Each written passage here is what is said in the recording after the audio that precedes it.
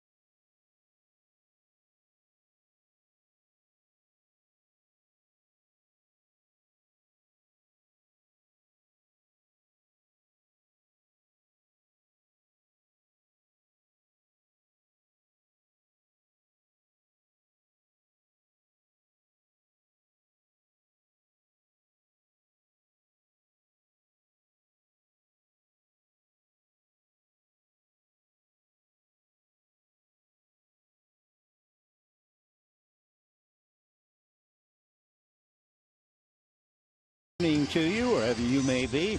We're at Dodger Stadium for Game 2 of the 3-game series with the Colorado Rockies. The Dodgers in first place, 7.5 in front of the Giants, and Colorado picking up the rear, 23.5 games behind the Dodgers. As far as the Dodgers are concerned, things have been doing very well of late, having won 16 of 20. Meanwhile, Walt Weiss and the Colorado Rockies struggling in last place, trying somehow to get some victories and start off next year in high style. For Walt Weiss, here'd be the names on his lineup. Charlie Blackmon, certainly no stranger in center field.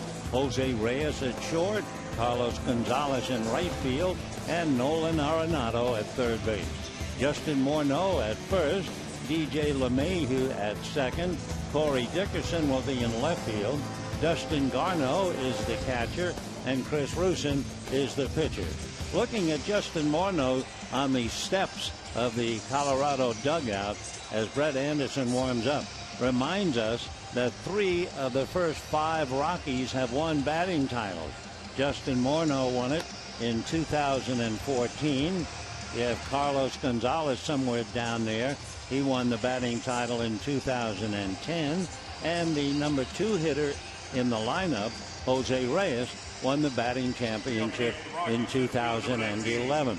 So they might be in last place, but they have a lot of firepower. And, of course, I'm not even mentioning Nolan Arenado, who leads the National League in home runs and RBIs, and Carlos Gonzalez, who has 1 home run less.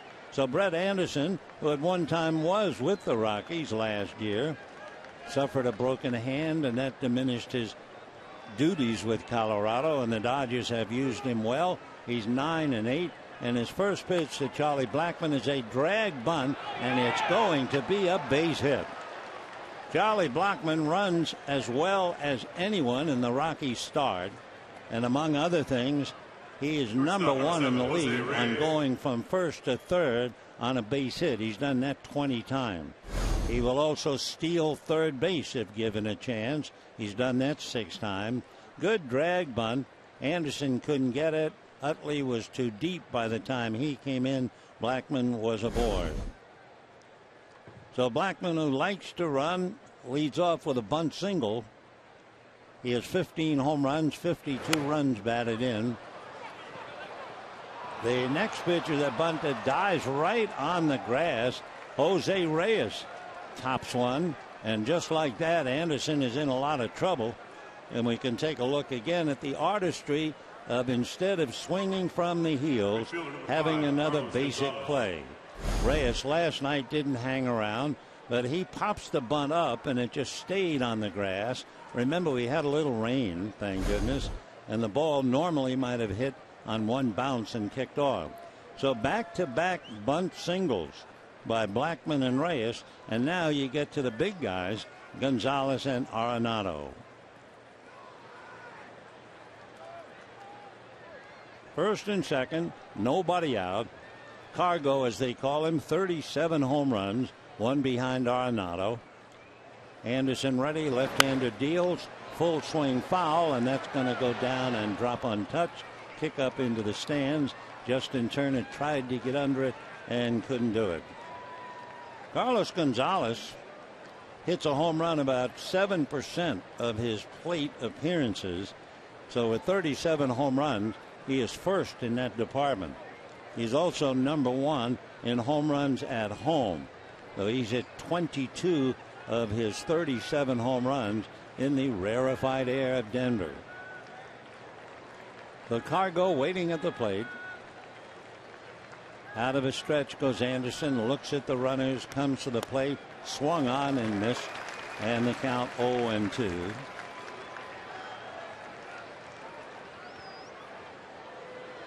So 2 bunt singles and then the power coming up. Brett Anderson trying to win his 10th. He is 9-8. Squints in to get a sign. A.J. Ellis wigwags it out to him. And the strike 2 pitch on the way.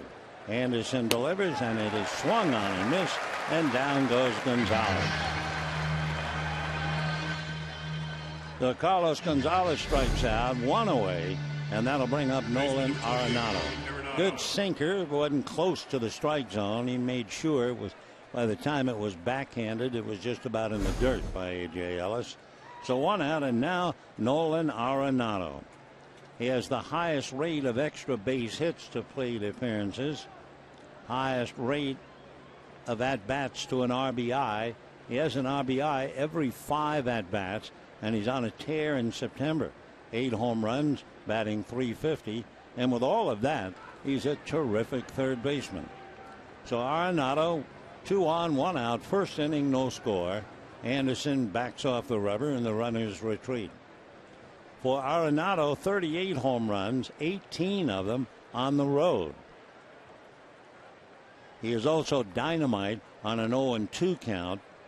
He has 18 RBIs when it looks like he's in a hole. And first pitch a strike, 0-1 the count. The big count for Nolan Arenado, if he gets it to 2 balls and 1 strike. With that count, he's hitting .619. Anderson, another look at the runners. Strike 1, pitch swung on, line drive at Turner, no further play. So Arenado hits one right on the button, right at Turner, and we have 2 down. Take a look at the Dodgers with the leather. Gonzalez and Utley, Seager and Turner, Ruggiano, Peterson and Heisey, Ellis handling Anderson. So 2 bunt singles, followed by a strikeout and a line drive to third. And that'll bring up Justin Morneau, the batting champion last night. He hit .319 to win the championship and takes a strike. And he has always done well against the Dodgers. 0-1 the count to Justin Morneau. Big left-hand batter.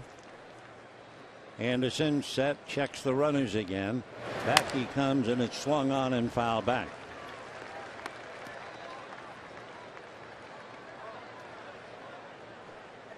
So Morneau, the most recent batting champion of last year. You start with Gonzalez and Reyes, then Posey, Kadire, and Morneau. And the pitch swung on, chopper to the right side. Utley is on it and makes the play. So despite 2 bunt singles in the first inning, the Rockies come up empty. And at the end of half an inning, no score.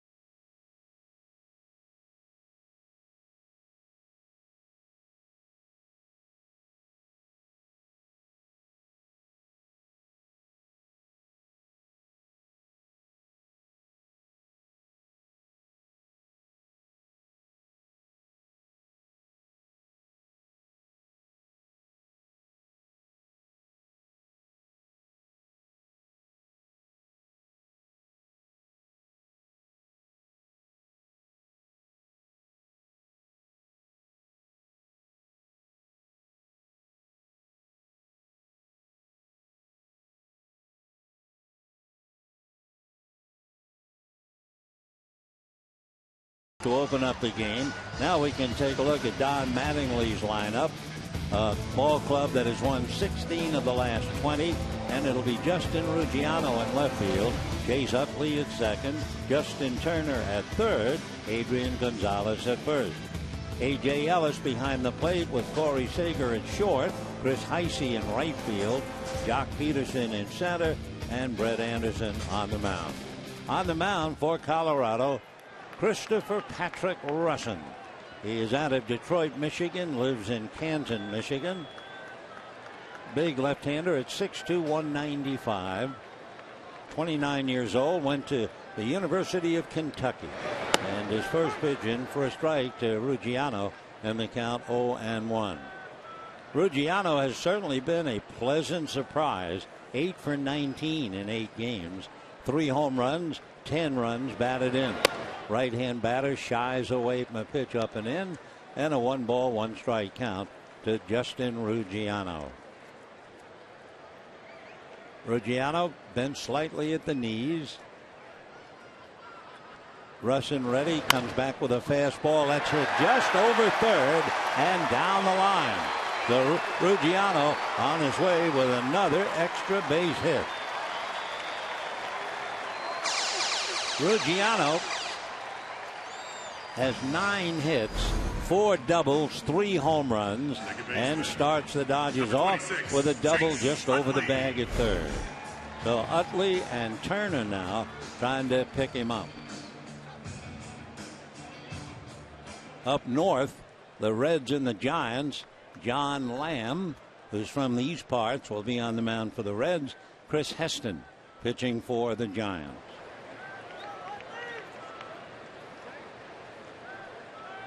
Utley hitting .222, and Russin's pitch popped foul trying to bunt. They load up the right side of the infield, so Arenado is all alone on the left side. So we've had 2 bunt singles and a bunt attempt, and we're in the first inning. Couple of notes about Chris Russin, who spells that last name Rusin. The Rockies have not played well behind him. In fact, they are 6-12. The left-hander ready in the strike one pitch. Utley takes low and away, 1-1. For Russin, he does get good run support, better than 5 runs while he's in the game. He's had about 61% of his starts are at least 6 innings and 3 earned runs or less. Ruggiano at second, nobody out. Utley takes a look at a pitch that misses. 2-1 the count. For Russin, facing a left-handed batter, but he's given up 12 home runs to right-handers, and he has Justin Turner waiting on deck. Runner at second, nobody out, no score first inning. Russin set, double checking at second base. Now to the plate. Utley a little tapper to first. That's as good as the bunt, and it gets the man over. So a little ground ball to first. Dodgers now have a runner at third with 1 out. Here are the Rockies defensively. Morneau, LeMahieu, Reyes, and Arenado. Dickerson, Blackman, and Gonzalez. Garneau handling Russin. Checking in now, Justin Turner. So Turner trying to pick up Ruggiano, hitting .285, 15 home runs, 54 RBIs, and just wearing out the Rockies, hitting .429 against Colorado. Russin's first pitch in for a strike, and the count 0-1. Turner last night 1 for 4. It was a double to drive in a run. So Justin waiting on deck. Adrian Gonzalez. Russin sets up around the collarbone. The infield now comes up at the last minute, and the pitch in for a strike. So Turner in a hole, no balls and 2 strikes.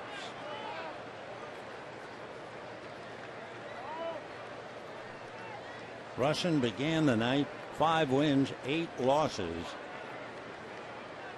Ruggiano down the line from third, and the strike 2 pitch on the way with 1 out, and it is swung on and fouled away. Another note about Russin, unfortunately for him, he pitches far better during the daytime than he does at night. In day games, he is 4-1.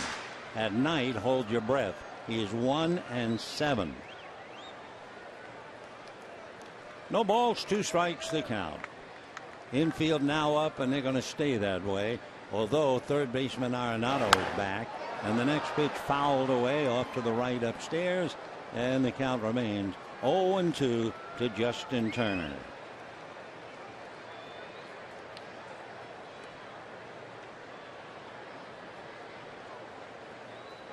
So Turner hitting .317 with a runner in scoring position, including 5 home runs, 37 runs batted in. Russin out of a stretch. And the next pitch is hit by Reyes and on out into left field. Scoring is Ruggiano, and making a turn and holding is Justin Turner with the RBI, and the Dodgers take the lead. So after 2 bunt singles, Colorado came up empty, and it didn't take the Dodgers very long as Ruggiano doubles, and with the infield in, the backhanded effort by Reyes, it went off his glove. I would guess a couple of years ago Reyes makes that play. It would be very charitable to allow it a base hit. After all, you look at the play and you think, well, this is the big leagues. Well, he couldn't handle it. Charitably, they give Turner the base hit and the run batted in. And the Dodgers now have Adrian Gonzalez, and the Rockies load up the right side. So the first pitch in there for a strike, and they count 0-1.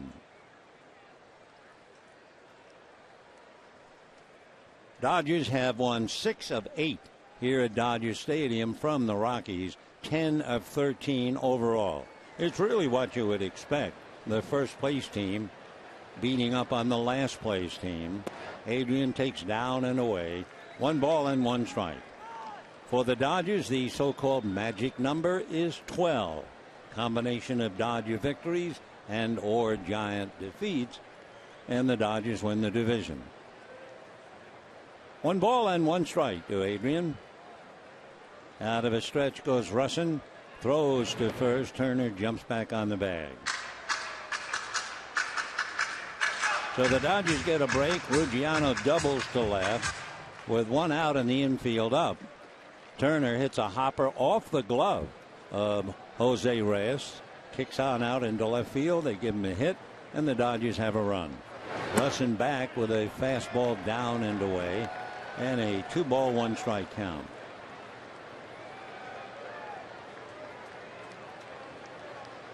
Russin struggling in the first 3 innings, and he is struggling now. Earned run average of 8 in the first couple of innings. Here's the 2-1 pitch on the way. The left-hander delivers down and away, and he's behind now, 3-1.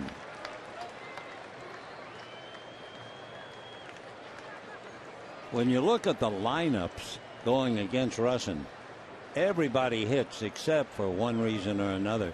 The 5th hitter and the 9th hitter. Everybody else in the lineup has hit over 300 against him. Here's the 3-1 pitch. Adrian swings right through it, and the count 3-2.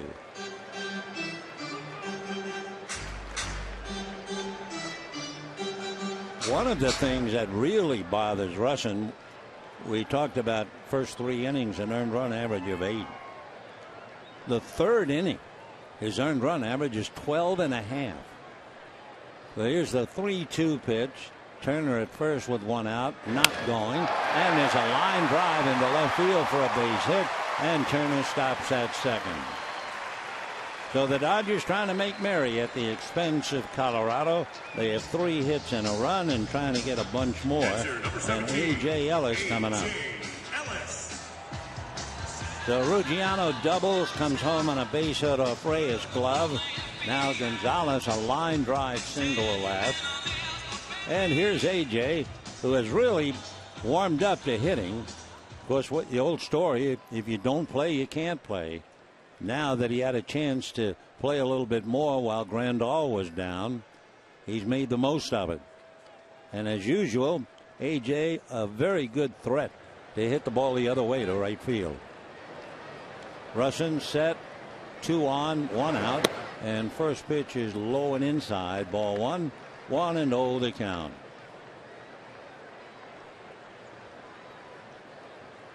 So the Dodgers with 3 hits and a run, leading 1-0. They're just starting up north at AT&T Park. 1-0 pitch on the way. Chris Russin set, double checks at second, now works the plate way inside, almost hit Ellis. 2-0 the count.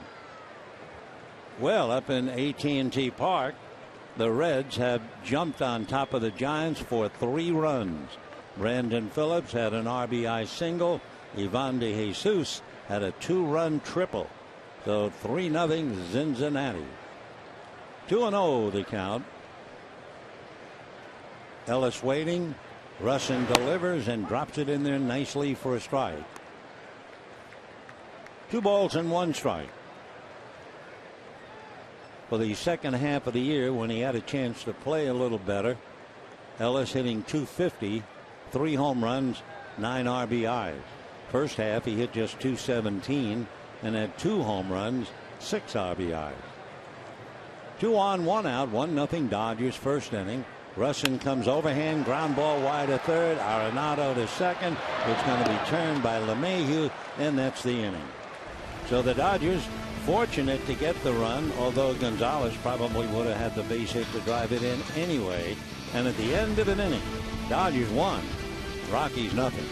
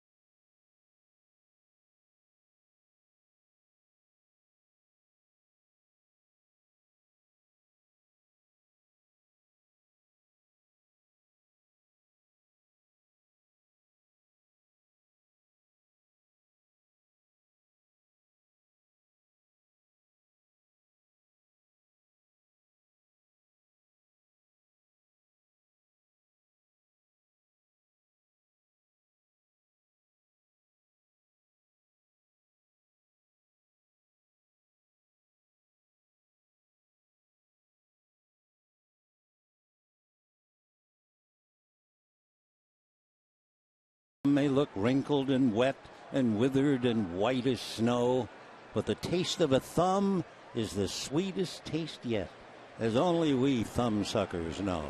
And then when we're tired, we just take a nap. Second inning, 1-0 in favor of the Dodgers. There they are. Leading off, DJ LeMahieu takes a strike, and the count 0-1. 4-time Gold Glover. Can play second, third, short. Drops one out on the grass. A.J. Ellis picks, fires, and a fine pick at first base by Adrian Gonzalez. So Brett Anderson was with Colorado, and one scouting report has to be to make him move. This time was a full swing, little dribbler up along third. A.J. Ellis beat him to it, but almost threw it away. And LeMahieu is out. Nice play by A.J. One away. But remember, we had 2 bunt singles against Anderson by Blackman and Reyes. Gonzalez saves that play. And here's Corey Dickerson, who started in left field last night. Dickerson 1 for 4 last night. Made a couple of nice defensive plays. 0-1 to count. Dickerson having a good year, hitting a solid .307, half a dozen home runs, 19 runs batted in. 1-0 Dodgers, top of the second. Anderson's next pitch, fastball foul back. 0-2 the count. For Anderson, forget about the 2 bunt singles. He's had 2 ground balls. He's the #1 ground ball pitcher in the league. Anderson 2-0 in his last 3 starts. Over that stretch, an earned run average of 2. Strike 2 pitch a little high. When he was with the Rockies last year, due to that broken hand as well as a back strain, he had only 8 starts, but he was excellent. Fastball is chased and missed out of the dirt, and Ellis throws to first, and down goes Corey Dickerson. Second strikeout for Anderson, and the batter now will be Dustin Garneau. So they have Morneau, LeMahieu, Garneau. Sounds like a ball club more from Montreal. Garneau, the catcher, right-hand batter.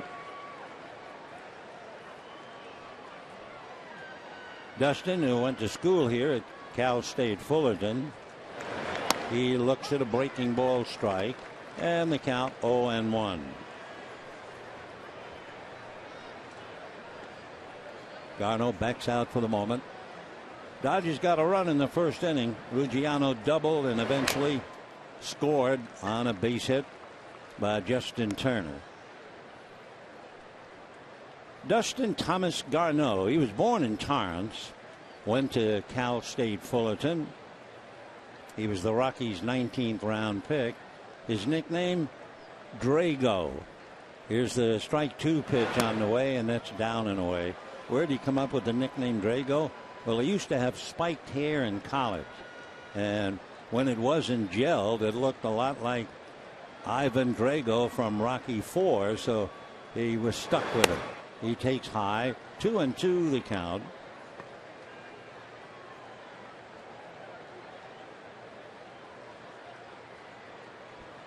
Garneau in and out of the lineup and in and out of the box.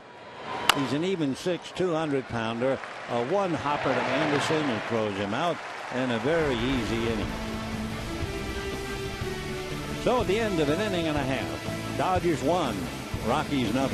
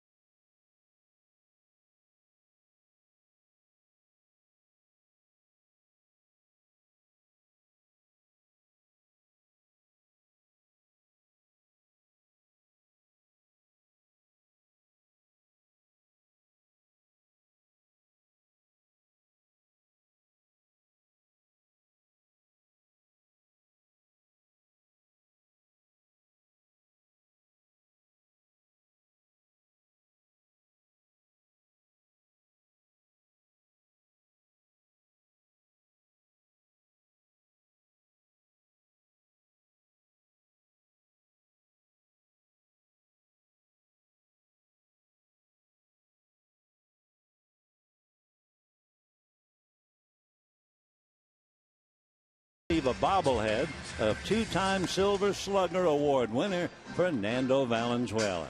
It's presented by State Farm, and for tickets, go to Dodgers.com/promotion. Corey Seager will start it off. He was 2 for 3 last night. He had a double and a single. He was also hit by the pitch. They got him once on a fly ball. Corey hitting .432 with a home run and 7 runs batted in, going up against Chris Rusin. 1-0 Dodgers. First pitch is swung on, a one-hopper backhanded by Reyes, and from the grass throws him out. So Seager a tough out. Jose Reyes takes the hit away from him. 1 down, and the batter Chris Heisey. So Reyes set on the grass, still has the arm to throw out Seager. One away. Chris Heisey checking in. Dodger outfield tonight. Ruggiano, Peterson, and Heisey. Chris hitting .143, making his 11th start. Straight up right-hand batter. Has a look at a strike, and the count 0-1. Rosen started off with a double by Ruggiano, surrendered the run, but got Ellis to hit into a double play. Left-hander comes back with a pitch foul back. So Chris Heisey in a hole. No balls and 2 strikes. On deck, Jock Peterson. 1 run, 3 hits for the Dodgers. No runs, 2 bunt singles back to back in the first inning. Now the strike 2 pitch waved at and missed. Off speed pitch out of the strike zone, and Chris went after it. 2 down, and Jock Peterson coming up. Peterson led off last night's game against Jonathan Gray. He had a base hit, went 1 for 4. Now he's dropped down, hitting in the number 8 slot against the left-hander Russin. Jock with a little 5-game hitting streak against Colorado. Kept it alive with a base hit to right field last night, taking the first pitch all the way for ball 1.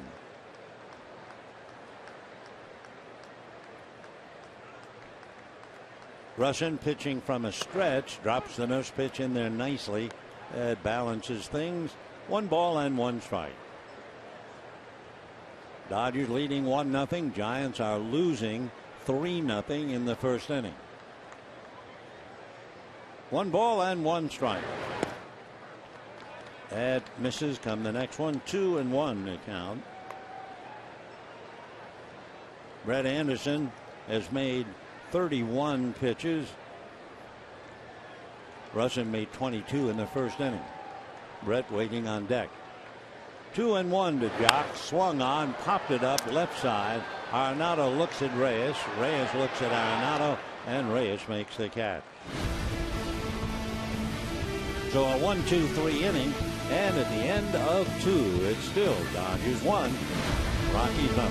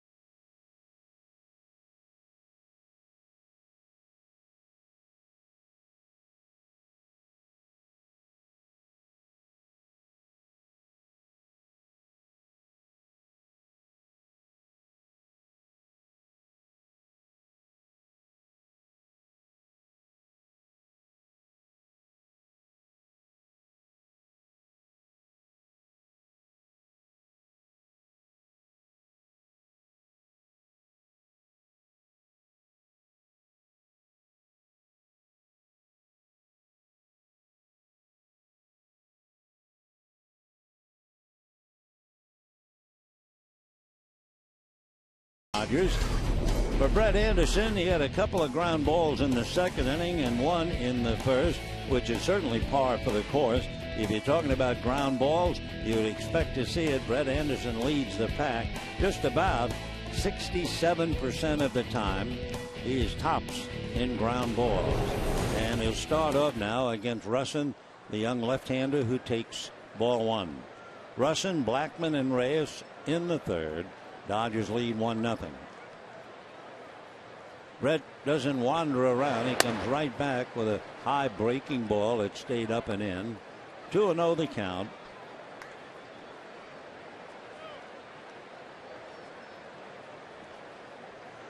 Anderson's 2-0 pitch on the way is swung on. Fly ball to right field. Having to go back to get it is Heisey, and makes the catch right on the warning track. So Russin, long fly ball to right, and we have one down. Charlie Blackman opened up the ball game with a drag bunt single up along first base. Charlie has done very, very well against left-hand pitching. He started the year, he hit about $1.50, and then since July the 2nd, he's hit .375 against left-hand pitching. Charlie, big, tall, left-hand batter, runs very well, covers a lot of ground in center field. Takes a look at the first pitch, in for a strike, and the count 0-1. Laz Diaz is the plate umpire tonight. Here's the strike one pitch, and that's in the dirt. Laz umpired in Australia when the Dodgers went down there in Arizona.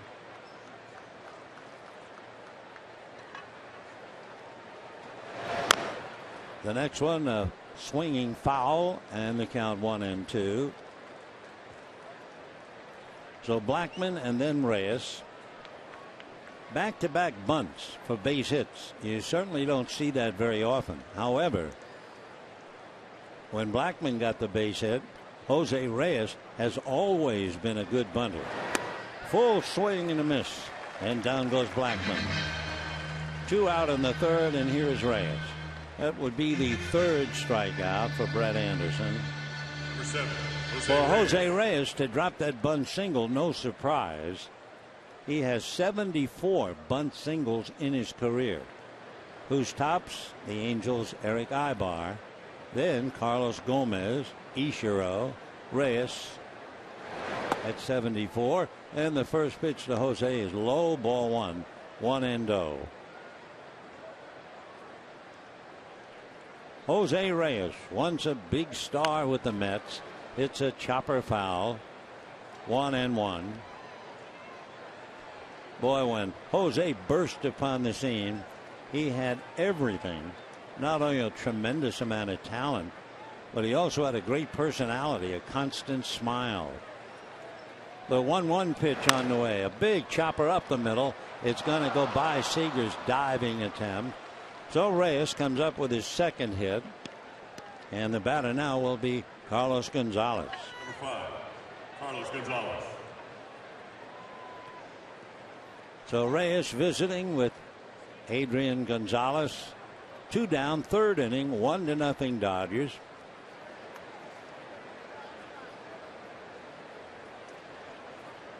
Reyes has stolen 6. He's also been caught 4 times. So here's Gonzalez, and of course they might certainly run Reyes. If they get him, okay, you begin next inning with Gonzalez. Anderson's first pitch, in for a strike, and the count 0-1. Walt Weiss sipping a little water. Reyes takes his lead at first. Strike one pitch, sure enough, there he goes. Pick off for Gonzalez. His throw hits Reyes. It caroms into shallow center field, and Jose is into third.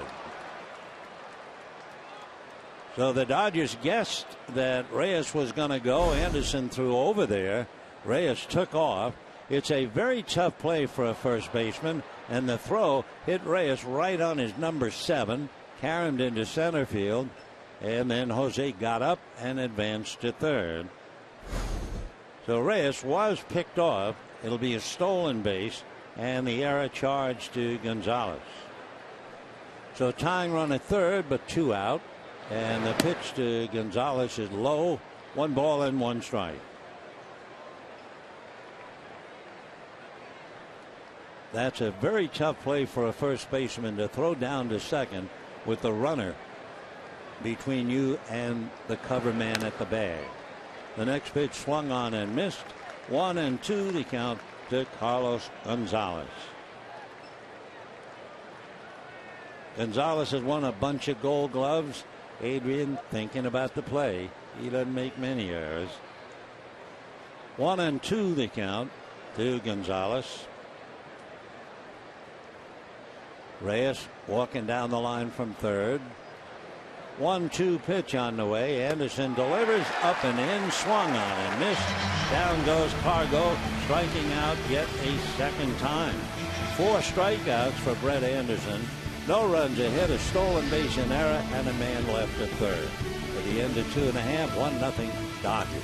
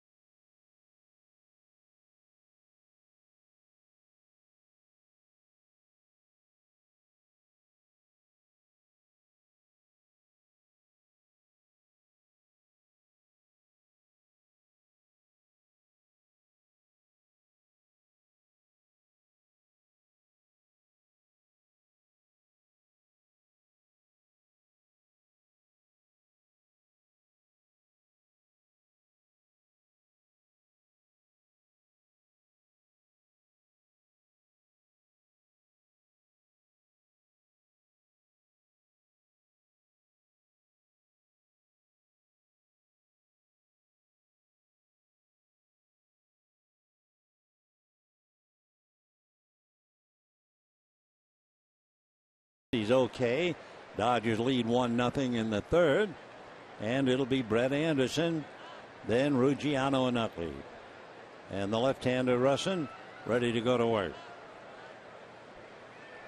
Chris checks just about from a stretch and gets a strike. 0-1. Anderson moving along nicely. Has made 35 pitches in 3 innings. Hits as he pitches, left-handed all the way, and takes it off the plate. 1 ball and 1 strike.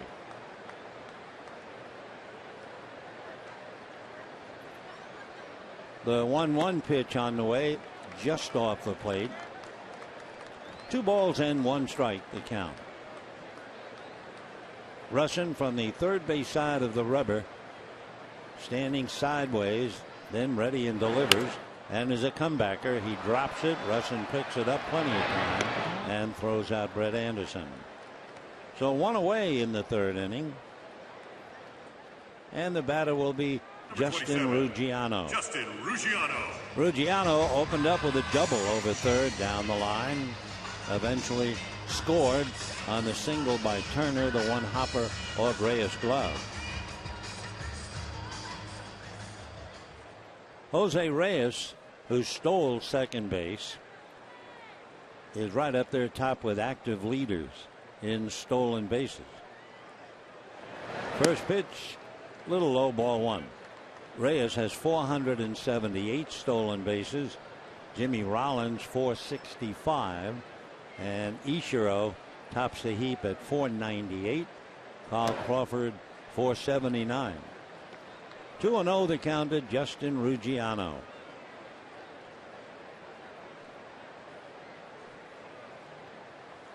Justin, 3 home runs, 10 RBIs. Swings, fouls a pitch away. Ruggiano right up there hitting well over 400. Of course, he's only been in a few games, but it's lovely to be hitting 450. Russin hands it his sides, looks in, ready, and comes to the plate. Change up, swung on and missed. 2-2 the count to Ruggiano.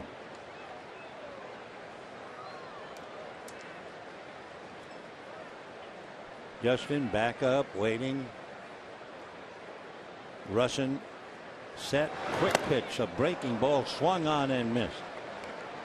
Well, that's quite a delivery, and Ruggiano kind of looks back at him as if to say, well, I'll remember that. Number 26, Chase Utley. First, he's standing on the rubber and then threw a nice breaking ball, but it was not a quick pitch, but you didn't really expect it at that split second. 2 strikeouts for Chris Russin, and here's Chase Utley. Grounded out in the first inning, tried to bunt, couldn't do it. Did just as well, grounding to Morneau. Looks at a slow curveball for a strike, and the count 0-1. 1 run, 3 hits for the Dodgers. No runs, 3 hits for Colorado. Still really nothing new about second base and shortstop. Strike 1 pitch on the way. Don Mattingly constantly being asked about Jimmy Rollins and also about Howie Kendrick. On Kendrick, he'll run again tomorrow, and we'll see where he's at. Mattingly said that Kendrick is feeling better, but I don't want to pick a date for him. We're being cautious and waiting for him to be 100%. And the other question, of course, Jimmy Rollins. Don says that Rollins tells us his hand is feeling better. He'll hit today. We'll see how he bounces back each day to day with wrist and hand injuries. If you're not right, it's hard to perform. Meanwhile, he has smiling Corey Seager putting up big numbers at shortstop. He's already found a home. Bolsinger, Ethier on either side of him. 2 balls and 2 strikes to count to Utley, who swings and lifts a fly ball to deep left center. Blackman to the track at the wall and makes the catch for the out. So Utley, a long fly ball, but that's all. Dodgers go in order. 7 in a row retired now by the young left-hander Chris Russin, and it's still 1-0 Dodgers.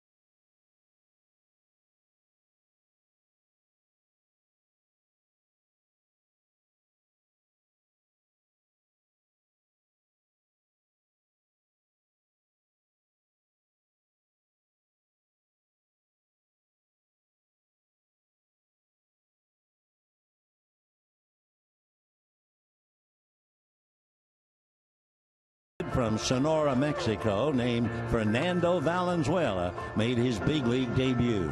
The following season, he'd win Rookie of the Year and the Cy Young Award while sparking the cultural phenomenon known as Fernando Mania. And Fernando here checking his iPhone. Very much the businessman. What a joy he is. He was always called not Fernando. Everybody on the ball club called him Freddie. And one of the amazing things, if he had a little piece of string, he could turn that thing into a lariat and you could not believe the accuracy. He would catch the heel of your shoe as you walk by his locker. Amazing. And what a delightful guy. Meanwhile, Nolan Arenado, not delightful against pitching for sure. And the 1-0 pitch, a little low, ball 2. Arenado, a remarkable defensive third baseman, and really coming into his own now. Leading the league in home runs, 38, RBIs, 110. Big chopper foul, 2-1. Nolan lives in Lake Forest, went to El Toro High School, 6'1", 210, and with all of his abilities, he's only 24. Last year, he had a 28-game hitting streak. A couple of years ago in the minor leagues, he had 122 runs batted in. In this series, first time up tonight, he lined out to Justin Turner. Last night, he hit 2 balls, one to left field and the other to center field. Either one almost went out. Line drive, base hit. So Arenado, who will certainly wear out a pitching staff, has lined out and singled, and Justin Morneau coming up. Justin Morneau. Arenado, the only thing he doesn't do, and of course usually he's hitting third or fourth, he doesn't steal bases. He has 1. Last year he did have 2. So Arenado, base hit to left field. Foul back. For Brett Anderson, he had the 2 bunt singles in the first inning. He had the single by Reyes in the 3rd inning, and now the base hit by Arenado. He did retire the side in order in the 2nd inning. 0-1. Check swing. It's going to cost him a strike. Morneau muttering, certainly didn't think he swung at it. Batting champion from last year. 1-0 favor of the Dodgers, 4th inning. Morneau still not quite ready. 0-2. And he pokes that thing over the head of Turner. It drops for a base hit, and just like that, 1st and 2nd and nobody out. Number 9, DJ LeMahieu. So you had Arenado, a line drive single, little pop fly single. Morneau protecting the plate, and now 2 on, nobody out. DJ LeMahieu coming up.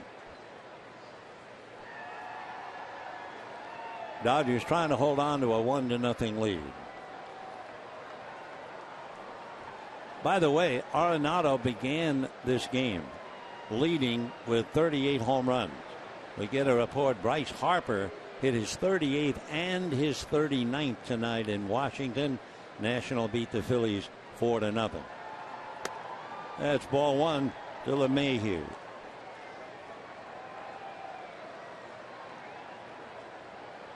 LeMahieu checking. Stu Cole, the coach, at third.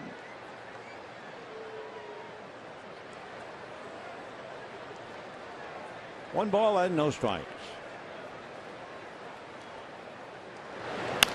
A big chopper into the hole. Short hop by Seager. Tries to make a play, and there wasn't. And that's going to wind up with a run scoring as the Dodgers wind up with the ball behind home plate. Seager didn't have a play, but it's typical. He thought he had a play, and that's the big thing. On that ground ball, it looked like it was surely going to go into left field. Seager is able to get to the hole backhanded. Now he's thinking, I got to play at third. Unfortunately, he couldn't get it to Turner. So we have a 1-1 tie. The run scores. Anderson had to back it. There was no catcher. So we're 1-1. However, for Seager, it shows you, even as a real rookie just starting, he was thinking. Didn't work that time. And even though it was a throwing error and a run scored, it'll go as a base hit for LeMahieu to the hole.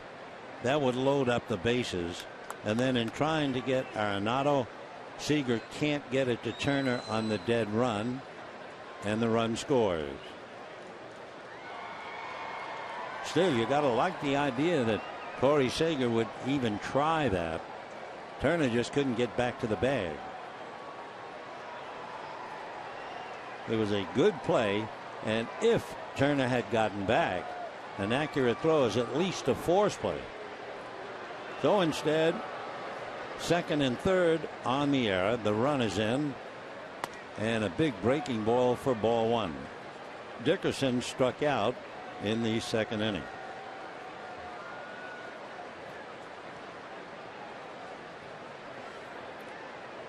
One sure sign, outside of the obvious ability to make a play, but one sure sign you have a good ball player when you see that he was thinking ahead.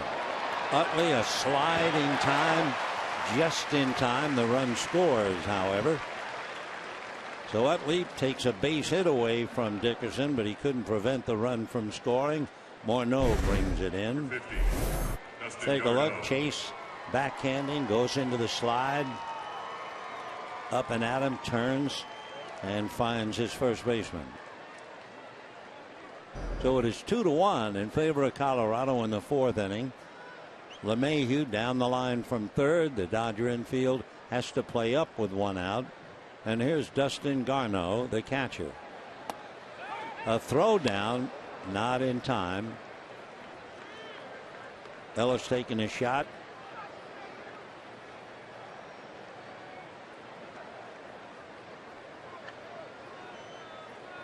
Colorado has scored twice here in the fourth inning. Charlie Blackmon 1 for 2 tonight. Bunt single, sending the Dodgers a message that Colorado is going to play it wide open.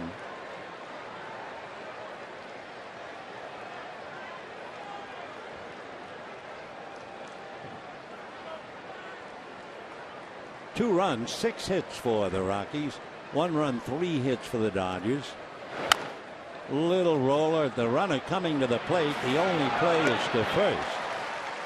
So Turner had the runner in front of him, but felt he couldn't make the play. So it is 3-1. They're not exactly lathering Brett Anderson, but it doesn't make any difference. Turner looks and says, no, there's no play there. So Garneau rounds to third. He picks up a run batted in. And a very light drizzle now comes to the ballpark. When you look at it on TV, magnified with the lights, it looks like it's pouring. It's coming down. The bunt, did it hit him coming out of the box? We're watching the plate umpire, Laz Diaz, talking to A.J. Ellis. I think A.J. thought that's what happened, but it didn't work. So Russin back up, no balls and 1 strike. There's the bunt. It hit him, but he was in the batter's box. Well, now it is raining enough where a lot of folks are going to get up and get back underneath.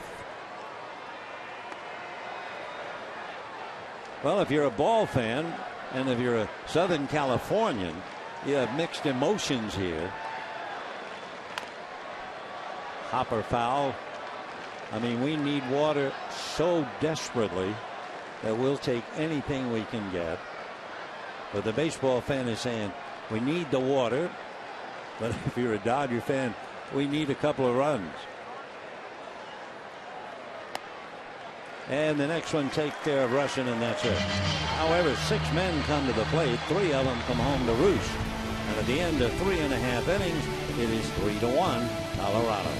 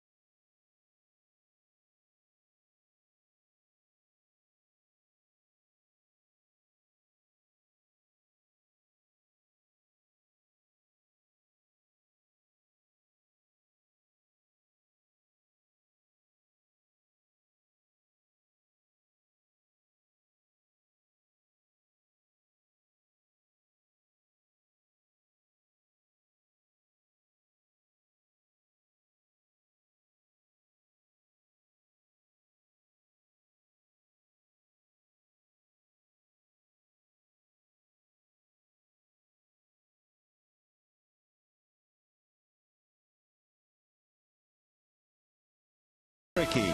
With an EPA estimated 31 highway MPG, it's the perfect choice. Visit Jeep.com today. 3-1 in favor of Colorado. The rain has increased. It is not an official game unless the Dodgers trailing have an at-bat in the 5th inning. Laz Diaz and the other umpires, I'm sure, a little shocked. It's been so dry, so desperately dry. The last thing you think about is rain, and it's coming down pretty well right now.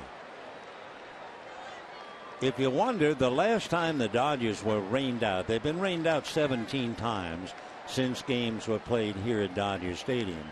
The last time they were rained out was in 2000, April of 17, 2000 with Houston.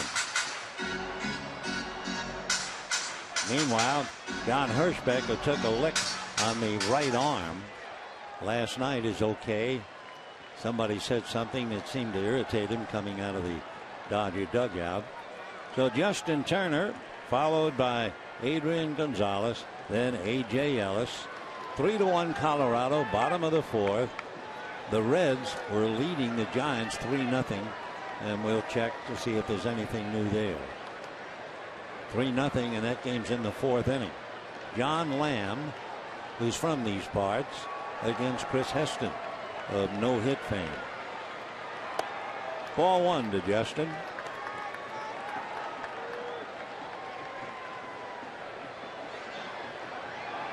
One ball and no strikes.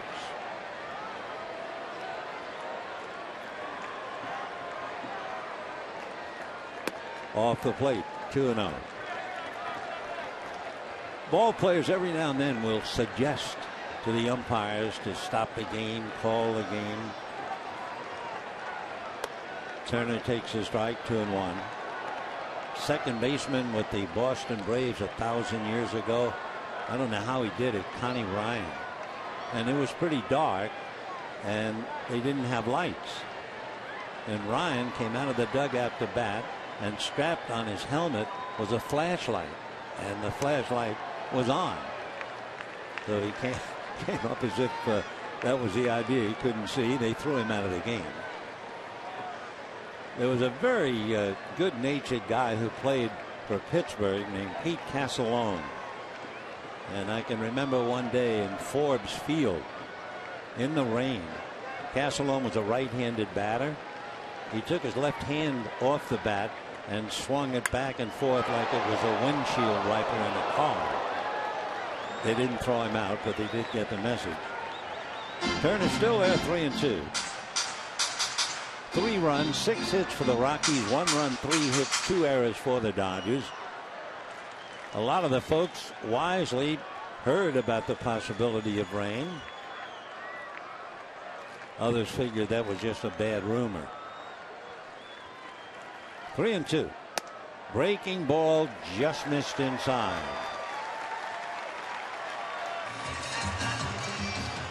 So Turner leads off with a walk. Gonzalez and Ellis to follow. Chris Russin gave up a run in the 1st inning. Settled down.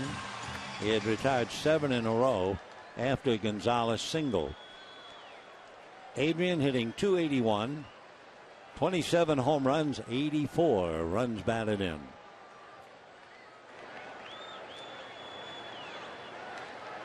Despite the fact there's a runner at first, with Adrian, they load up the right side, and he had a base hit to left field in the 1st inning. If you pitch him away, he is wise enough and talented enough to say thank you very much and go with it. 1 ball, no strikes. Ground ball smothered by Russin. He gets one to Arenado and over to first, and the double play. Nolan Arenado, a third baseman, is certainly not accustomed to turning a double play. Russin throws in time, and then Arenado says, well, now let's see, how do I get the throw with there's a runner taking the legs right out from under me? I do that. So for Nolan, big play. I don't know how many double plays he's turned in his career, but he just turned in a dandy. So 2 out and A.J. Ellis. 3-1 Rockies in the 4th. The very light rain is still with us, but it is so light people are going back to their seats. So Justin Turner did everything he could to break up the double play, but he couldn't do it. 2-0 the count to A.J.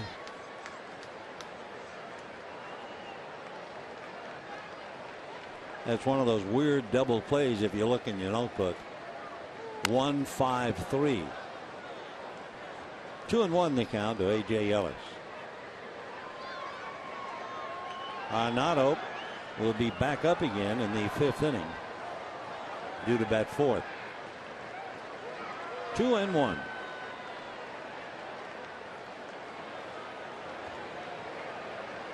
Fastball hit down to short.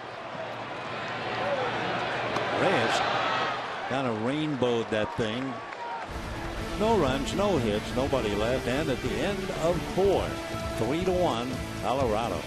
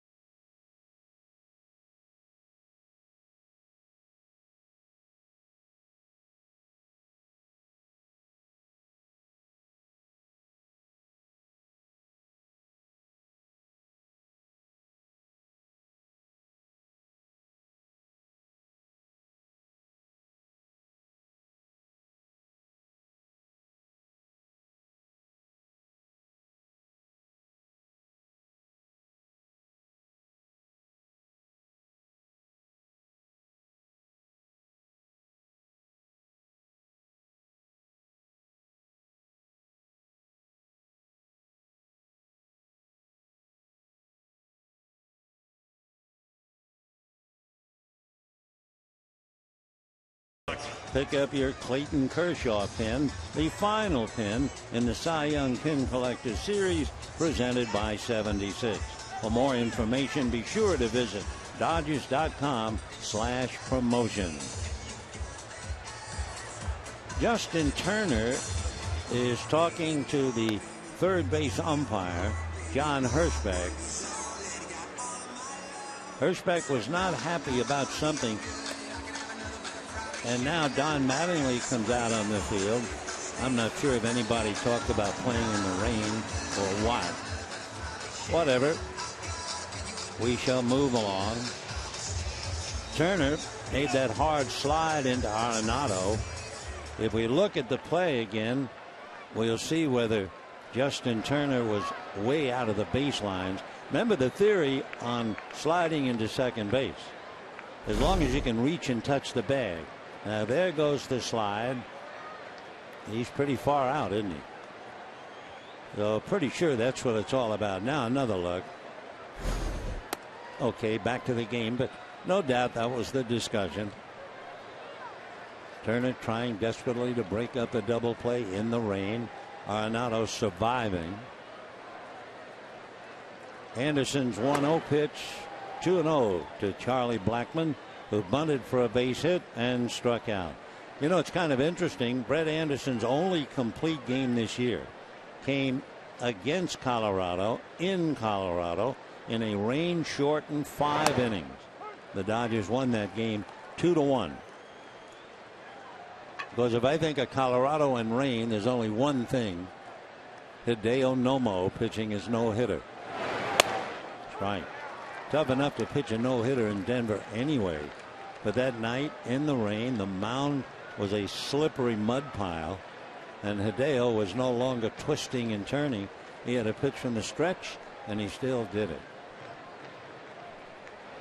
2-2. That's in there for Blackmon.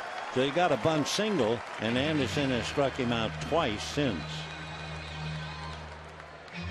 So Anderson now has a half a dozen strikeouts. And the batter, Jose Reyes. Reyes bunted for a base hit, single to center, got as far as third. Had a one-hopper get off his glove with the infield up, and that gave the Dodgers a run. It's a fly ball. Peterson was going the wrong way, but he has plenty of time to catch up. He started back on that ball, and he's explaining to Ruggiano why. Well, watch Brett Anderson on the mound. As he delivers, he slips and goes down.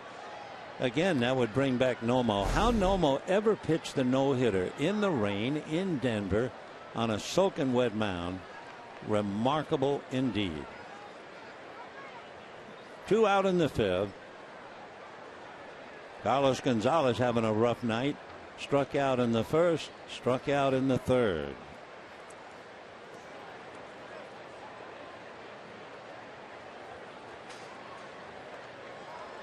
Gonzalez was 0 for 4 going into the game against Brett Anderson.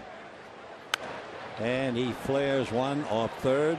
0-1 the count. And a nice catch down there. The old hat trick. That's great. Yes, indeed. You deserve a curtain call. 0-1 the count.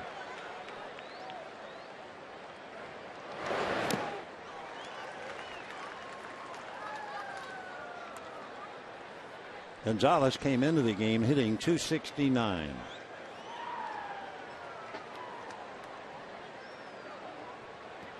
Right side of the infield loaded up.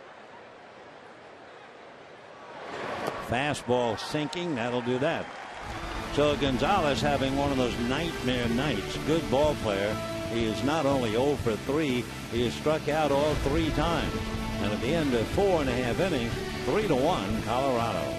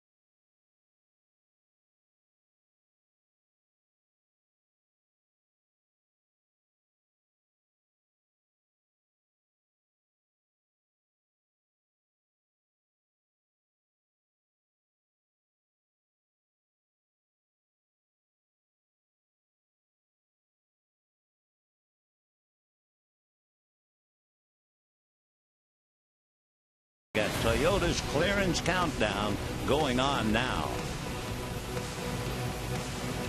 A lot of conversation during the interval between Nolan Arenado and Justin Turner.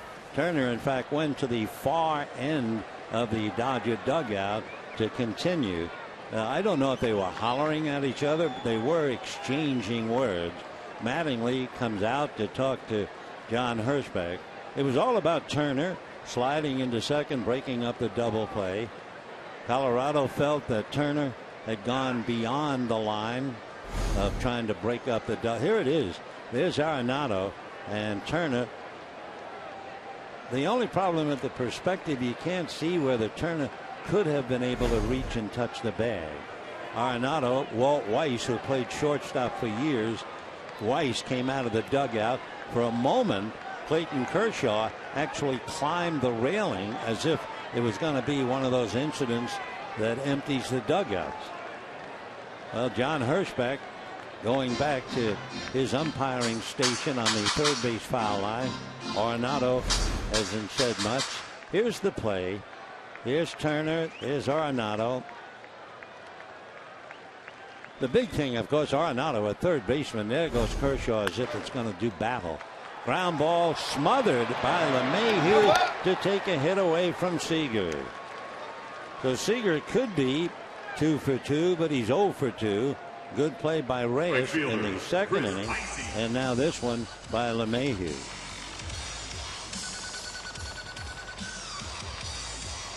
One out in the fifth inning. Chris Heisey. It looks like the rain has moved out. Dodgers are trailing, so you had to have 5 innings in for a full game. Ball 1. Heisey struck out in the second inning.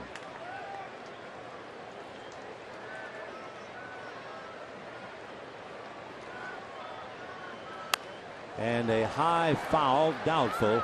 Morneau's coming over. No play.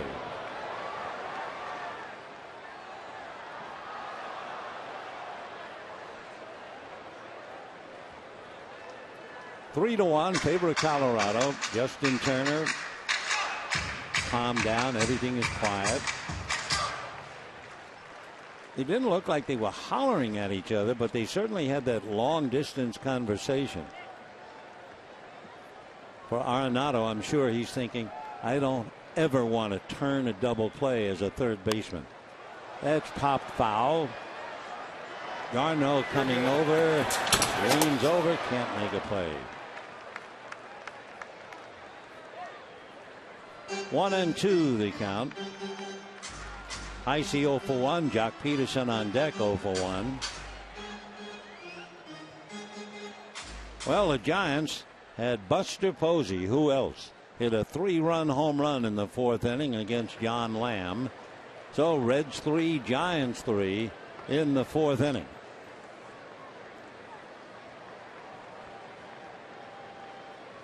Giants are back to being dynamite at home. Question is it too late? Fly ball going out LeMahieu, but it's Carlos Gonzalez, 2 down. The Giants, after last night's victory, have now won 20 of the last 25 at AT&T. They're finally hitting again. They're hitting over 300 during that stretch, scoring almost 6 runs a game after struggling to score runs at home for most of the season. So they've won the first 4 games of their homestand, averaging 8 runs a game.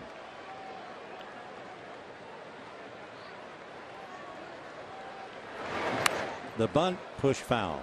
Bruce Bochy made some news. He acknowledged yesterday that Joe Panik and Hunter Pence are likely done for the season.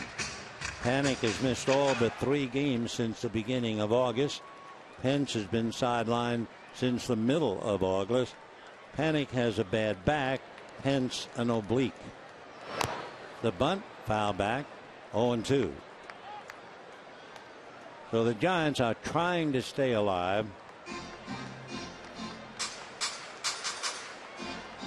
0-2 the count. Mattingly's been around long enough to never mind the numbers, no mind how many we have to win, they have to win, etc. Giants 7.5 back. The magic number right now 12. 1-2.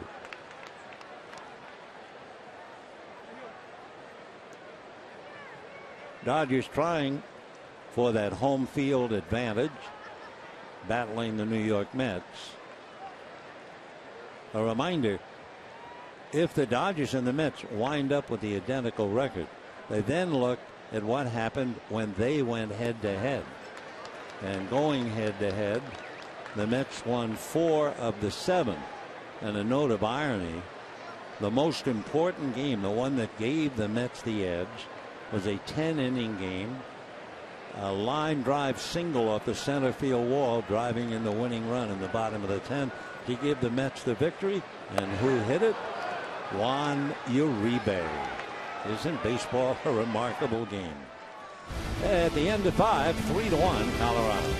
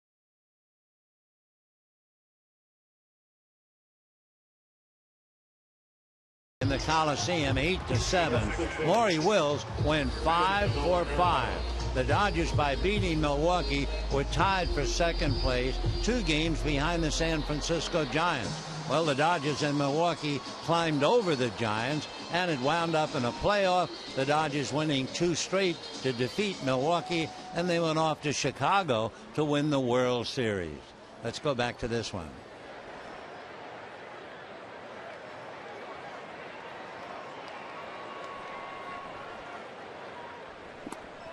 And a strike to Nolan Arenado.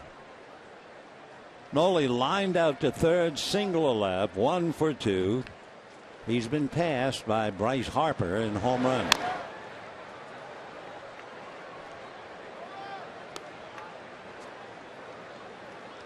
Arenado has 38 home runs. Harper now has 39.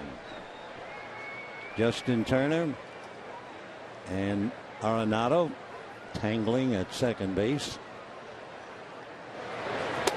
Ball 1.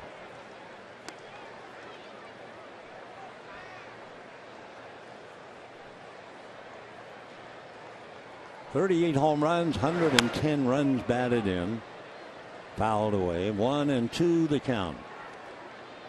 Arenado from Lake Forest, California.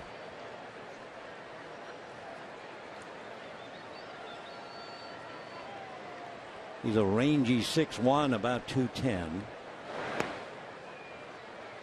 2 balls, 2 strikes. Nolan turned 24 in April.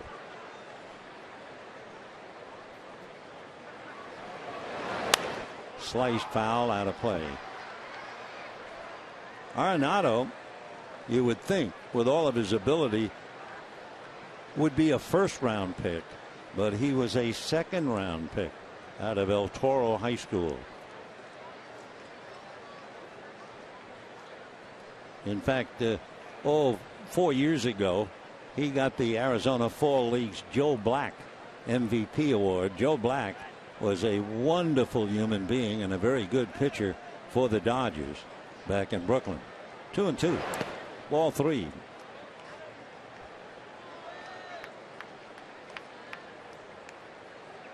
In 2013, Nolan Ryan became the first National League rookie third baseman to win the Gold Glove award. And a line drive down the line. Over to get it is Ruggiano. Holding on with the long single is Arenado, who is now 2 for 3. So he's hit 3 balls right on the button. First baseman Justin Morneau. And the batter Justin Morneau.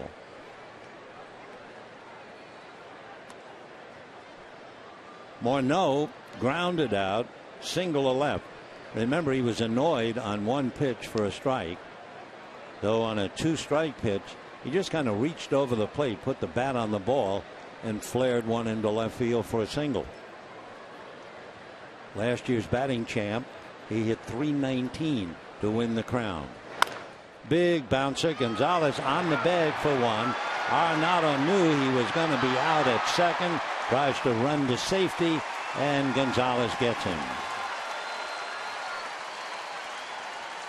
Remember, no force play. As soon as Gonzalez stepped on the bag, that took the force off. So Arenado was hoping Gonzalez would automatically throw to second, but Adrian's been around too long to do anything automatically.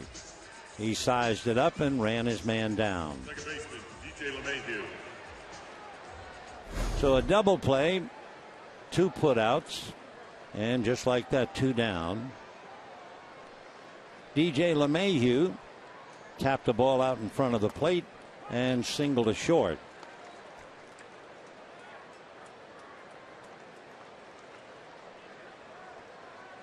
Two outs, 6th inning, 3-1 Colorado. 1 ball and 1 strike.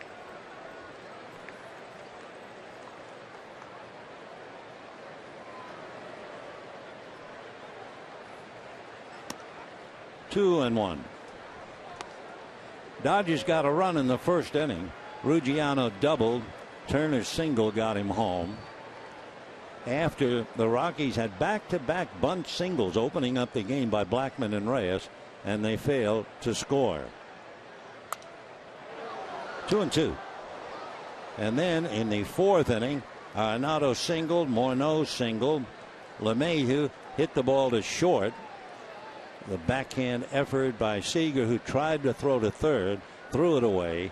Rockies scored 1 on that play and scored 2 more on ground ball outs. So it's 3-1 Colorado in the 6th, and the Giants down 3-0 have tied it up. Buster Posey hitting a 3-run home run. 3-2 the count to DJ LeMahieu.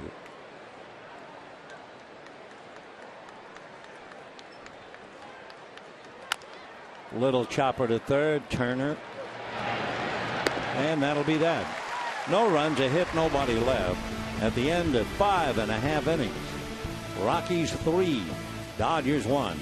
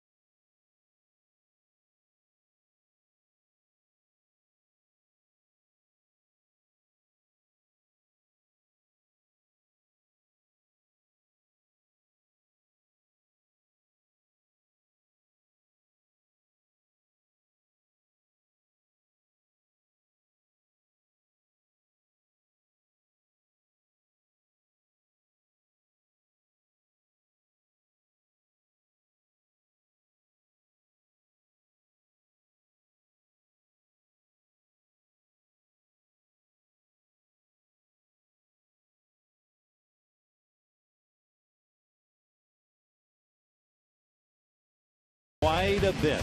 First of all, they still have the Rockies to contend with tomorrow night. Thursday is an off day, and that will really be welcome because after that, the Dodgers play consecutively from the 18th all the way through to the end of the year. And starting on Friday, the Pittsburgh Pirates. And, of course, the Pirates very much in contention. They figure in the postseason. Pittsburgh 2.5 games back of the Cardinals. Dodgers will go to the bench. Alex Guerrero will come up and bat now for Brett Anderson. Guerrero with 11 home runs, 33 runs batted in. They just don't have a position, a place for him in the lineup. So Anderson went 5, allowed 3 runs and 7 hits. J.P. Howell is up in the Dodger bullpen. Ball 1.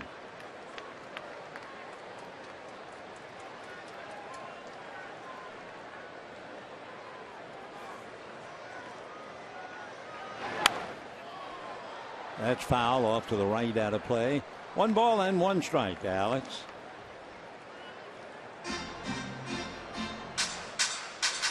Chris Russin, who came in with a record of 5-8 a month ago tomorrow. He pitched a dandy. Guerrero fouls it away. Russin pitched the rare Coors Field shutout. He did it against the San Diego Padres. Chris, formerly with the Cubs, now trying to settle in Colorado. 1 ball and 2 strikes.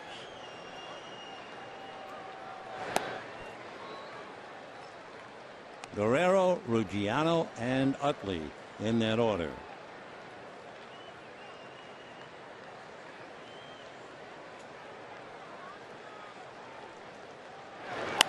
And a fly ball to left field. Dickerson has to come a long way, but he's there. So 1 away. And the batter will be Justin Ruggiano. Ruggiano opened up the ballgame for the Dodgers. Bottom of the first inning, promptly doubled the left, and eventually came around to score on a base hit by Justin Turner.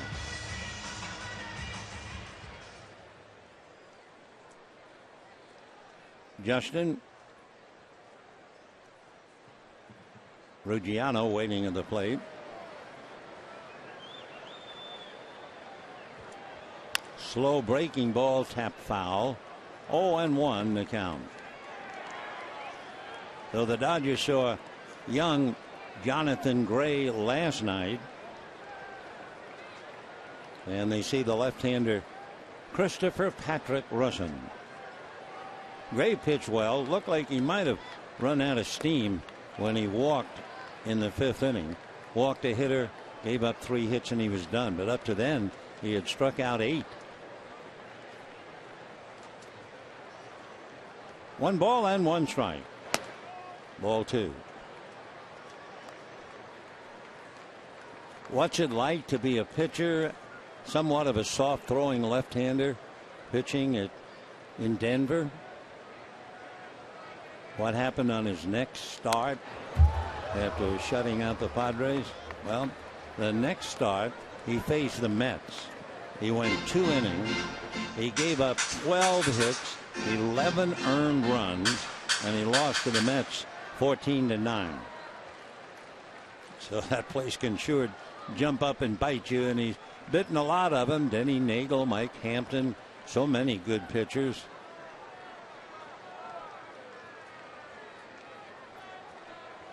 Two balls and 2 strikes to Justin Ruggiano. High fly ball, very playable. Dickerson is there. 2 fly balls to left field, 2 out in the 6th, and the batter is Chase Utley. Second baseman, Utley Utley grounded to Morneau and flied to center.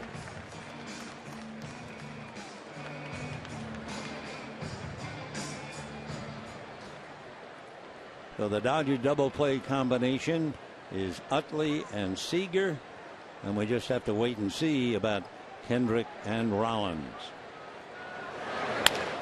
Line drive to center field, coming up, making a diving no catch base hit.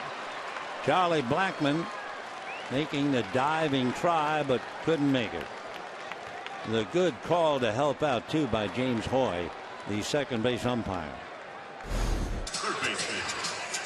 Charlie trying to backhand the ball that close. I don't think Charlie was trying to fool the umpires. Because it was in the webbing, I don't think he felt the ball in his glove at all. So a 2-out single by Utley. He's 1 for 3. And here is Turner. Single to short to drive in a run. That's when the infield was up. He hit a hopper, a backhanded effort by Reyes that went right off his glove. And fly ball to Blackmon. And that'll be that. So no runs, 1 hit, man left, and at the end of 6, still 3-1 Colorado.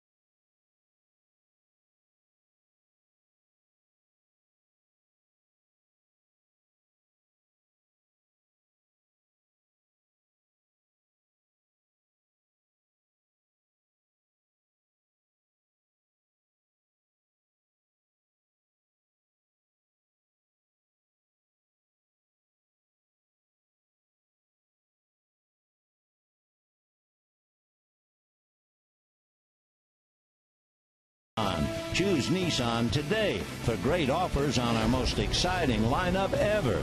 Choose Nissan.com. And by Flex Alert. This summer, the power is in your hands. FlexAlert.org. 7th inning, 3-1 in favor of Colorado. A lot of the folks left and went underneath to get out of the rain, and then many of them did not come back. So they're seeing a tough ball game, those who stayed here. 3 runs, 7 hits for Colorado, 1 run, 4 hits, 2 errors for the Dodgers, and J.P. Howell picking up now for Brett Anderson as we go to the 7th inning. Anderson went 6, gave up the 3 runs, 7 hits, struck out 7. And has to come out. Corey Dickerson has struck out and grounded out, 0 for 2. Then Dustin Garneau and the pitcher Chris Russin.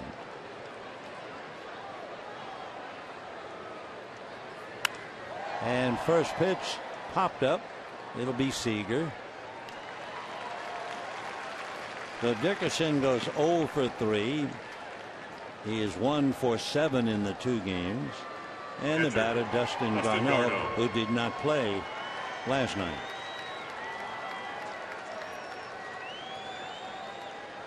Tom Murphy was the catcher last night. He went 0 for 3.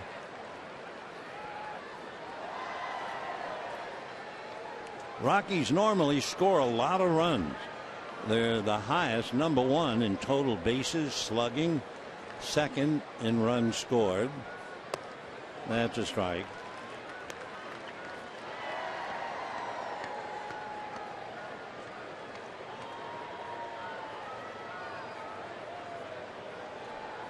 Oh, and 1.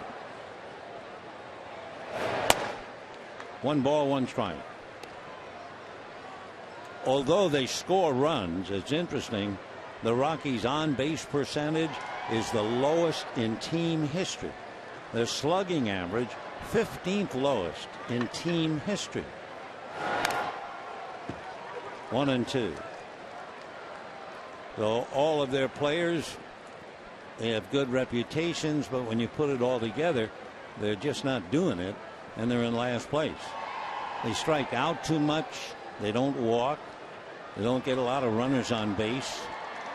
They don't go deep in counts, and that's been very obvious. In the dirt, 2-2. Rockies had 2 on, nobody out in the first inning and failed to score. They don't score runs when the bases are loaded, the lowest number.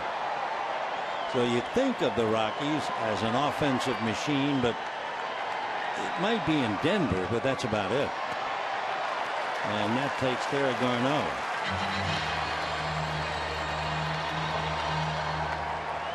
With 2 out, the pitcher who has done such a good job, Chris Russin, coming up.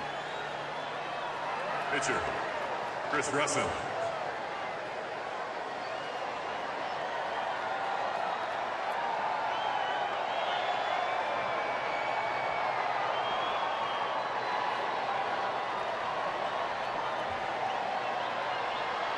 (3-1) Rockies, 2 out, 7th inning.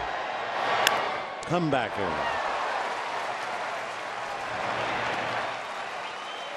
So Russin hits one on a hop right on back to JP. We're heading for the bottom of the 7th inning. Gonzalez, Ellis, and Seager, 3-1 Colorado.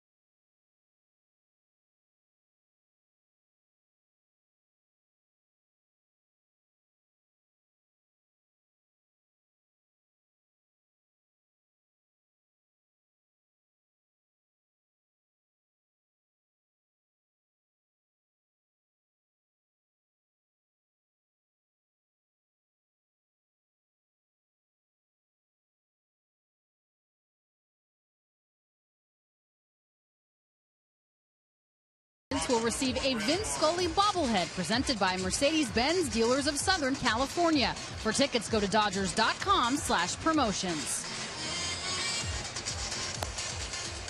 3-1 favor of Colorado. Brandon Barnes, who played center field last night, went 1 for 3, will pick up for Corey Dickerson in left field tonight.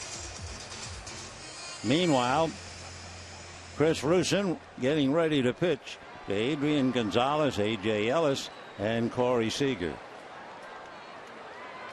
Perhaps a September call-up. We don't know Jarrett Parker, but Jarrett Parker came into the Giant game as a pinch hitter and hit a solo home run. So the Giants are now leading the Reds 4-3 in the 5th inning. It's 3-1 Rockies here. And Gonzalez, a drive to center and deep. Back goes Blackmon to the track at the wall. Off the wall. Bouncing back towards the infield, and Carlos Gonzalez Gets it back to the infield. So Gonzalez doubles to center to start things off in the 7th.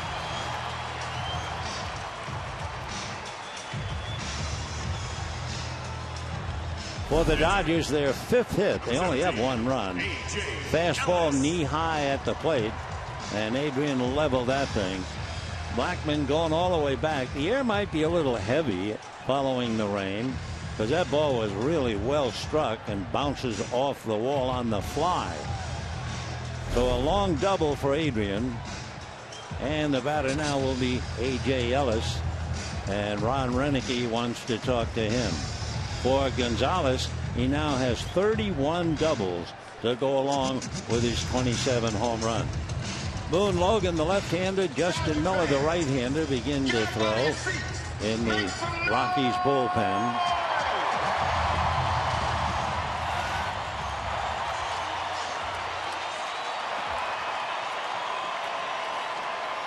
A.J. Ellis hit into a double play, grounded to short. The Rockies have turned 2 double plays.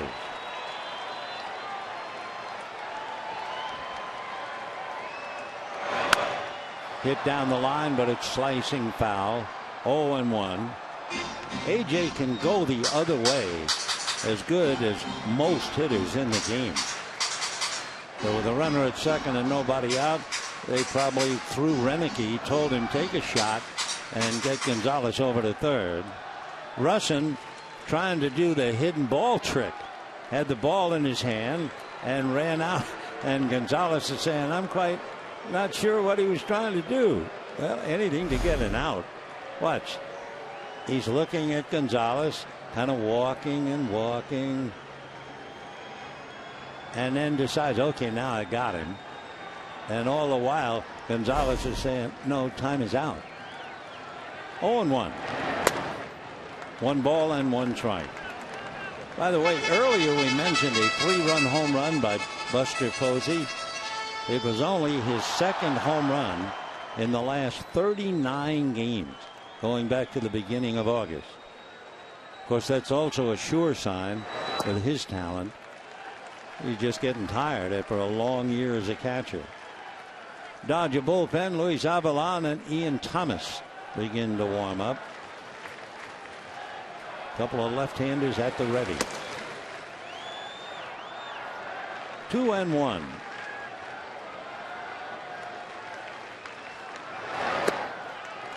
And missing, ball 3.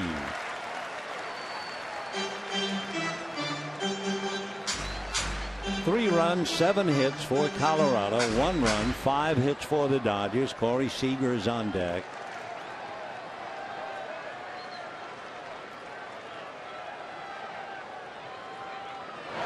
Fastball at the knees. 3-2. Chris Russin, out of Michigan, went to school at the University of Kentucky. He's been very impressive.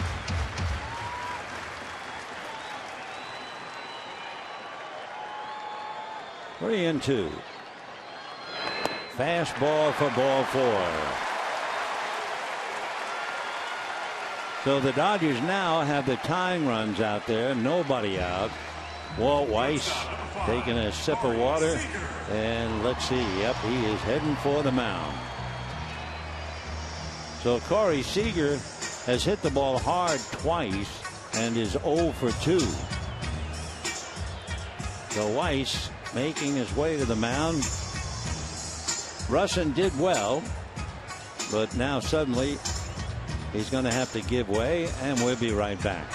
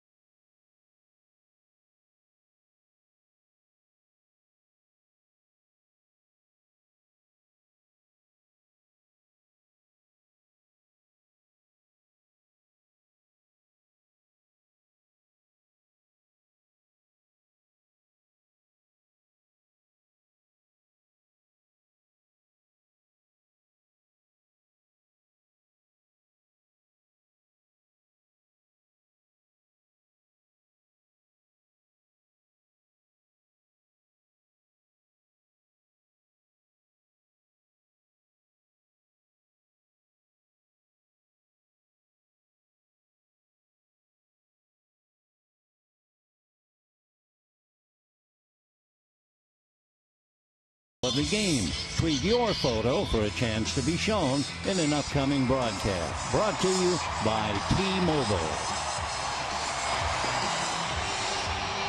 With the Rockies leading 3-1, Chris Russin has to come out with nobody out here in the 7th inning.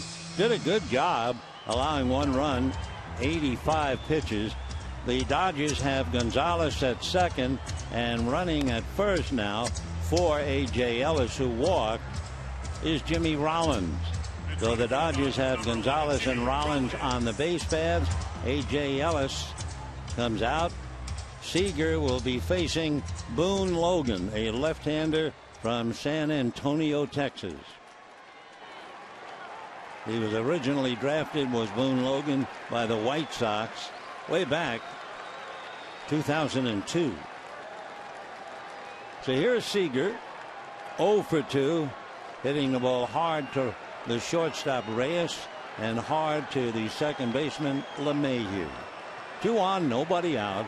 3-1 Rockies. Meanwhile, the Giants are leading 4-3 up north.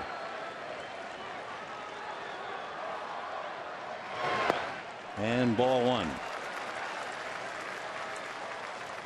Logan being left-handed, Seager being a left-hand batter. Roy Campanella always talked about the front leg being reduced to jelly when you have that pitcher throwing as if it's going to be behind you.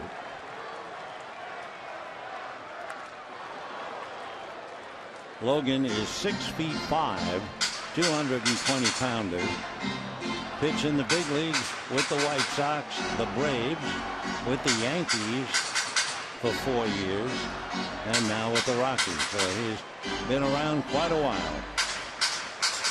Gonzalez at second, Rollins representing the tying run at first, held on by Justin Morneau.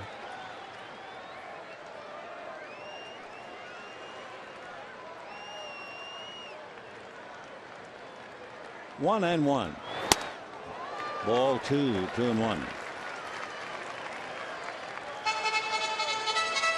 Boone Logan lives in a suburb in Texas, a ranch near Laredo.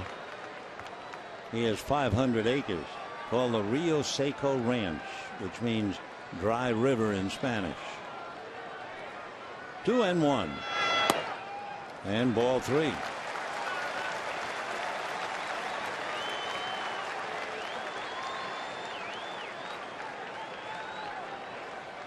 Chris Heise is on deck.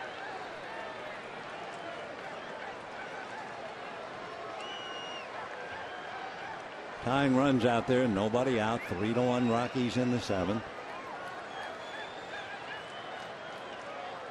Fastball and a good one at 94. So 3-2 the count.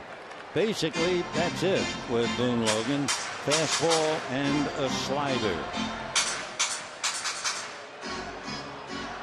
He increased his velocity quite a few years ago by dropping his arm angle a little bit. Logan was a slow developer. He spent 3 years in rookie ball. 3-2. Runners hold. Foul ball. In fact, those first 3 years for Boone Logan in rookie ball, he was, as the White Sox pitching coach Don Cooper said about him, he was a release candidate. And then he came so far so fast, it was just amazing.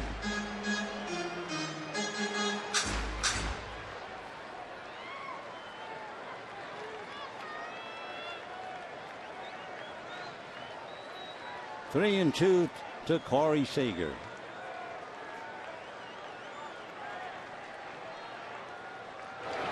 And way inside. So that loads him up for Chris Heise. Walt Weiss has been through a lot from those days when he was the shortstop for the Oakland A's and played in the '88 World Series.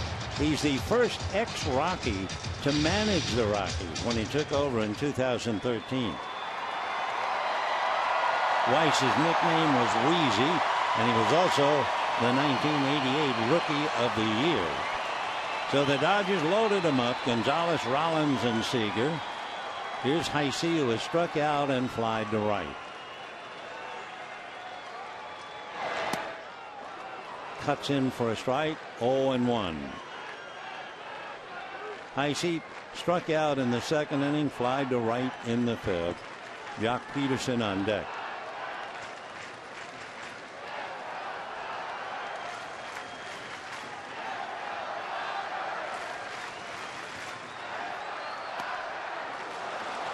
And another strike. 0-2.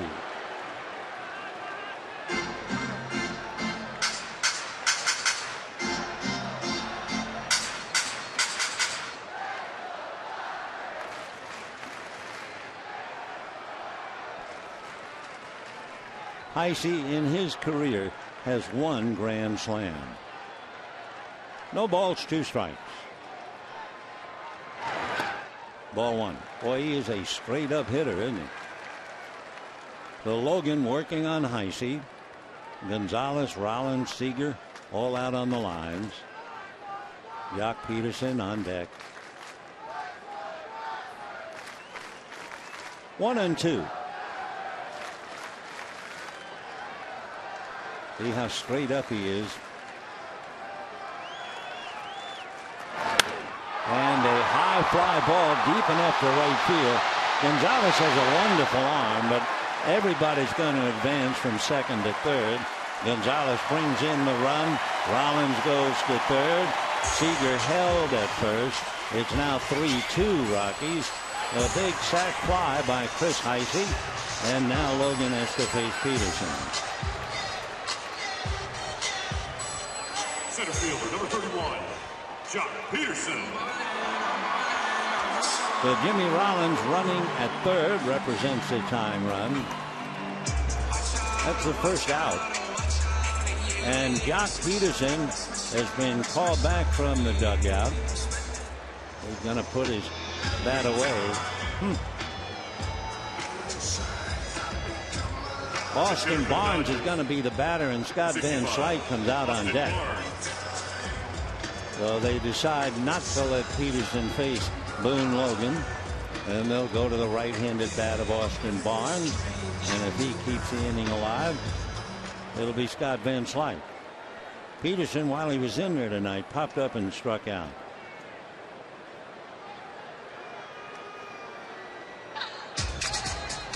Now Stephen Foster out to the mound to go over how they want to pitch to Austin Barnes. Barnes is the second pinch hitter used by the Dodgers. Alex Guerrero batted earlier. Barnes, born in Riverside, lives in Corona. Went to school at Arizona State. He was originally drafted, however, by the Marlins. Last year in the Dodger organization, he went from Jupiter to Oklahoma City, and here he is.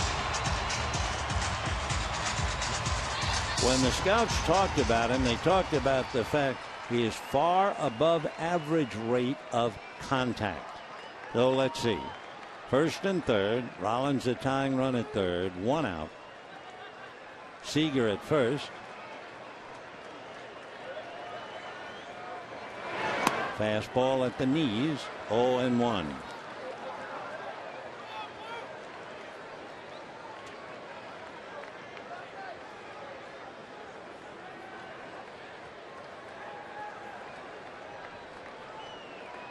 Austin, about 5'10", 190. And lifts it back a third down the line. A trio of Rockies, it will be home. Unbelievable. That is the second time in 2 games the Rockies have messed up a fly ball. Last night, 4 of them, any one of 4 could have caught it. Tonight, any one of 3, but especially Brandon Barnes, the left fielder. He had an easy play, and then he had the play to throw to the plate. There goes Arenado, there goes Reyes, here comes Barnes, and then everybody freezes. Last place is last place, boys. You play along the year, you watch a team, and they always show you why they're last. So for Austin Barnes, he says thank you very much. He gets a pop fly single left. Rollins scores to tie it up. And Walt Weiss, who, by the way, Walt Weiss has a first-degree black belt in Taekwondo. That's the Korean martial arts.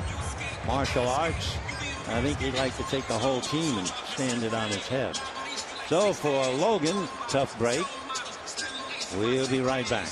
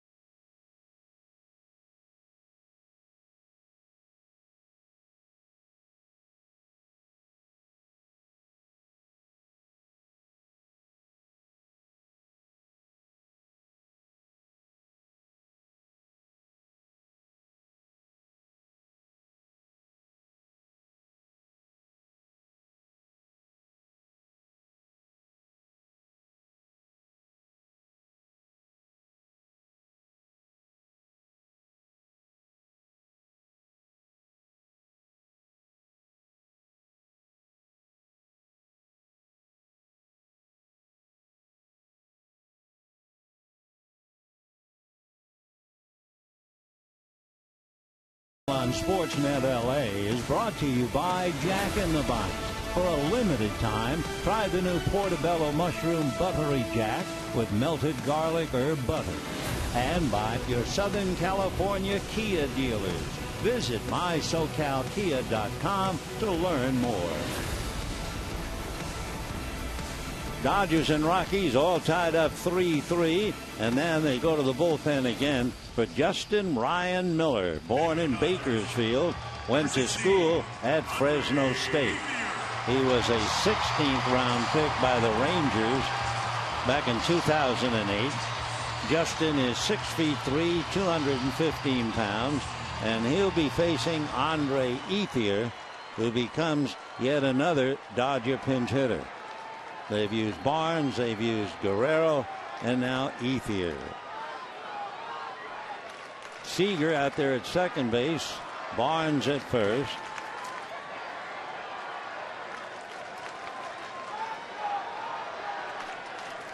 Justin Miller played for Bakersfield College and then Fresno State. He was a member of the 2008 College World Series champions. Fastball for ball one, and that got away almost. Garneau going out to talk to him about that pitch. Watch the way the glove reacts on the catch. See how he turned it around? He wasn't quite sure what to do with it. Almost a wild pitch. Miller was released by the Rangers, picked up by the Tigers, and eventually signed by the Rockies. Fastball and slider.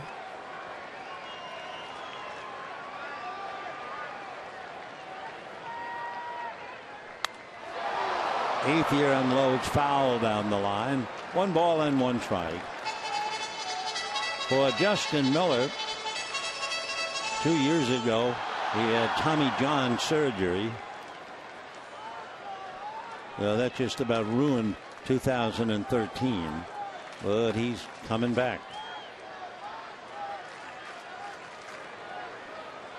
1 ball, 1 strike. Fouled away. 1-2. Andre Ethier, 13 home runs, 44 runs batted in.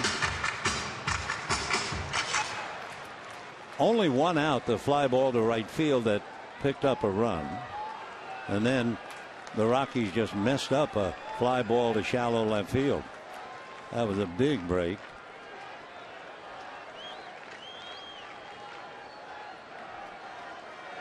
3-3, bottom of the 7th.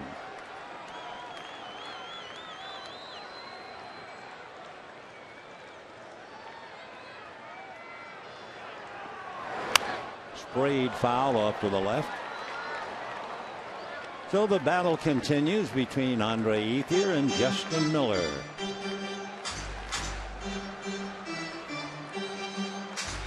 So far, we have a few Justins. Ruggiano and Turner.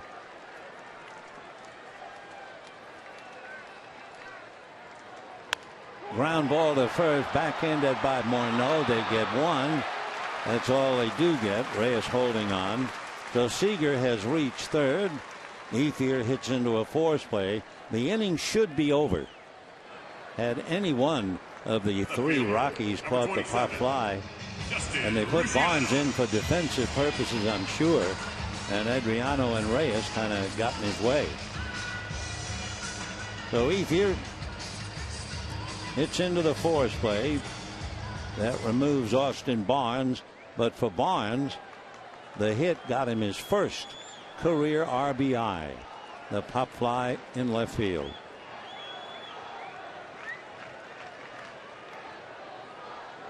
Here's Ruggiano. Double to left, struck out, flied to left. 0-1. Miller's slider on that pitch. No balls, 1 strike.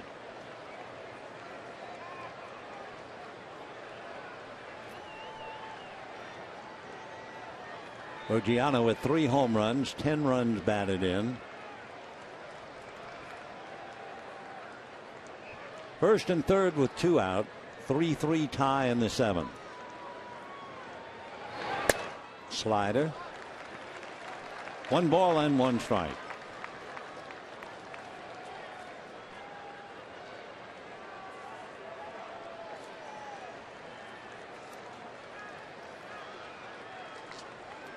Well, Jimmy Rollins got back into a little bit of action as a pinch runner.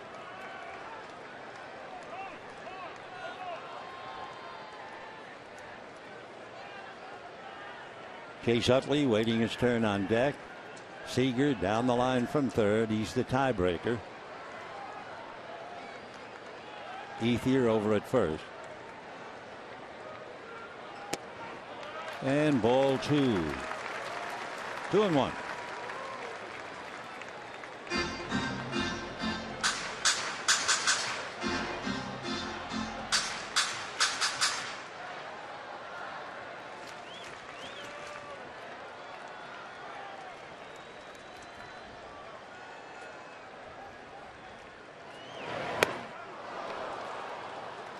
The high hard one at 94.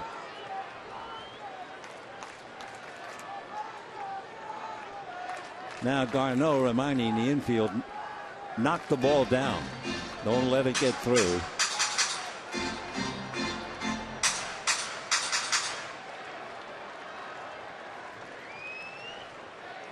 Two balls, 2 strikes, 2 out, 2 on. Yep, deuce is wild.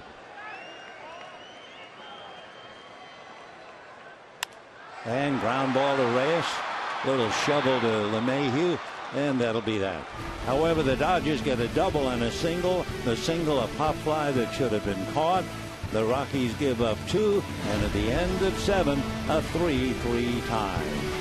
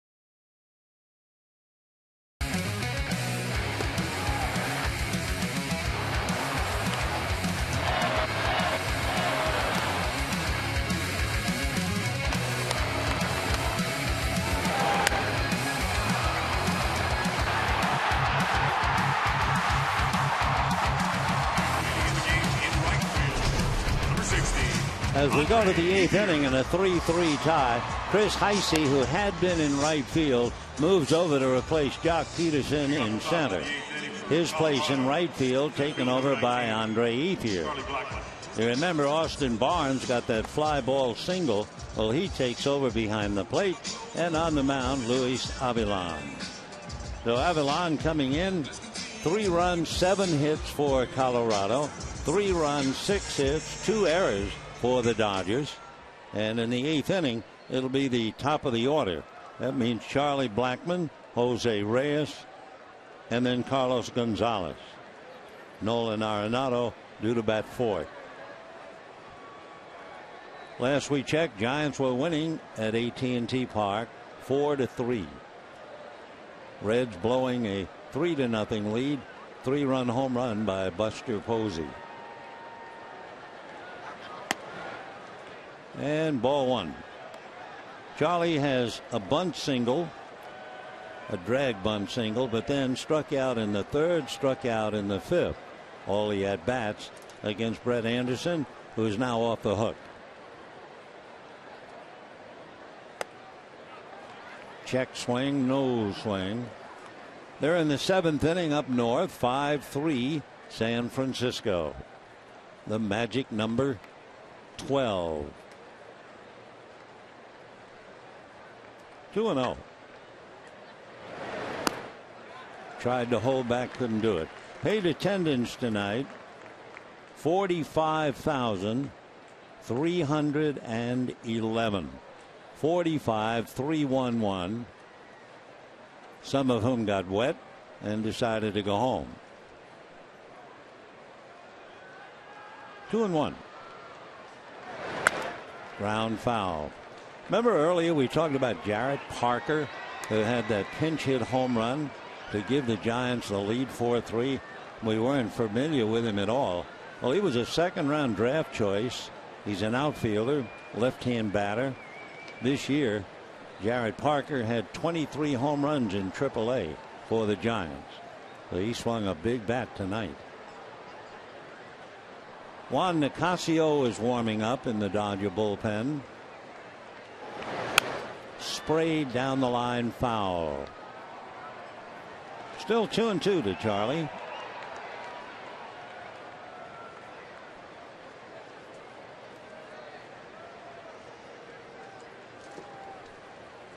Dodgers got a run in the 1st. Rockies got 3 in the 4th. Dodgers got 2 in the 7th to tie. And a pop fly, Utley going out. 1 away.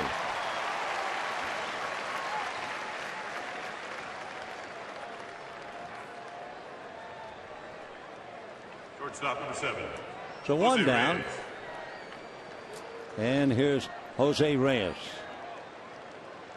Reyes saw Blackmon drop one for a bunt single in the 1st inning, and he walked up and bunted for a base hit, but the Rockies left the 2 of them. Since then, Reyes singled to center, flied to center, 2 for 3. Turner playing in on the grass, ball 1.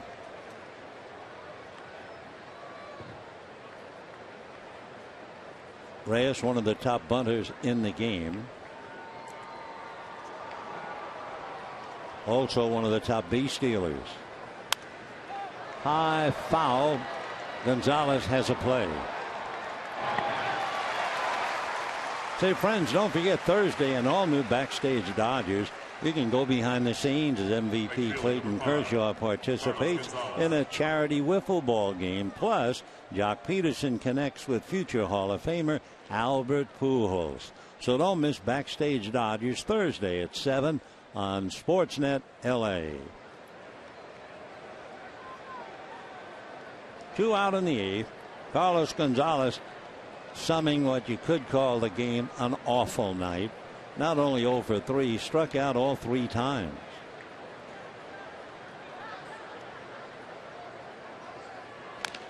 Oh, 1.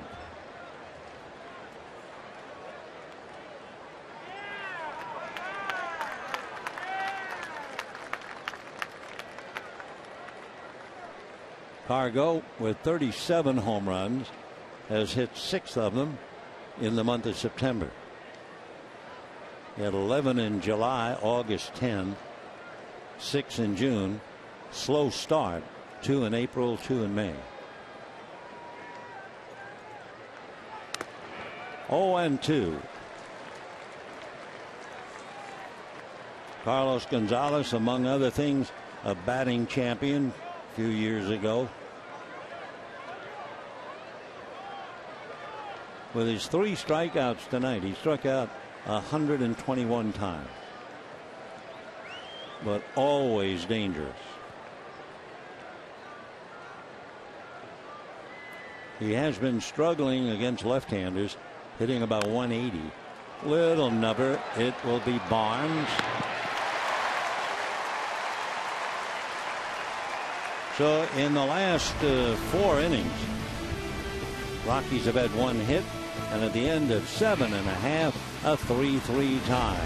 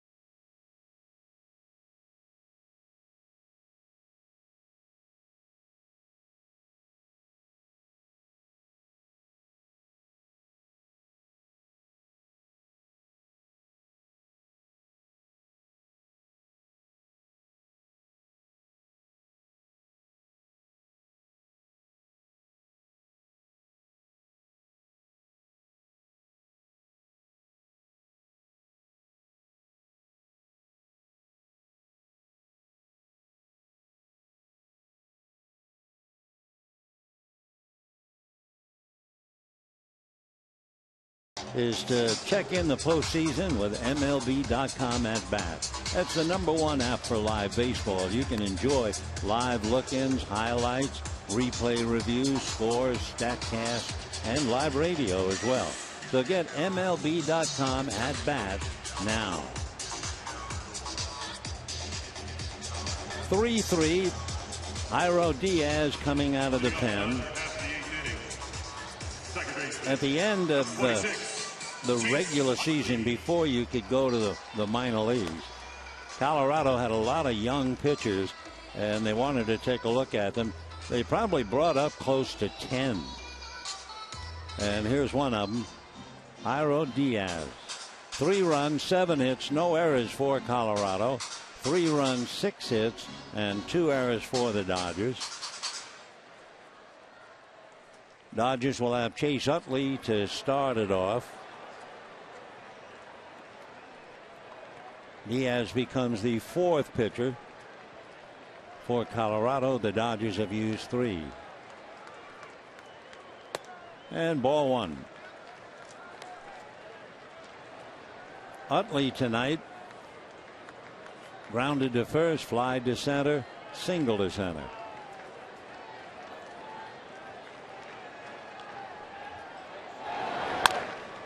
And a hopper foul down the line. 1 ball and 1 strike.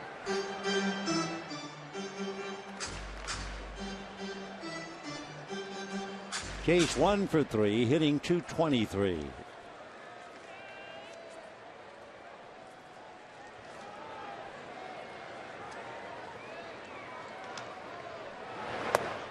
And that's off the plate. 2-1. Utley, Turner, Gonzalez. In the 9th inning, Arenado, Morneau, and LeMahieu.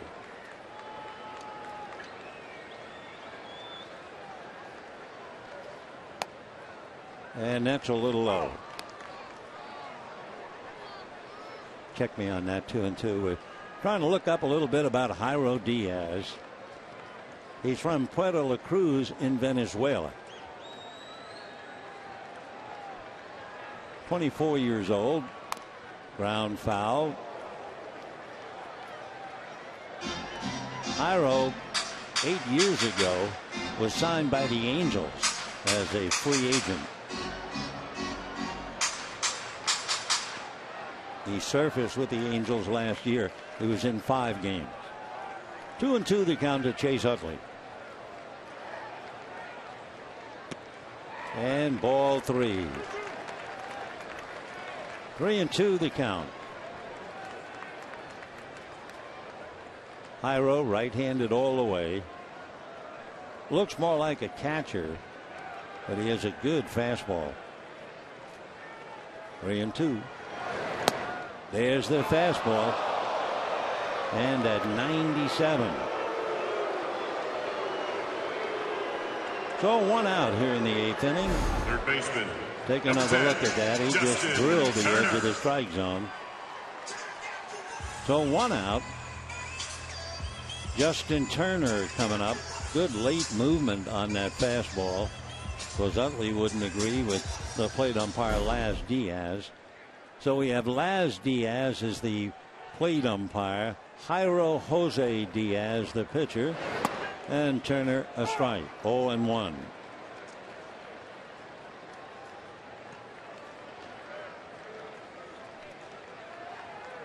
Walt Weiss, in talking about Jairo Diaz, says he has a big arm.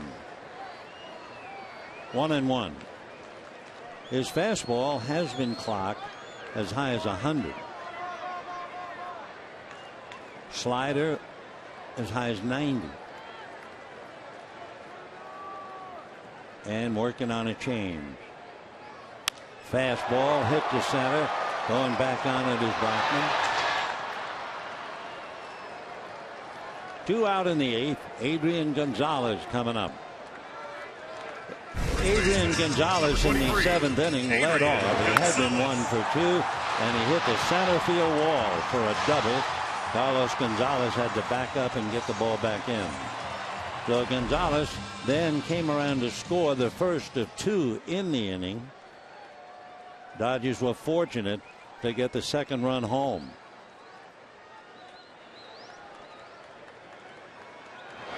Fastball fouled away. 0-1. Scott Schebler, who had that 2-run home run last night, is out on deck. You know, we were talking before about Diaz, the pitcher, saying he's built like a catcher. He actually was a catcher when the Angels signed him back in 2007. However, in the Dominican Summer League, he had 157, struck out about half of his at-bats. They said it's time to be a pitcher. 0-2.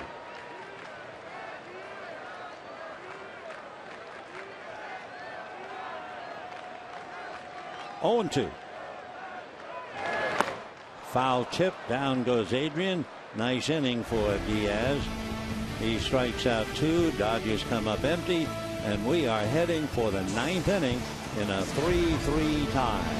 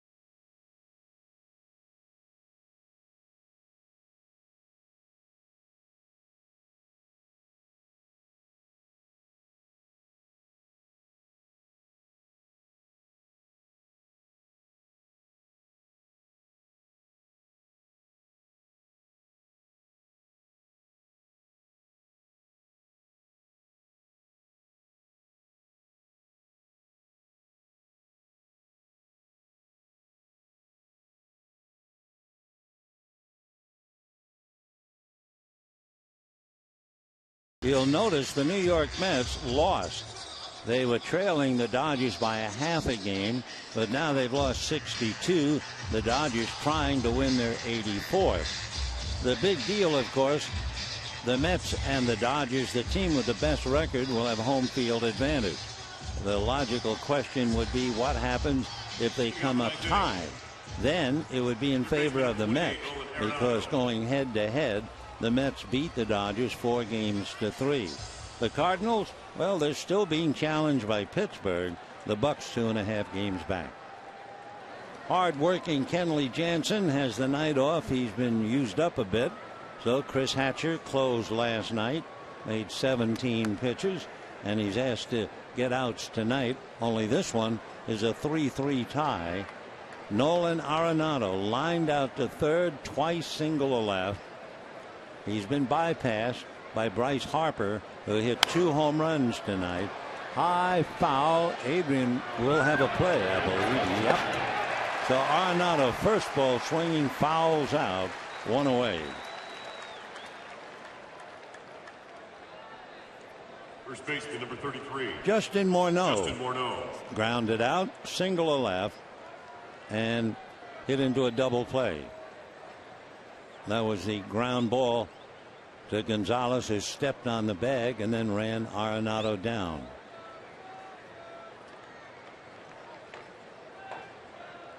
Morneau, banged up, has only been in 35 games.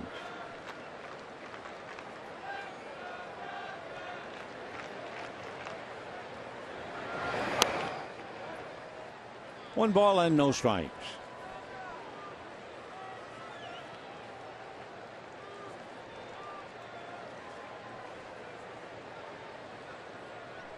Morneau last year played 135 games and was the batting champ. 1-1. Morneau from British Canada, British Columbia. Spent half the year playing baseball, and you guessed it, half the year playing hockey. 1 ball and 1 strike.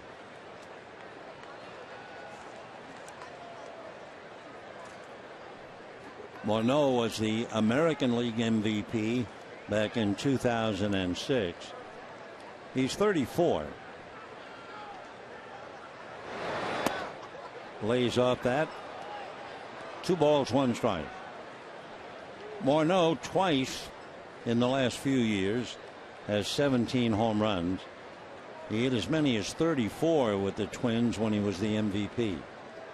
2-1. And ball 3.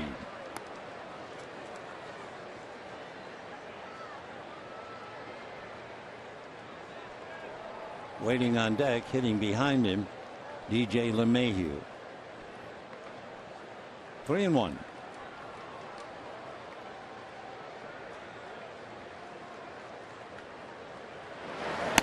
Checked. Strike. 3-2.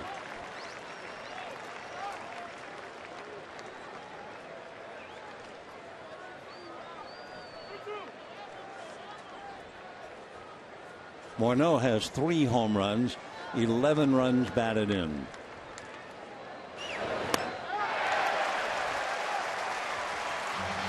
So Hatcher gets 2 quick outs here in the 9th. So that's 5, 8, 10 in a row retired since the leadoff single by Arenado in the 6th inning. So here comes DJ LeMahieu. Dodgers have won 10 of 14 against the Rockies this year.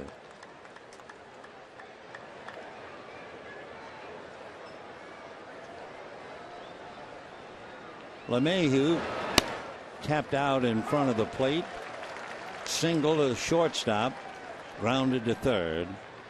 1-4-3. Rex Brothers, who pitched briefly last night, and John Axford, who did not, are throwing now in the bullpen. And quickly 0-2 now on DJ LeMahieu. When the Dodgers come up in the bottom of the 9th, they will have the pitcher's spot then Seager and Heisey.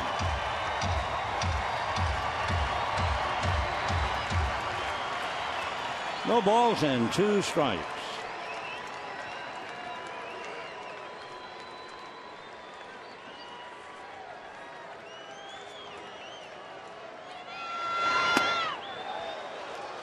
One and two. 45,311.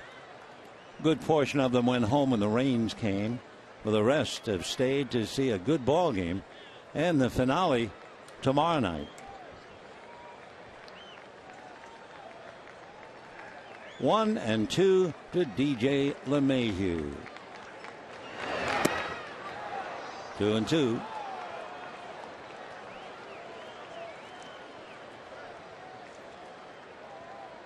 Waiting on deck, Brandon Barnes.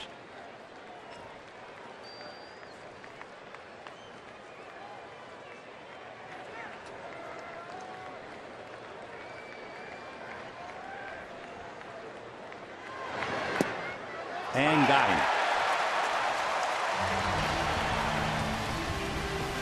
So Hatcher, a 1-2-3 inning, strikes out 2. 3, 6, 9, 11 in a row since the base hit by Arenado. Here come the Dodgers, bottom of the 9th in a 3-3 tie.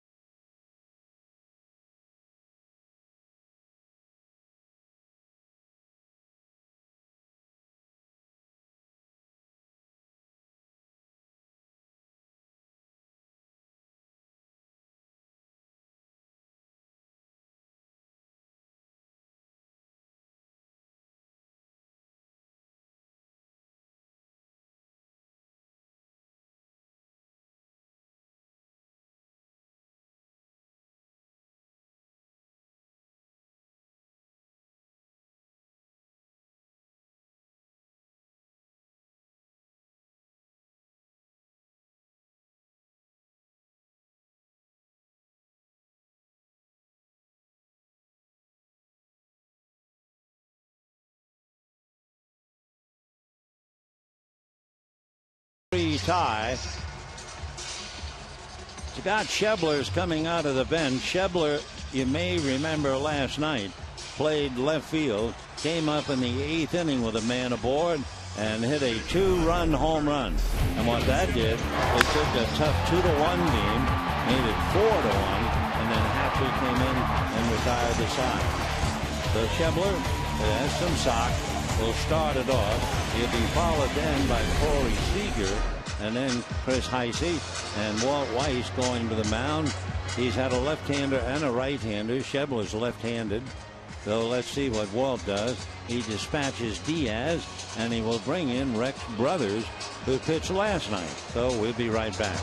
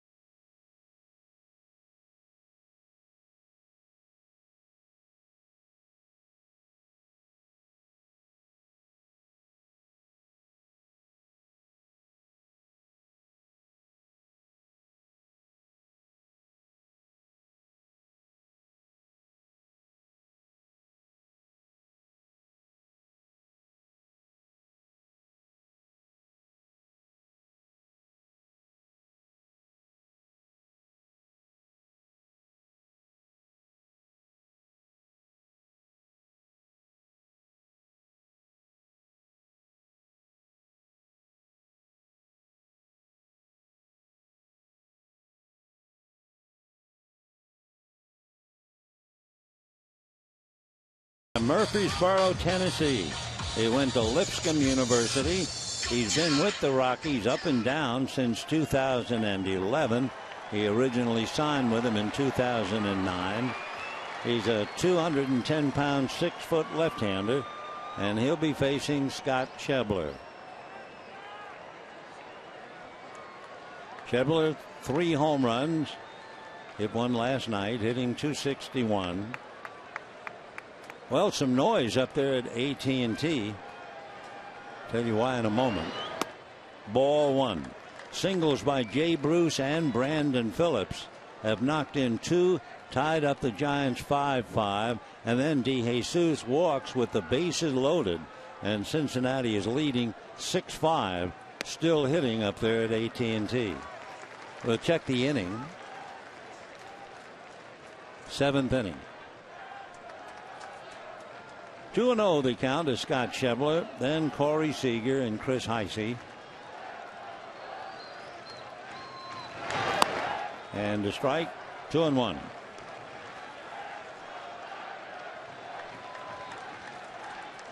Schebler, 6'1", 205-pounder, wearing Maury Will's old number of 30. 2-2. Remember, this is the day back in 1959. Maury Wills went 5 for 5, beat Milwaukee, and the Dodgers made history. They were 7th place in an 8-team league in '58 and won everything, including the World Series, in '59. So there's a lot going on behind that number 30. The mouse that roared. Maury Wills. 2-2 the count to Scott Schebler. Jim Johnson throwing in the Dodger bullpen. And ball 3 to Scott.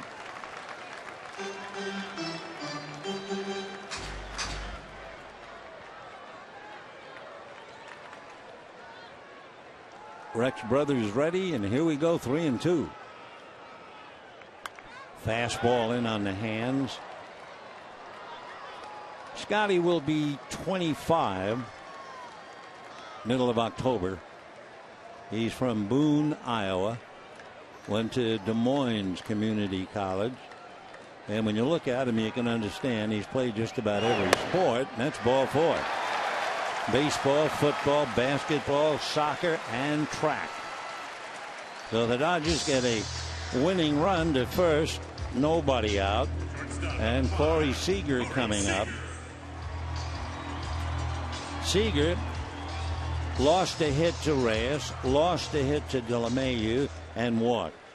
So he's 0 for 2, and we'll see about a bunt.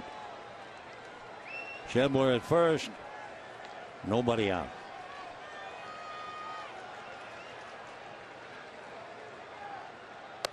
Check swing for a strike, and he was not showing bunt. He's hitting .410. Corey with a home run, 7 runs batted in.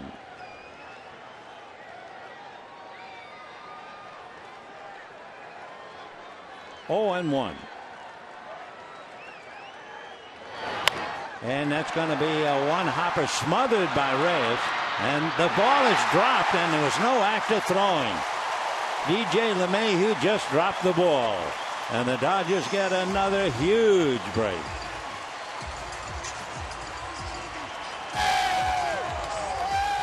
So an error by LeMahieu. Nice diving, smothering stop by Reyes. And then here's the drop. Actually, he never really controlled the throw, did he? So it's not like he was dropping it while throwing the ball. He just missed catching it. So Walt Weiss, who's already seen a couple of dreadful defensive plays by his ball club last night and tonight. Brothers is gone. They'll go to the bullpen, and we'll be right back.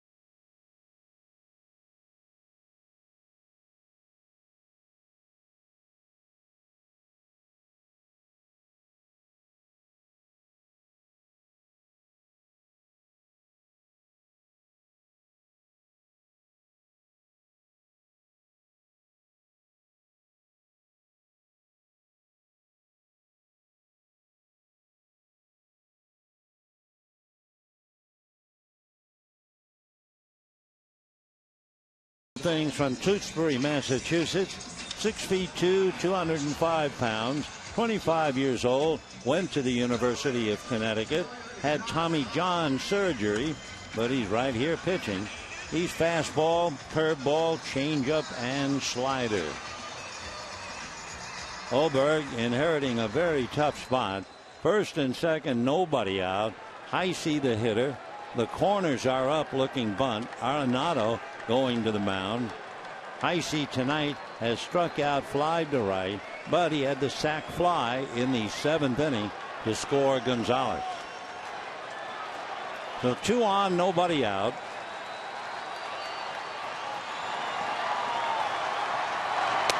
And the bunt is missed, and whoa, they've got Schebler. Schebler is out. Going to second base is Seager, but a big play. Whoa. Schebler trying to cheat a little bit in a bunt situation and pays the price. It was a heads-up play by Garneau, the catcher, as well. So here's the bunt. It's missed, but look at Schebler trying to get a jump on it, and Reyes will run him down. Tagged by Arenado. Luckily, Seager just did get in, but the Dodgers blow a huge out. So now that changes everything. You have a runner at second, 1 out.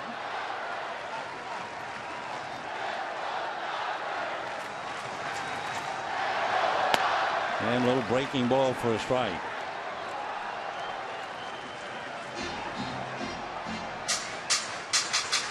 By the way, the Reds are leading the Giants now 8-5 in the bottom of the 7th inning.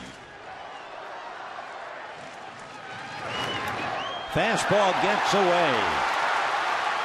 So there's Seager at third. So one way or another, Colorado makes life miserable for itself. They make a good play, a big play, and then Walt Weiss sees a wild pitch to put the winning run at third base. In the dirt, bounces away, and Seager all the way to third.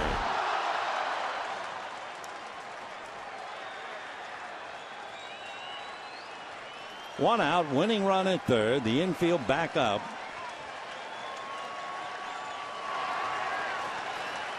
One and two the count to Chris Heisey. 2-2. For Oberg, that was his 5th wild pitch.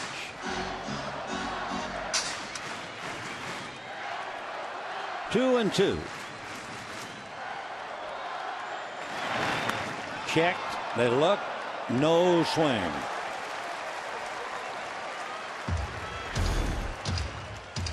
Pretty good slider down and away. He just did hold up. All right, 3-2.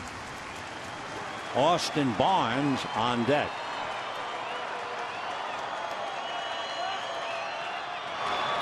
And ball 4.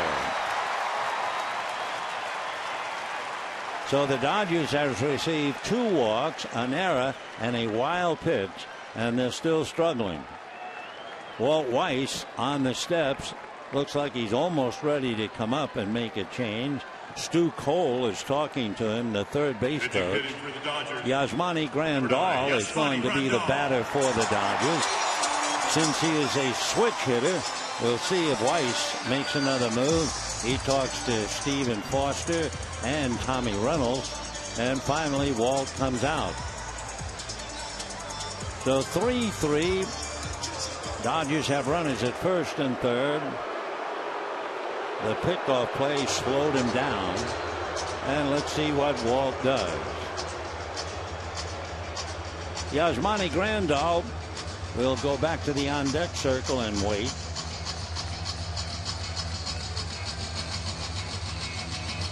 Weiss is not looking towards the bullpen at all.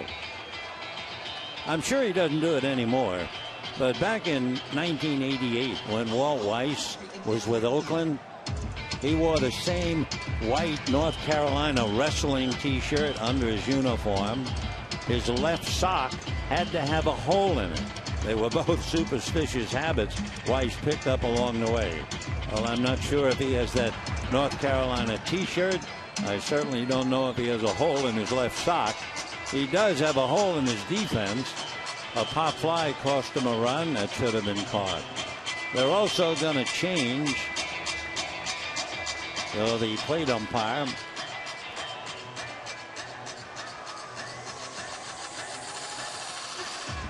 Brandon Barnes, remember, came into the game. I'm wondering if they're going to have the so-called six-man infield. And I think that's exactly what they're going to do. Taking a page out of Branch Rickey's book, Rafael Inoa is now out there.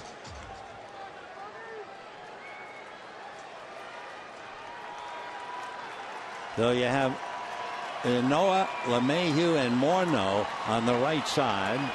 And you have Yasmani Grandal trying to get the run home. Seager from third. And a strike. Grandal in last night's game had a sac fly ball to deep left center. Single to right, single to left, fly to left. So they're looking to Grandal now, batting for Barnes with Ethier on deck. First and third, one out, and of course Seager at third, the winning run. 0-1. Little foul, so Grandal now in a hole. 0-2.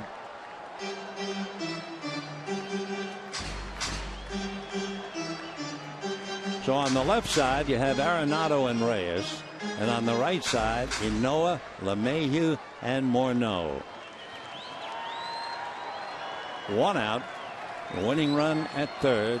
Giants are losing 8-5 up north. In the dirt. Nice save. In the inning, Schebler walked. Seager hit what might have been a double play ball, only it was dropped by LeMahieu. Everybody safe. Then Schebler was picked off in a bunt situation. High foul ball and playable, and it's Arenado who hauls up catcher off the play. The Grandal can't do it, and the batter now, Andre Ethier. Right fielder, number 16, Andre Ethier. All right, Walt Weiss going back to the mound again. 2 out, first and third. He's now taking Inoa out of the game, and he'll be bringing in another left fielder. And it's Rafael Inoa who will go from second base to left field. And we'll be right back.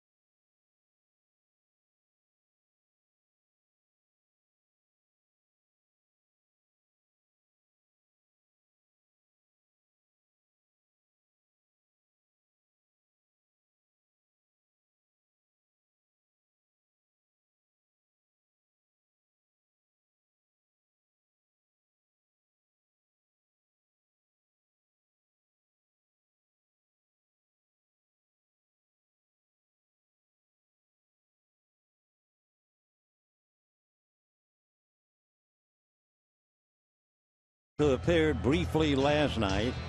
Friedrich is 6'4", 215 from Evanston, Illinois. Went to Eastern Kentucky University. He's the fellow we mentioned last night as the son of a dentist whose client list in Chicago includes a lot of the Chicago Cubs executives, including the general manager. He had a baseball scholarship coming out of Loyola Academy, going to Eastern Kentucky, and here he is.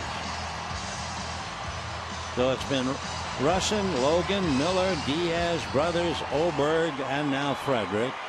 Dodgers spinning their wheels here in the ninth inning. First and third, 2 out. The winning run, Corey Seager at third base. The infield back with 2 out. Noah is now in left field. Heisey at first. And ball 1 on a check swing. Ethier came in as a pinch hitter in the 7th inning and hit into a force play. 13 home runs, 44 runs batted in. And a fly ball to left field, and Noah has a play. So the Dodgers got 2 walks, an error, a wild pitch, and still couldn't score. And we're heading to the 10th in a 3-3 tie.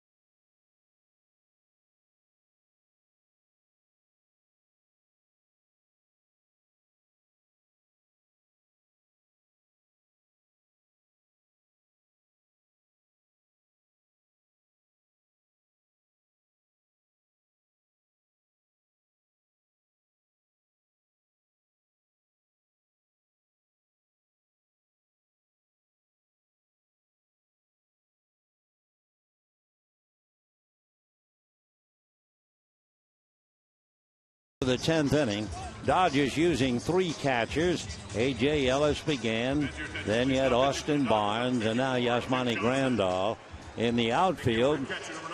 Schebler stays in the game. Schebler's in right field. Jim Johnson is the pitcher, and the first batter will be Rafael Inoa. So Johnson with a record of 2-6, trying to shut down the last place Rockies. And here comes Inoa. Spells that last name Y-N-O-A. He's from the Dominican. He was originally signed by the Dodgers in 2005. Eventually came to the Rockies in 2014.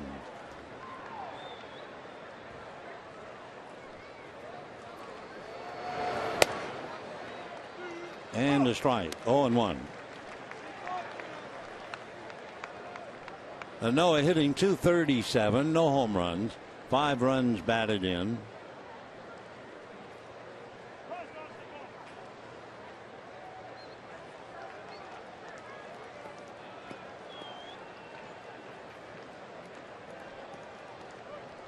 And Noah is a switch hitter, batting left-handed. Little comebacker.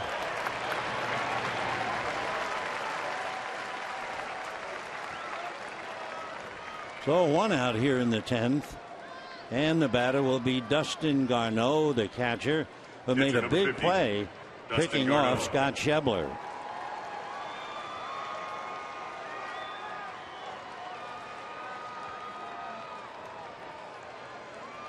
Garneau with the bat hit back to the box, grounded to third, and struck out. 0 for 3.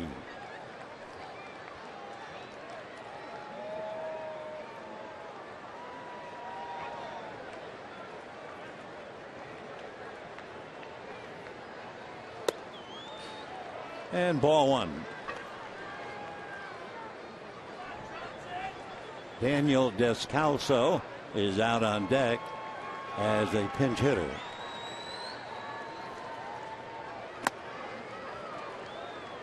Two balls and no strikes they count. Jim Johnson, the 5th Dodger pitcher. There's Descalso waiting his turn on deck.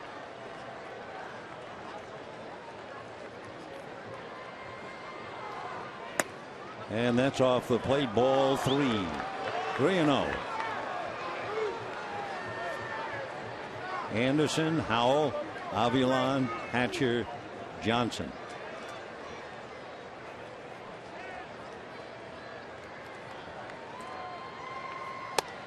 And that's high. Ball 4. So that breaks the string. There had been 11 outs since Arenado's base hit back in the 6th inning. And now Garneau draws the walk. Daniel Descalso coming up. Rockies, number 3, Daniel Descalso. So Descalso batting for Christian Frederick.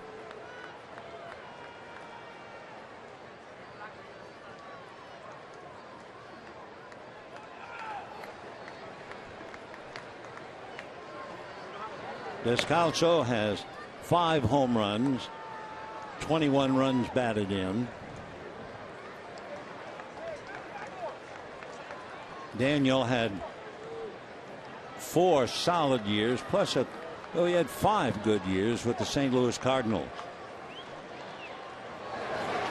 Fouled away.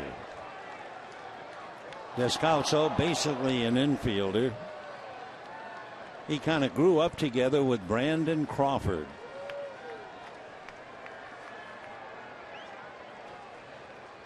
Born in San Carlos and went to UC Davis.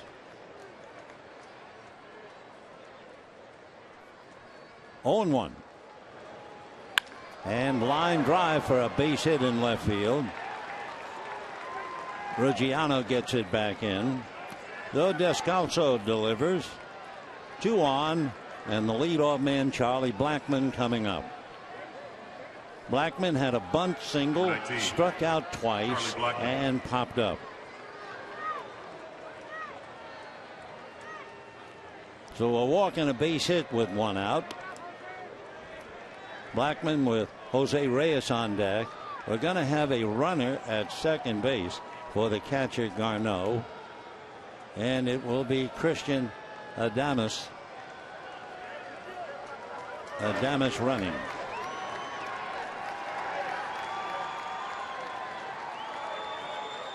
He's running at second base. Number 18, Christian Adames. So Adames at second, Descalso at first. 1 out. Charlie Blackmon 1 for 4 at the plate in a 3-3 tie. Up north, they're in the bottom of the 8th inning. 8-5 Cincinnati.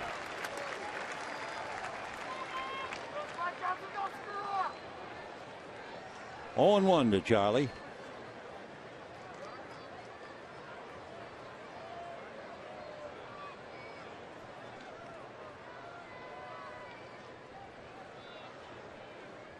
And time.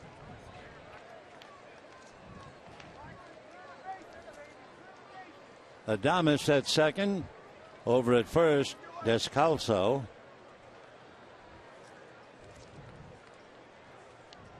Charlie Blackmon. Big slow curveball in there for a strike. 0-2. Last year, Blackmon went 5 for 5 twice, including once against the Dodgers. He also had a 6 for 6 game. 0-2.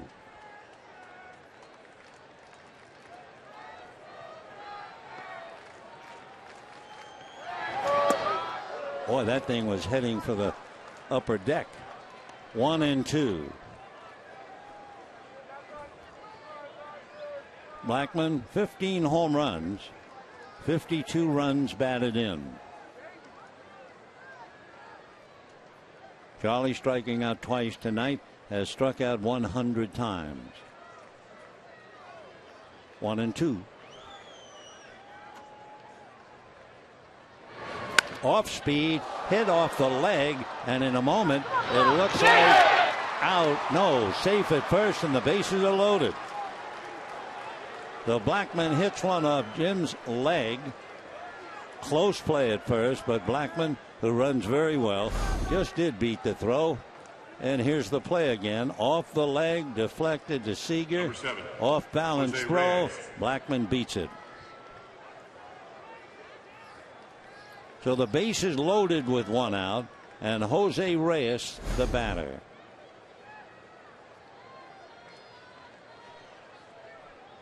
So Johnson in trouble. A walk and 2 hits, 1 out. Reyes bunted for a base hit, single to center, flied out and fouled out. 0-1.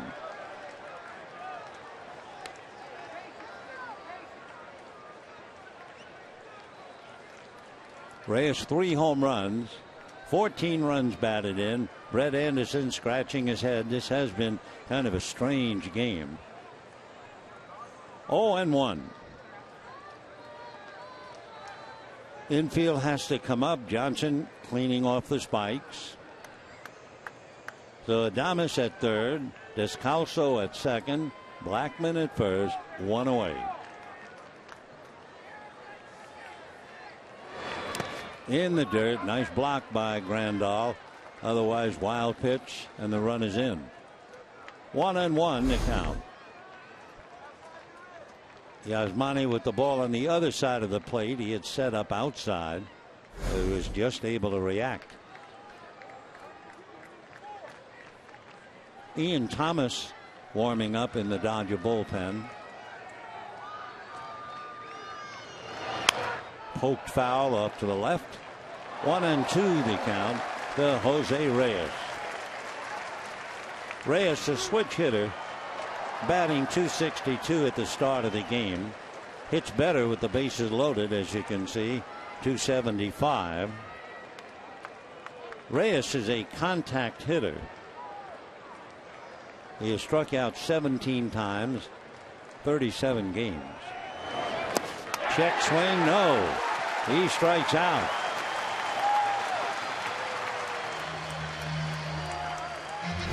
Jose Reyes trying to hold up on a breaking ball inside and couldn't do it. Look at that bat going way out in front of the plate. So a bad at bat for Reyes with the bases loaded. Now you want to talk about sympathy. He certainly won't get it from Carlos Gonzalez. Gonzalez has struck out 3 times and topped the ball out in front of the plate. Ian Thomas throwing in the bullpen.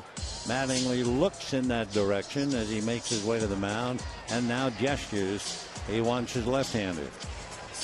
So it's been Anderson, Howell, Avilan, Hatcher, Johnson, and now Ian Thomas, and we'll be back.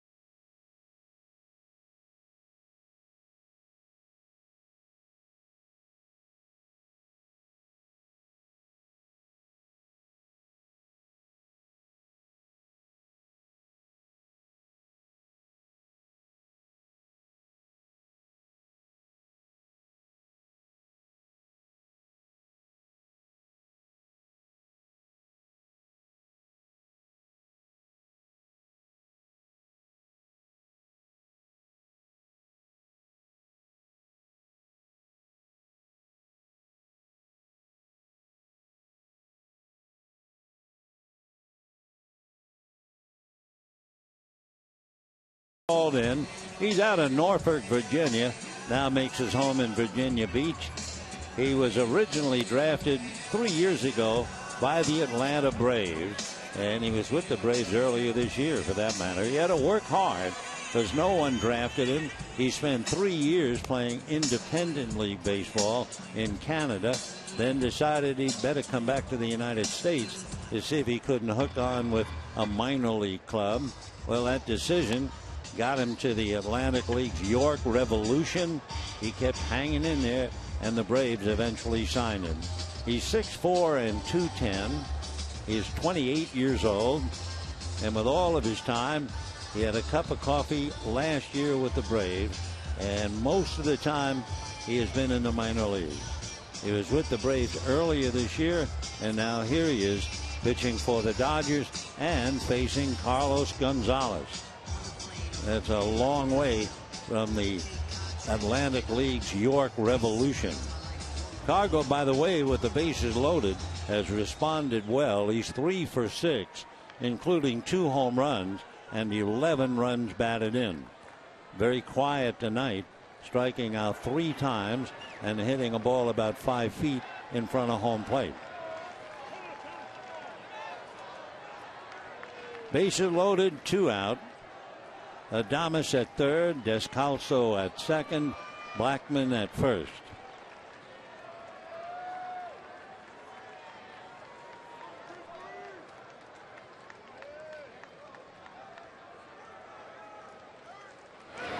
Breaking ball, a one-hopper backhanded by Utley, and the Dodgers are out of the jam. Gonzalez hit it hard, but right where Utley was.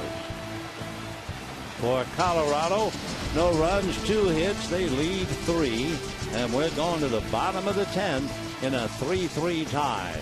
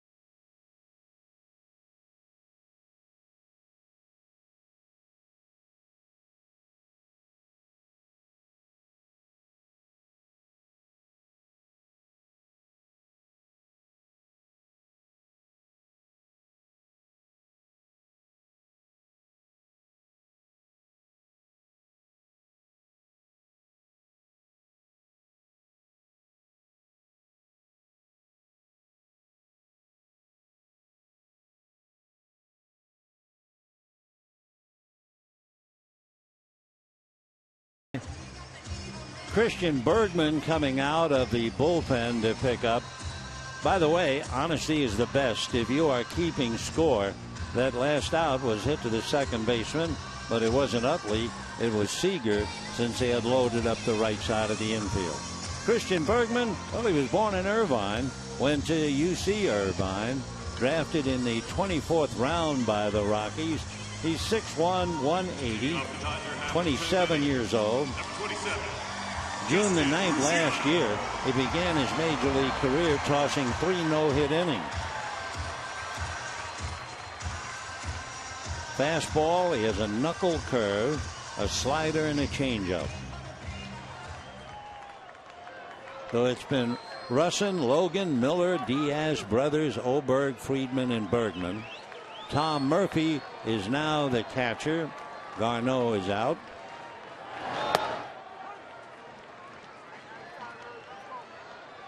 Justin Ruggiano has doubled, struck out, flied to left, hit into a force play. 1 ball and 1 strike.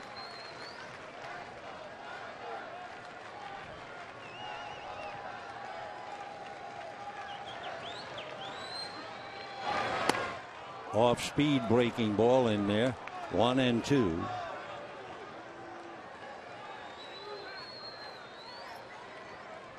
Descalso is now at shortstop.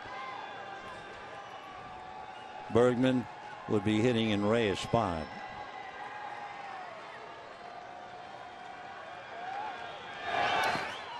And ball 2.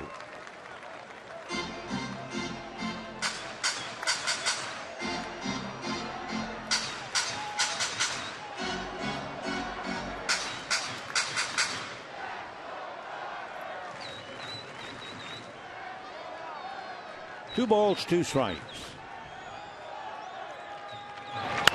Slider popped up and up and up. It'll be more no.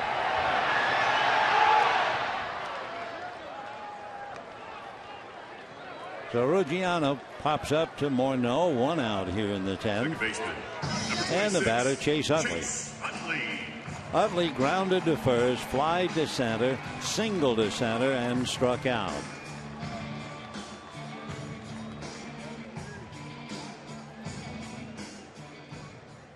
Chase talking to Tom Murphy, the catcher, before checking in. Like he's not finished talking.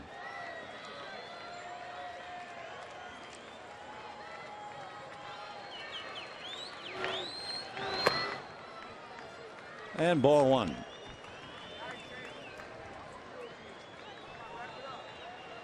Chase hitting .223. On deck, Justin Turner. And a high fly ball into deep right center. Going back for it is Blackmon to make the catch. Charlie Blackmon taking an extra base hit away for sure. I don't think the ball would have carried over the fence. We'll take a look. Charlie can really go get him in the wide open spaces in Colorado, and he timed that perfectly. Up the ladder, yeah, that might have carried. But Blackmon is there. Watch that glove. It's above. And he no doubt took a home run away. So the struggle continues thanks to Charlie Blackmon. And the batters Justin Turner and a strike.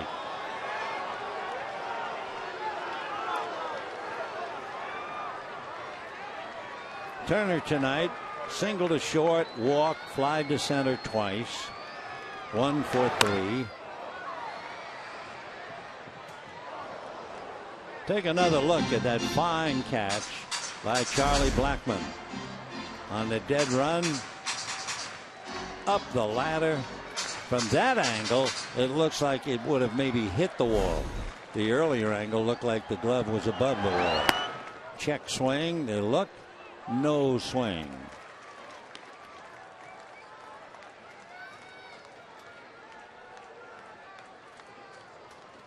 Last year, Bergman was on the DL, fractured left hand. He was struck in the hand by a line drive. Talking about a line drive. Base hit into right center. Turner jogs, and he's going to keep on going. And the throw is there waiting for him. I don't know whether right fielder Carlos Gonzalez was playing possum or not. He's got a wonderful arm, and it almost looked like he was going to be leisurely letting Justin go, and he had so much trouble with the ball, and yet he's able to fire a perfect strike, and Turner's out, I mean, by several feet. That was quite a play by Carlos Gonzalez. 3-3.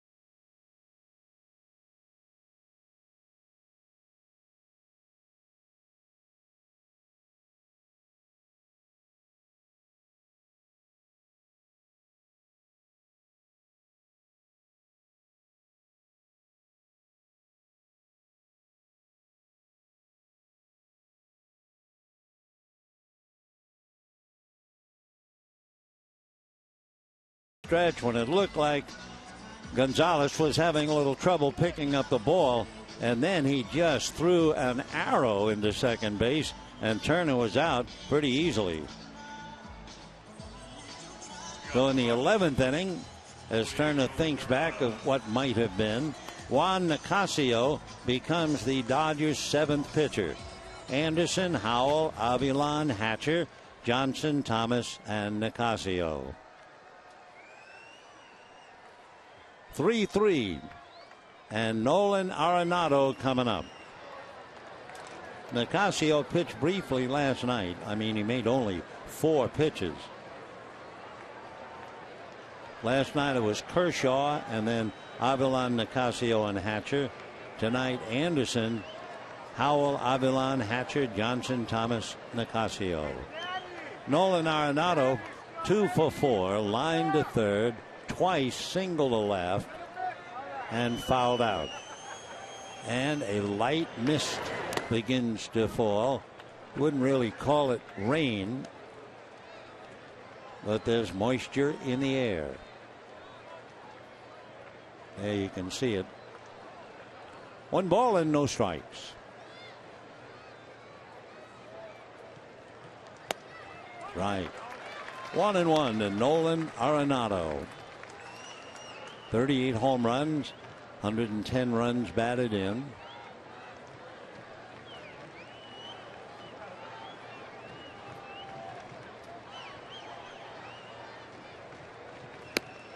Ball 2, 2-1.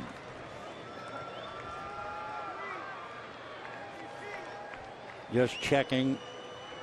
Nicasio, Arenado, 1 for 3 against him. It was a double. Fastball and a towering foul ball. You talk about a major league ball hit up in the air. Wow. 45,311.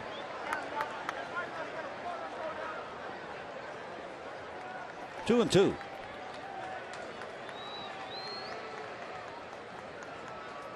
Ah, yes, the ladies gift wrapped and enjoying the game.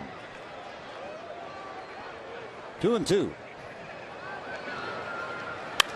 And a mile high fly ball, but that's all it is. Heisey is there. So they take care of Arenado, 1 down.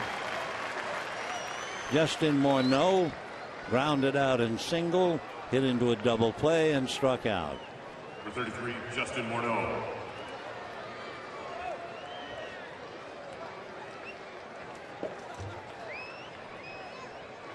Three runs, 9 hits for Colorado. They scored 3 runs in the 2nd inning and have not been heard from again.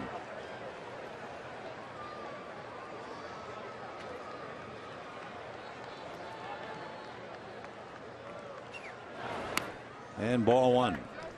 Dodgers scored 1 run in the 1st inning, 2 in the 7th, and here we are in the 11th.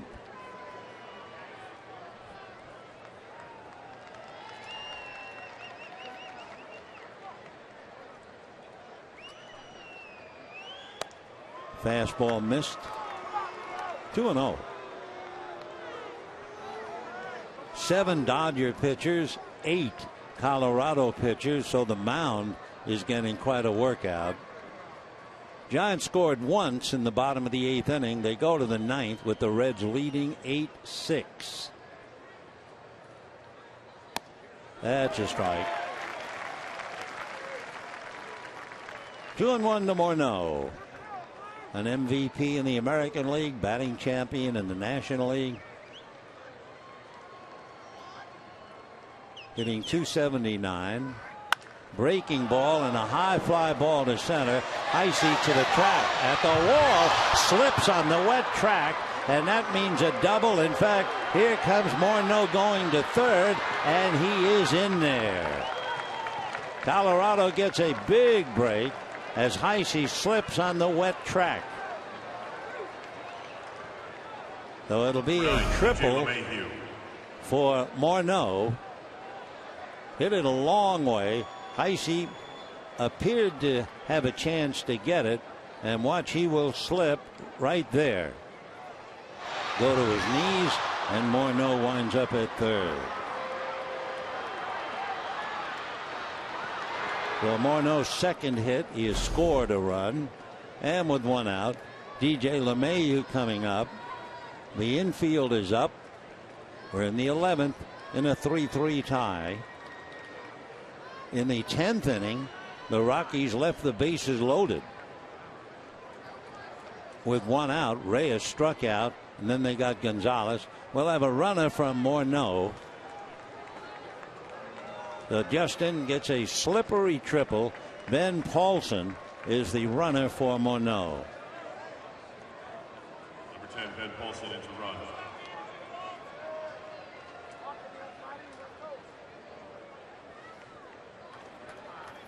So LeMahieu coming up, checking with third base coach Stu Cole.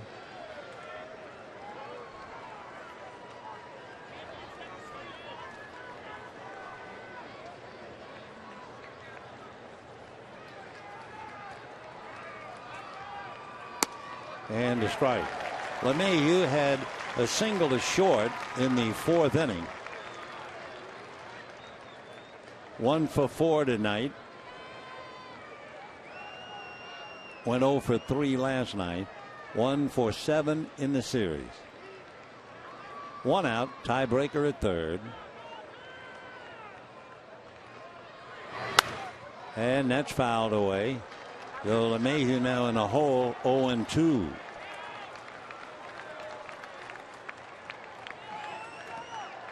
LeMahieu has struck out 97 times. He's played all year at second base. Nicasio trying to put him away. Rafael Inoa on deck. 0-2.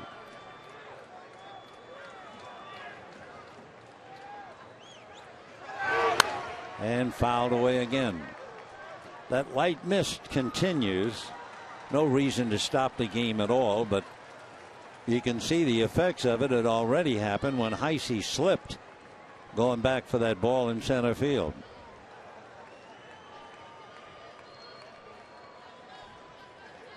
Nicasio's done well against right-hand batters. Left-hand batters like Justin Morneau are hitting .354 against him. 0-2.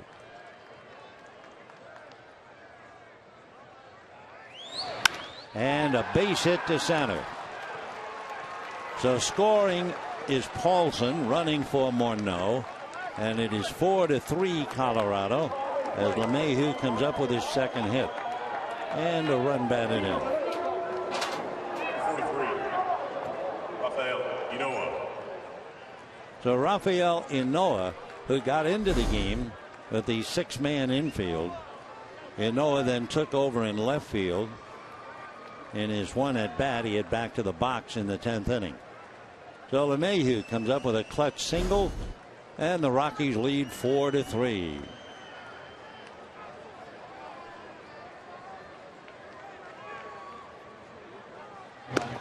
Close. Got him. That close. And immediately LeMahieu gestures, have a look at it. But he's been picked off. The hand not quite there. The tag on the elbow. He's holding it first. They want to take another look at it.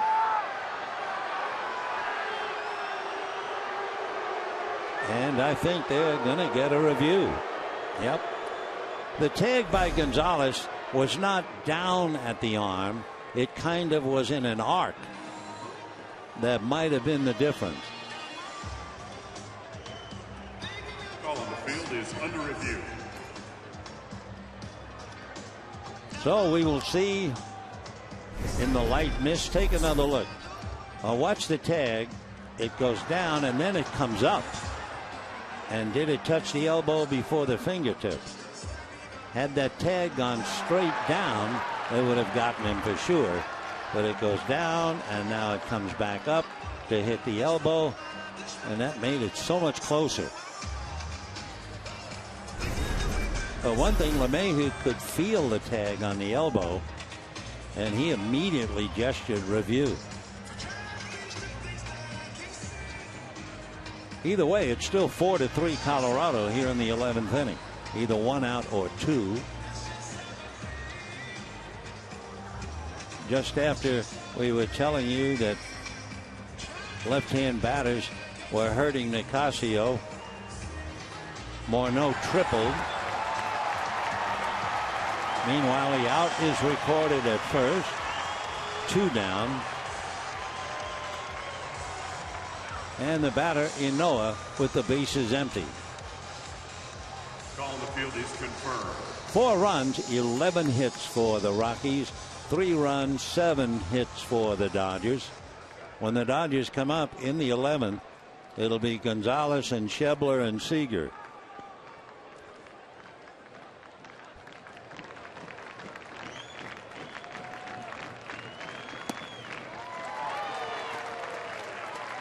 No balls and 1 strike to Rafael Inoa.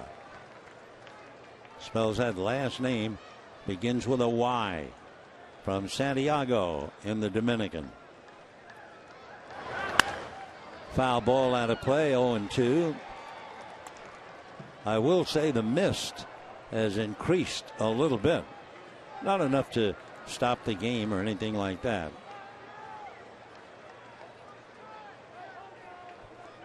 Oh, 0-2 to Rafael.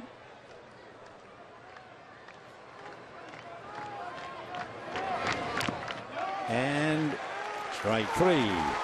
However, the slip by Heisey on that long triple cashed in on the base hit by LeMahieu, and we're heading for the bottom of the 11th. 4-3 Colorado.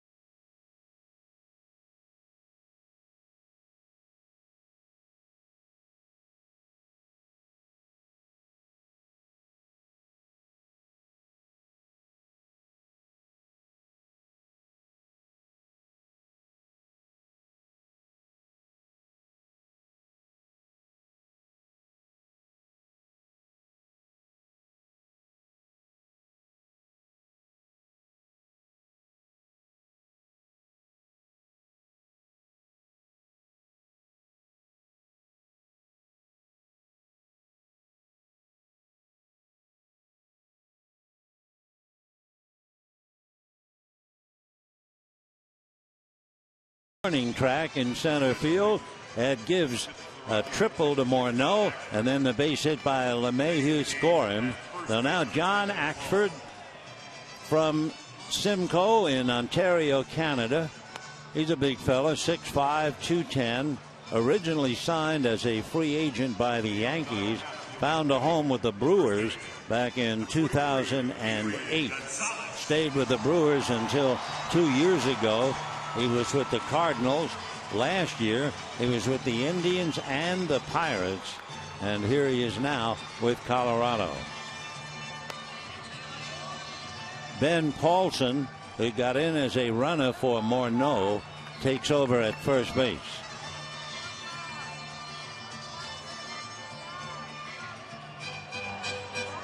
So Axford will start by facing Gonzalez, then Schebler, then Seager, all left-handed batters.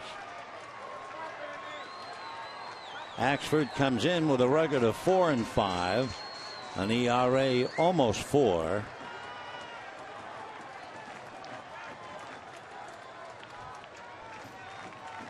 Gonzalez, 27 home runs, 84 runs batted in. Reds are leading the Giants 8-6, and they're in the bottom of the ninth.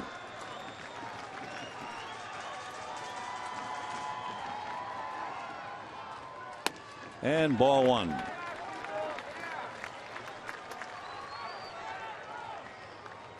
Adrian singled, hit into a double play, doubled and struck out, scored a run.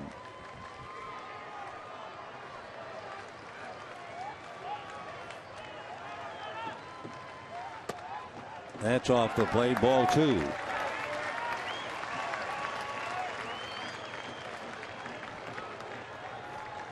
So two veterans here, Gonzalez and Axford. Axford's 32. Pitching in the big leagues for about 8 years. 2-0. Slicing foul down the line through the mist and into the lower deck. A lot of things happen when water is involved in the game. We saw Heisey slip. It also can affect your throw. You field a ground ball through the wet grass. It's like throwing a bar of soap. 2-1.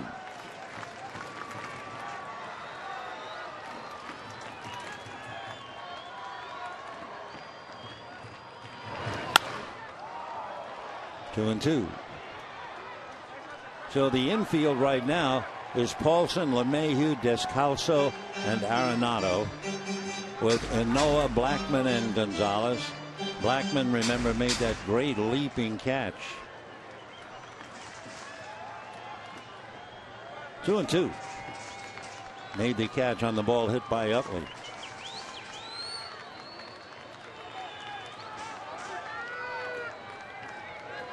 Two balls and two strikes.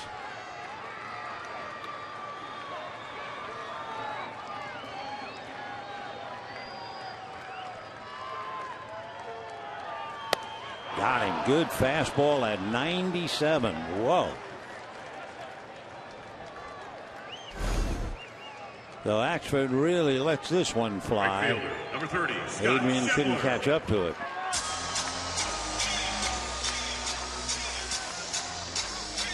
One out in the 11th, and the batter now, Scott Schebler. Schebler walked in the 9th inning, tried to cheat a little bit in a bunt situation, and was picked off second base.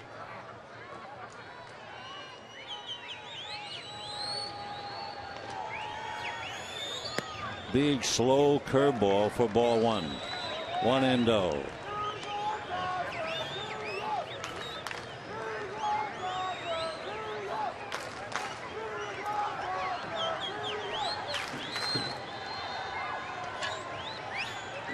Schebler facing a pitcher with a good fastball, as he just saw. Breaking ball missed. Fastball and a curveball, an occasional slider.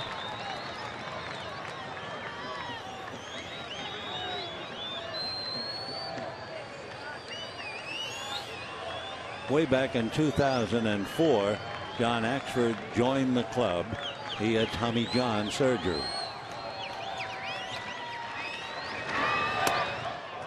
And that straightens him up. 3-0 at 96. Waiting on deck, Corey Seager. Walt Weiss, a little bit of a puzzled look on his face. What else will he see tonight?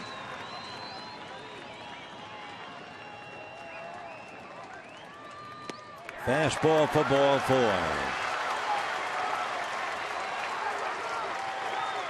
So Axford strikes out Gonzalez, walks Schebler, and here's Seager.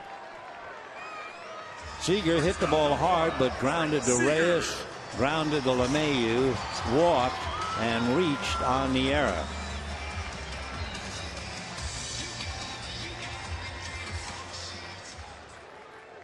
Reach on the error by LeMahieu, who just never did catch the throw from Reyes on what would have been a force play. It looked like a play that would give the Dodgers the game, but then Schebler was picked off. Grandal fouled out.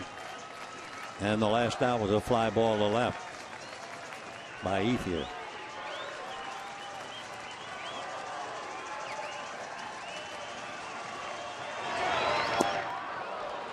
Big curveball, 0-1. Schebler taking a very short lead. I mean, he wasn't more than 2 feet off the bag. Having been burned in the 9th inning, it happens all the time. He's not going anywhere.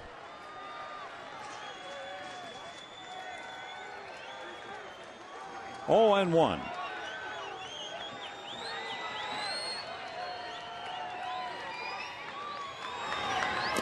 Check swing for a strike. No balls and 2 strikes.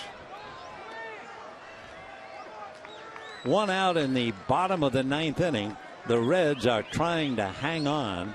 They're leading the Giants 8-7 now, and there's 1 out.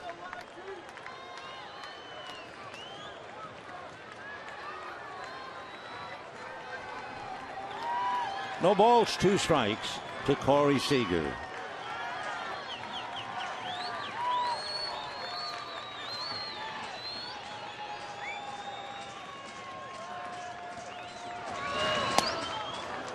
One and 2.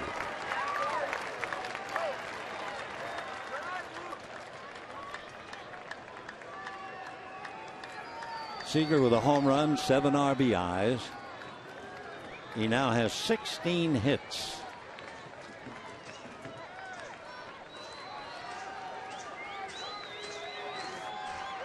One ball and 2 strikes.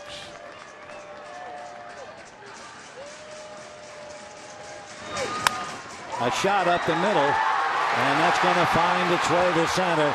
Schebler is on his way to third, and that ball just did make its way through for Seager.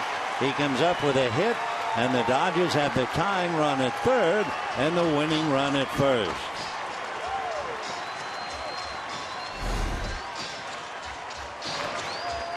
Under that glove, and meanwhile Schebler with center fielder deep. Blackman takes third.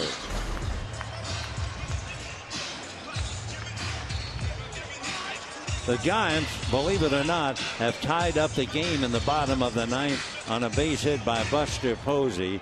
There's still only 1 out, and that game is tied 8-8. So here is Heisey, who slipped on the wet track. That gave the triple to Morneau, who then scored on the base hit by LeMahieu. Chris Heisey has struck out, flied to right, had a sac fly and a walk.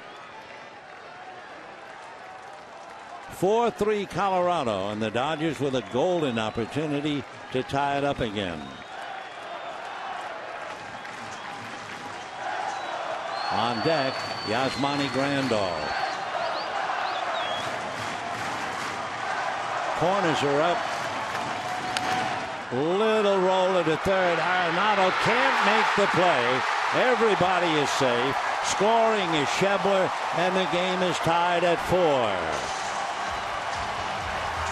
Just a dribbler. It was a do-or-die play. In fact, the only play Arenado might have had was a quick flip to the plate, but he couldn't make it. Little chopper. Here comes Arenado. Can't make it, and the run scores. So it'll go as a base hit for Heisey. Everybody moves up. Scoring is Schebler. Heisey gets a gift, and a run batted in, his second. So now first and second, still 1 out, and the batter is Yasmani Grandal. Grandal had a chance and fouled out in the 9th inning. With the winning run at third, that arrived on a wild pitch. 2 on, 1 out, 4-4, 11th inning. Ball 1. So the Dodgers scramble to tie in 11. The Giants scramble to tie 8-8, bottom of the 9th, and 2 out up there.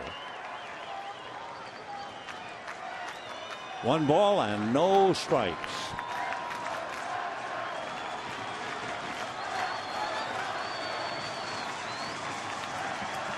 Fastball, 2-0. So in the inning, Gonzalez struck out, but Schebler walked. Seager singled to center to put runners at first and third. Heisey, a little dribbler up along third for a base hit and a run batted in. Carl Crawford comes out on deck. 2 balls and no strikes.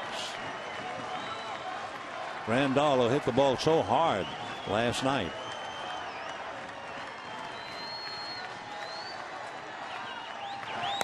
And a strike.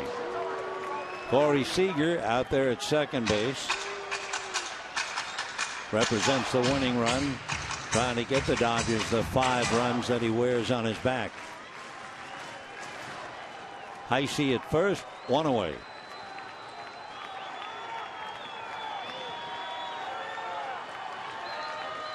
Two and 1 to Yasmani Grandal.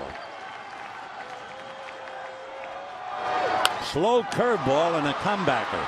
They get 1, they get 2. The big slow curve, and Grandal hits into a double play.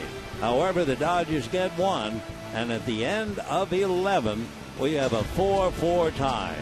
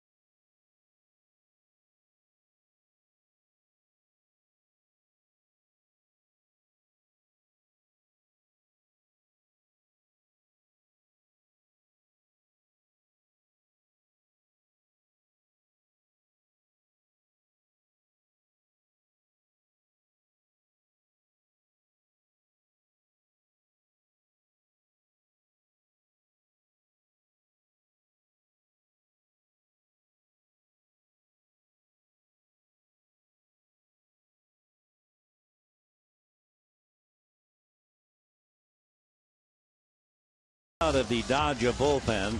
He is the 8th Dodger pitcher. It started with Anderson, then Howell, Avilan, Hatcher, Johnson, Thomas, Nicasio, and Garcia. So 8 Dodger pitchers, 9 used by Colorado. So we've had 17 pitchers in the game. The mist has pretty much left the scene, but not quite. Still lingering.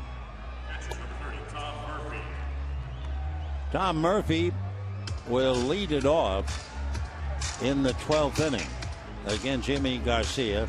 Murphy last night was 0 for 3. Garneau started the game. He went 0 for 3 with a walk. And now here's Murphy.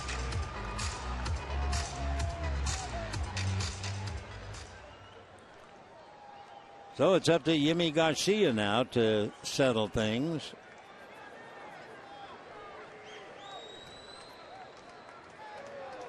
Murphy followed by Descalso and then Blackman.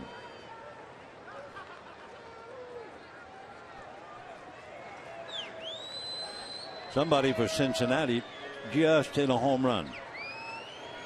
And it was Frazier, the pride of Cincinnati, and that makes it 9-8. Meanwhile, Murphy up there takes a strike and the count 0-1. So Todd Frazier makes it 9-8 Cincinnati. 10th inning. We're in the 12th.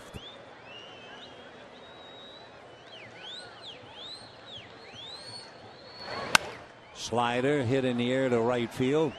Coming over is Schebler. So one away on a fly ball to right. And Descalso coming up. Descalso appeared as a pinch hitter in the 10th inning. Single to left field. That's when Colorado had the game set. They had the bases loaded and one out. And Jose Reyes, the batter, who promptly struck out. And then Gonzalez grounded out. Both teams has had ample opportunities to win the game. And neither one is capable of doing it so far. And ball one.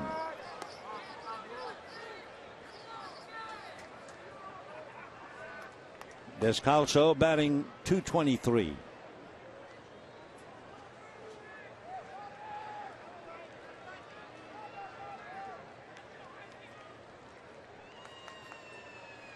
One and 0. Good fastball, and that had a little run at the very end of it. Coming in on the hands. 1 ball and 1 strike.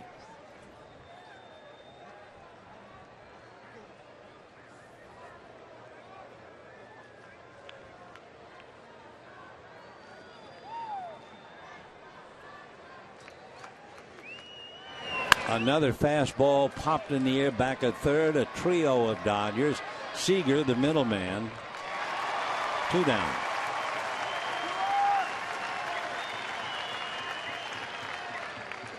So 2 out, top of the 12th. Charlie Blackmon, who made that great leaping catch in the 10th inning of the ball hit by Utley, who began the game with a bunt single, but then struck out twice, popped up in the 10th inning, slammed a base hit off the leg of Jim Johnson to load the bases. And then Reyes struck out and Gonzalez grounded out. Charlie, 15 home runs.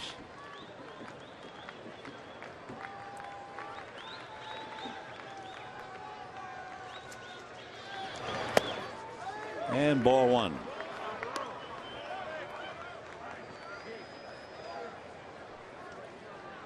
Blackmon runs well, but he also pays the price.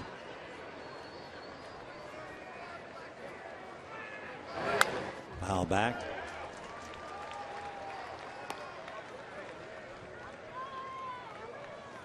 One ball, 1 strike. One thing Charlie can do, he has stolen third base 6 times.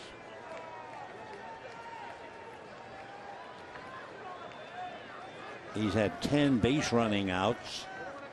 He's had 4 times outs at home. And a foul ball off third does not look like a play. Nope.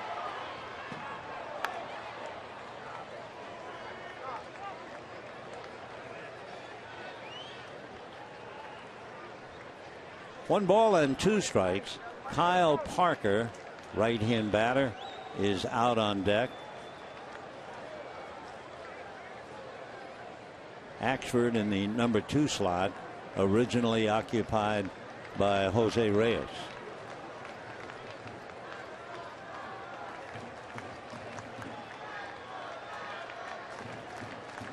One ball, 2 strikes. Slider, backhanded and lost at second base by Utley. On that kind of a play, you wonder about why he tried to backhand it, because he's been playing second base a long time. Maybe he felt he could get rid of it quickly, but it really was just a routine ground ball. Now batting number 16, Kyle Parker. Sometimes I guess you're thinking about Blackmon, who runs so well, and I'm sure Utley thought if I backhand, I'm in perfect position, and it's so easy to sit up here and look at it. It looked like a routine ground ball. So the backhand made it tough. It's an error. Parker is going to be hitting in a moment.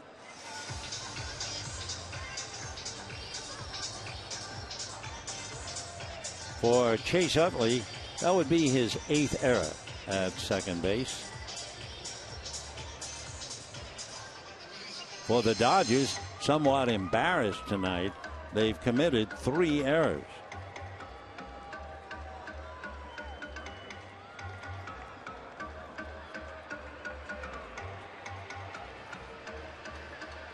So Kyle Parker.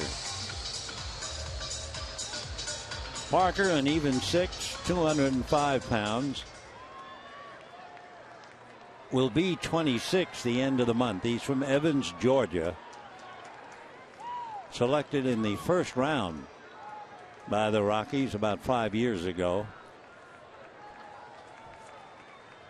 Parker has 3 home runs, 9 runs batted in. Going after a bad ball, it looked like 0-1. Blackman at second base in this kind of a game. After all, Colorado has nothing to lose. And Blackman has 38 stolen bases. So you figure they're going to turn him loose. 0-1.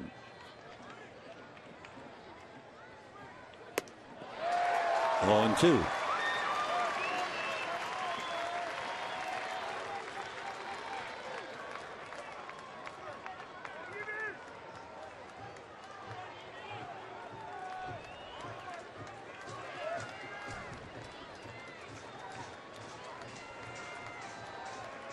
Brett Anderson started it. Feels like yesterday to him.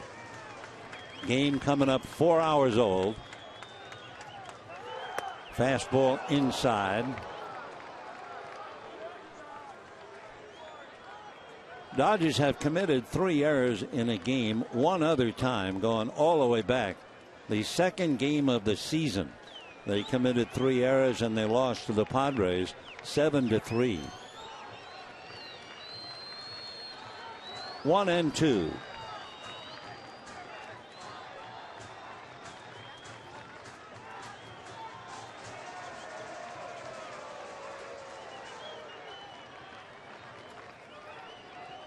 Well, we had Kebler. Schebler picked off second base. LeMahieu picked off first. Blackman being very careful. Slider. So that'll do it for Parker. No runs, no hits, an error, a man left. And we are heading to the bottom of the 12th, 4-4.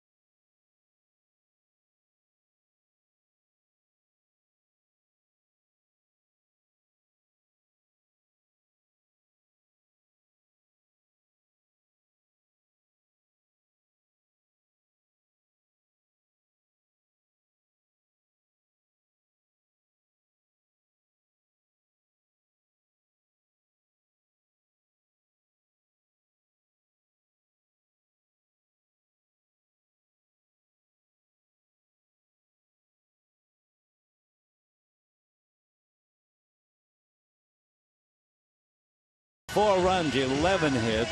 The Dodgers 4 runs, 9 hits. And Brooks Brown coming in. He is the 10th pitcher used by Colorado. Brooks is from Statesboro, Georgia. Lives in Portal, Georgia. And rightly so, went to the University of Georgia. 6'3", 205-pounder, 30 years old. We mentioned that when he was in freshman year at the University of Georgia, he hit a batter in the face, and that really set him back a while before he was able to pick up and pitch again. So It's been Russin, Logan, Miller, Diaz, Brothers, Oberg, Friedrich, Bergman, Axford, and Brown. Ronald Torreyes will come up. Torreyes brings a small strike zone. They say 5'10". There are those who question that. They say 151, so you know he's had trouble putting weight on. They'll look and bunt. And a strike. Torreyes joined the Dodgers on the road, had an at-bat, and doubled.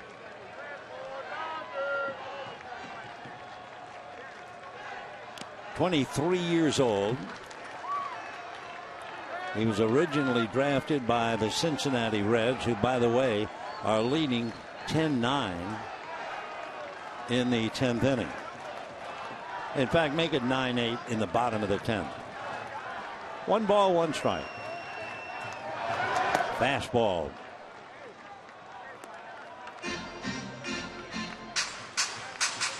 Torreyes signed with the Reds when he was 17. He's from Venezuela.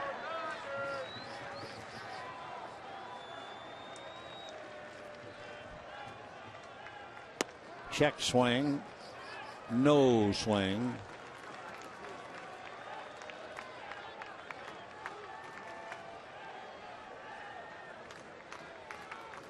Ruggiano on deck.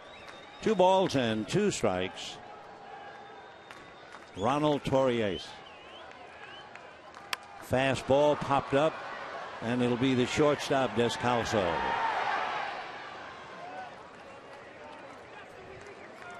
So 1 away.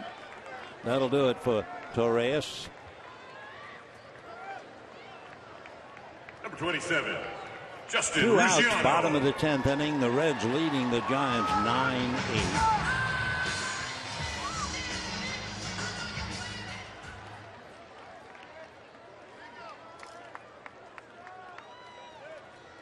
Ruggiano doubled in the first inning, scored a run.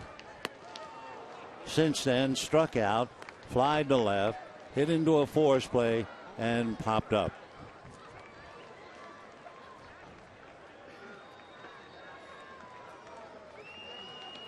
Dodger bullpen gets busy again. It's been that kind of a night. Joel Peralta. That goes to the backstop. 1 ball and 1 strike. So when the evening started, game time at 7:10, 45,311. Got a wee bit of a rainstorm, which was more than welcome. We've had a little mist on and off ever since. 1 and 2.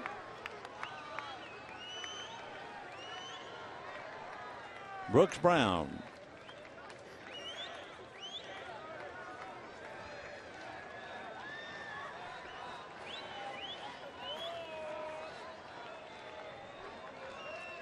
One and 2.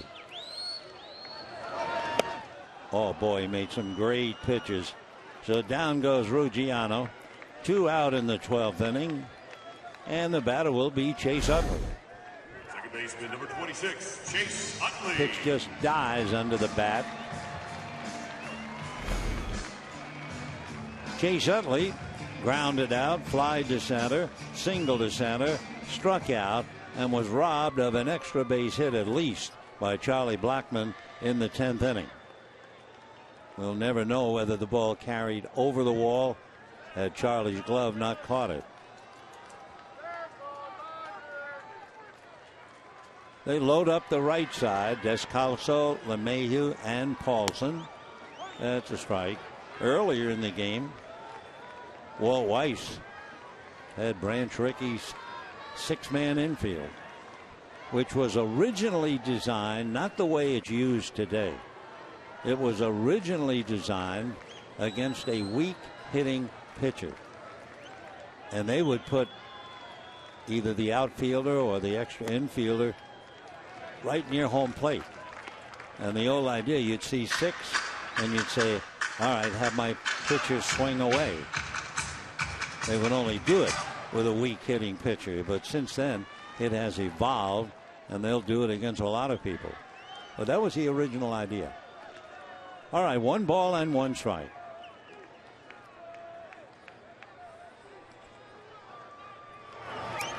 Bounce that thing. 2-1.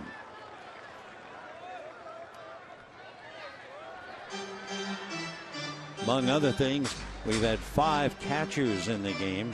Garneau and Murphy, and the Dodgers Ellis, Barnes, and Grandal. 2-1 the count, with Justin Turner on deck as Grandal watches. Yasmani has had 2 opportunities to win the game. Couldn't do it tonight. Fastball hit to right field. Carlos Gonzalez is there. So Utley a fly ball. We have 12 innings in the book. It's not a bestseller yet, but we're heading to the 13th. 4-4.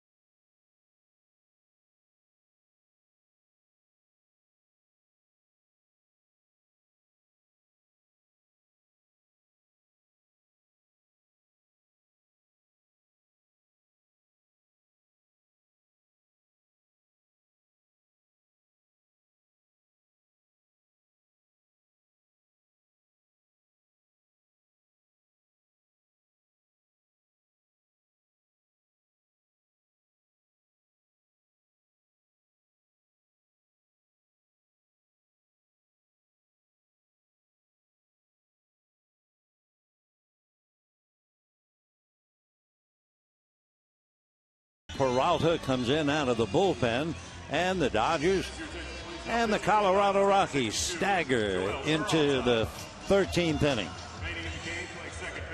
Peralta becomes the 9th Dodger pitcher. Meanwhile, Colorado has used 10. Peralta has had neck problems. Now off the DL, Dodgers will have an opportunity to take a good look at him. 39 years old, out of the Dominican Republic. He was signed way back in 1996 with the A's. He's been together with J.P. Howell 3 times at Kansas City, Tampa Bay, and the Dodgers. And he'll start off facing Carlos Gonzalez, Noel Arenado, and Ben Paulson. Gonzalez is 0 for 5, and it's been a very quiet 0 for 5. 3 strikeouts, topped a ball in front of the plate, and grounded to second. Dodgers load up the right side. Turner's all alone on the left, and here we go. Change for ball 1. So the Dodgers have Gonzalez, Torres, and Seager on the right side. 37 home runs for Gonzalez. 1 ball, no strikes. 1-1. Dodgers scored a run in the first. Rockies scored 3 in the 4th. Dodgers came back with 2 in the 7th. Rockies then scored 1 in the 11th. Dodgers did the same thing. So here we are in the 13th.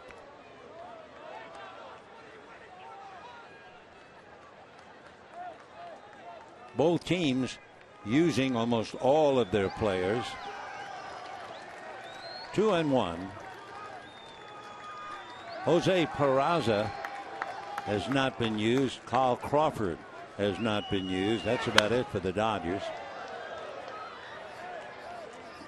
For Colorado, they still have an ace in the hole. That would be Willen Rosario. He's the only one who hasn't played as far as position players are concerned. And since we have gotten this late in the evening, the mists have come back. 2-2.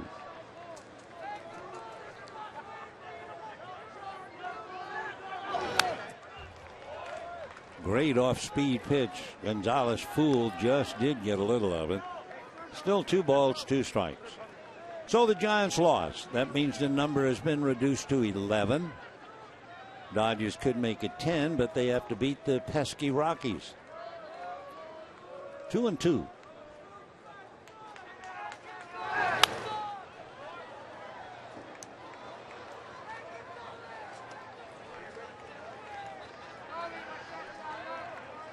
Four runs, 11 hits for the Rockies with 1 error. 4 runs, 9 hits, and 3 errors for the Dodgers.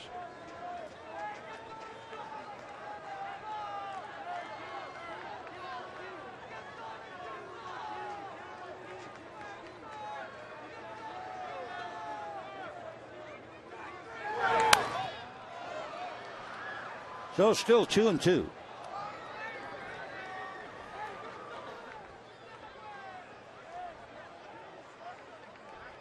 Gonzalez, coming into this series, was hitting a home run about 7% of his plate appearances. 22 of his home runs hit in Denver. He has 13 home runs from the 7th inning on.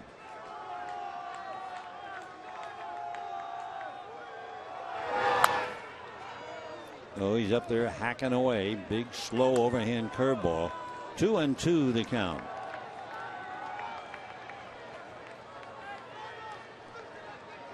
.33 of his 37 home runs have been hit against right-hand pitching.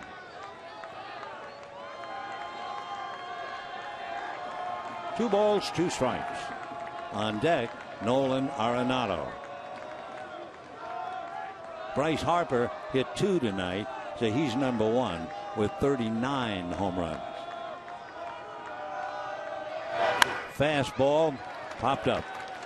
In fact, it looked fast. The gun says no. Meanwhile, it's an out as Seager takes care of it.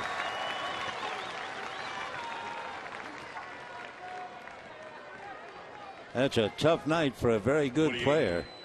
Carlos Gonzalez goes 0 for 6 and does not hit a ball out of the infield. Now Nolan Arenado lined out, 2 singles, fouled out, fly to center.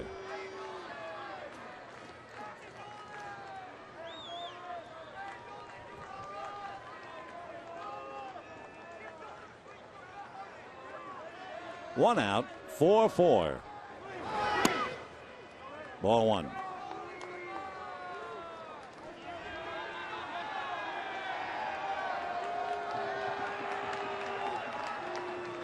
All things considered, the rain and all these pitchers, the mound has held up. The downside where they all land, the landing area. 1 ball and 1 strike.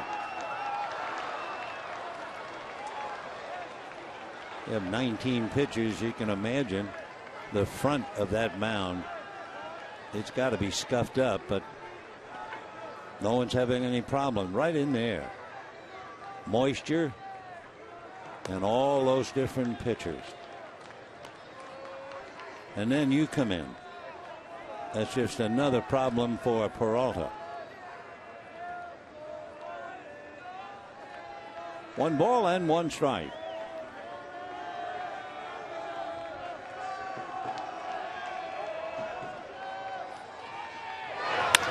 Ground ball to Seager.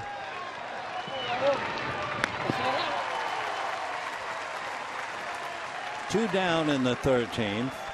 Ben Paulson who came in to run for Morneau in the 11th inning, is coming up. Paulson is from Ackworth, Georgia. He went to school at Clemson. First baseman number 10. 28 years old come October, and certainly big enough to play the game. 6'4" and a little over 205 pounds. Paulson, 10 home runs, 45 runs batted in. His dad is the assistant coach who became the head coach at Clemson, moved on to Winthrop. Off speed, ball one.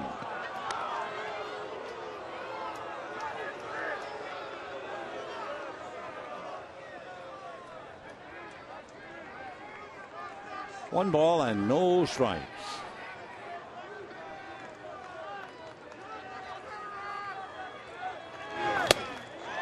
And a one. Off speed, kind of looped his bat a little bit. Been signed in 2009. Been up and down the last 2 years. Colorado Springs to the Rockies, back down to Colorado Springs, and back up again.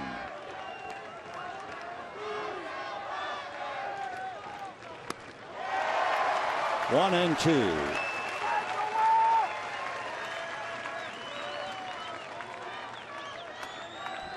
You want to talk about a tough assignment? It has been written. Ben Paulson was signed to replace Todd Helton. Really?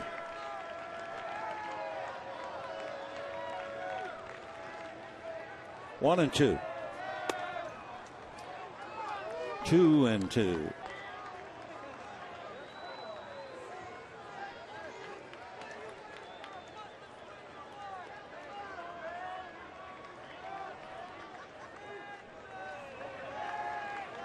Two balls, 2 strikes, and 2 out. Little roller. Seager has to come in a hurry. Makes the play. So Paulson taps to short. Down go the Rockies. And we're heading to the bottom of the 13th in a 4-4 tie.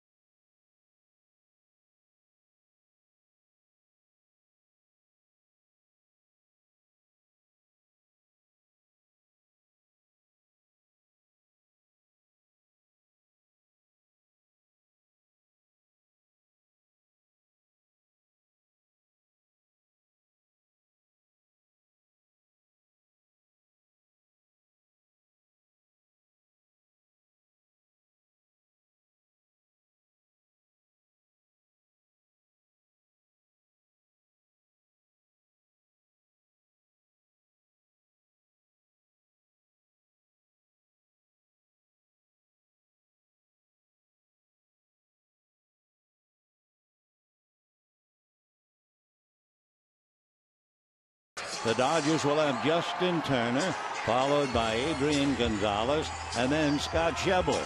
And if anybody gets on, Corey Seager. For Turner, he singled to short, walked, twice flied to center, and last time up, hit a shot into right field for a base hit.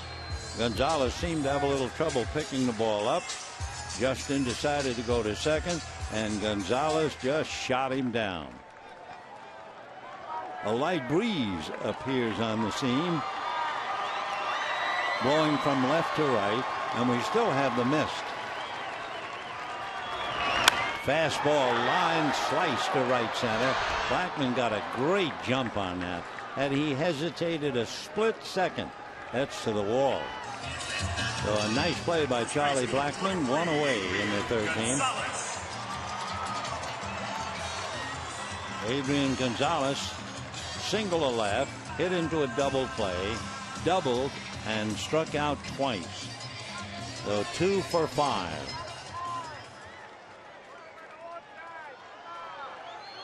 They do not have the loaded right side. Pretty orthodox, at least for the moment.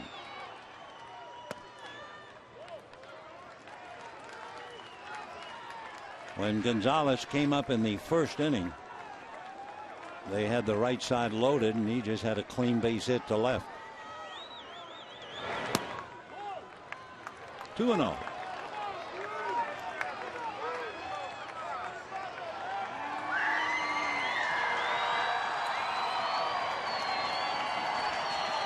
One and one.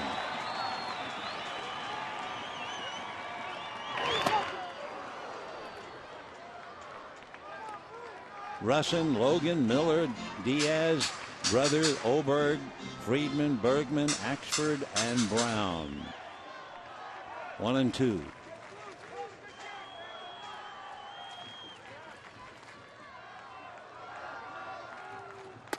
Two and 2.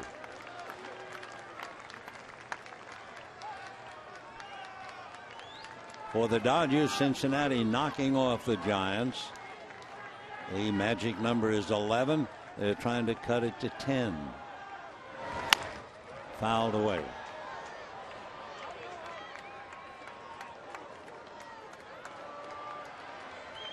Four runs, 11 hits for Colorado. 4 runs, 9 hits for the Dodgers. No home runs. A triple by Morneau when Heisey slept. A couple of doubles, Ruggiano and Gonzalez. 2 and 2.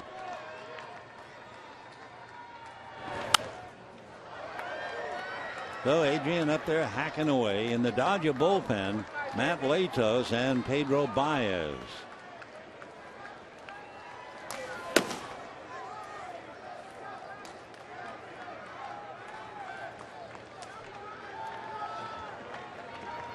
One out, 13th.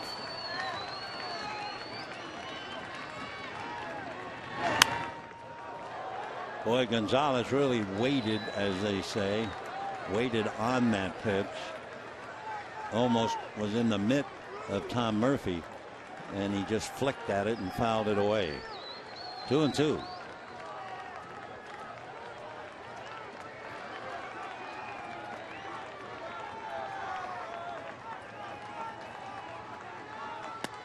And 3 and 2. Scott Schebler on deck. Schebler has walked twice, coming in late in the game.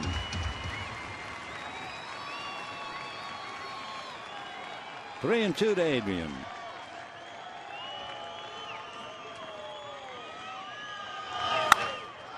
High fly ball, but that's all it is.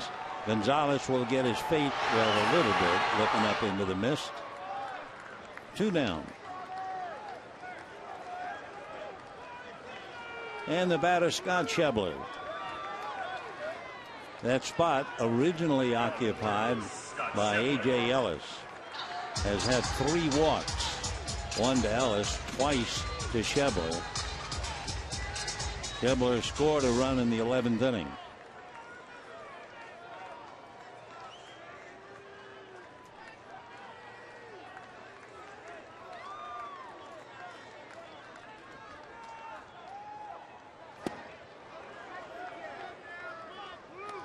On 1.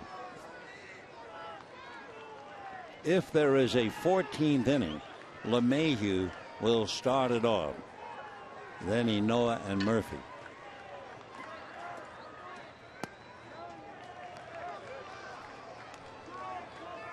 The extra innings, the light mist, the hour, 11:35.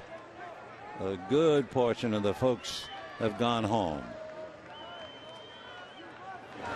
Breaking ball, base hit to left field. Schebler will hold with a 2-out single. So he's had 3 at-bats tonight, and he's walked twice and single left.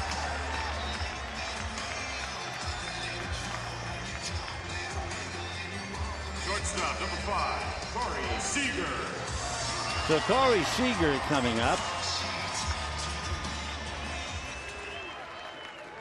Seager tonight grounded to short, grounded to second, walk, reached on an error, and singled.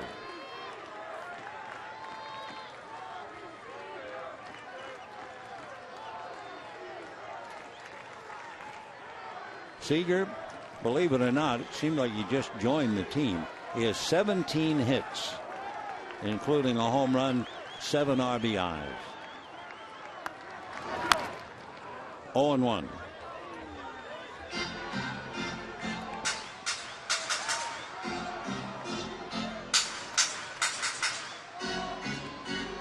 Schebler, a little bit tough to score, having been picked off in that bunt situation back in the 9th. He's not taking much of a lead. Barely off the bag. A shot speared by first baseman Paulson. So no runs, 1 hit. Seager losing an extra base hit that could have won the game. And we are heading to the 14th in a 4-4 tie.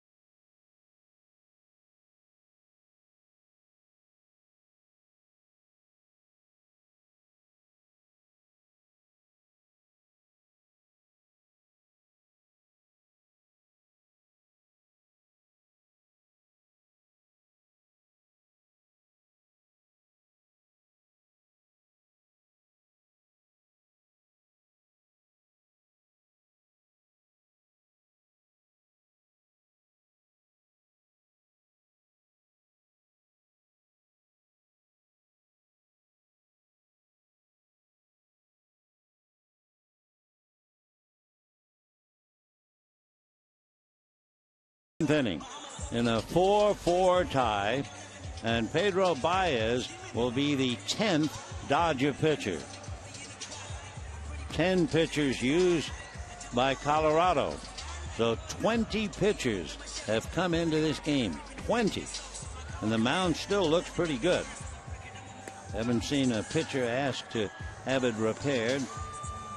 Eric Hansen and his group establishing a very good work center right in the middle of the diamond.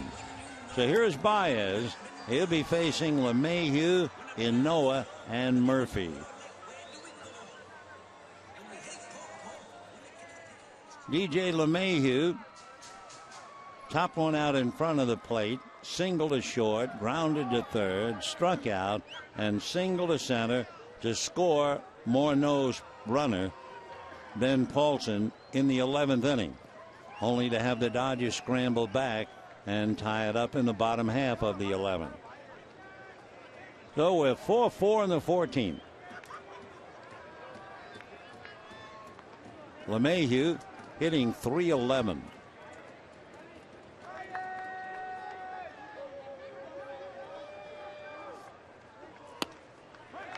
And a strike. Baez, one of those guys you can call 90 miles an hour off speed. He'll hit 97. He's 4-2 in his 45th game. 8 walks, 52 strikeouts. Fastball, that's more like it, at 97. 0-2 the count to LeMahieu. He has 6 home runs, 55 runs batted in.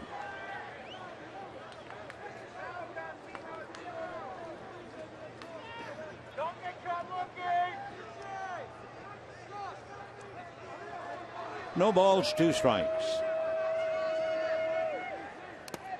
Ball 1. For the Dodgers, just about the whole staff. Latos down there in the pen. Anderson, Howell, Avilan, Hatcher, Johnson, Thomas, Nicasio, Garcia, Peralta, and now Baez. Fouled away.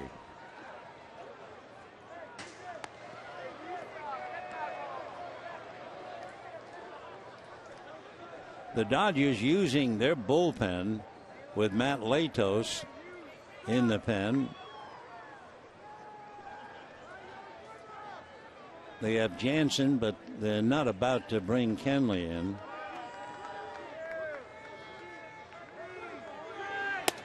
2-2.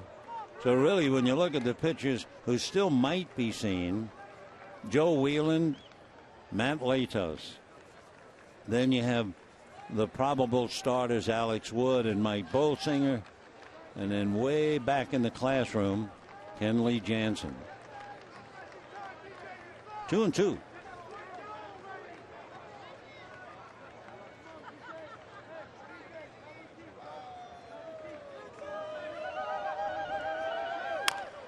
Little roller to third. Turner throws on the run, right on the money.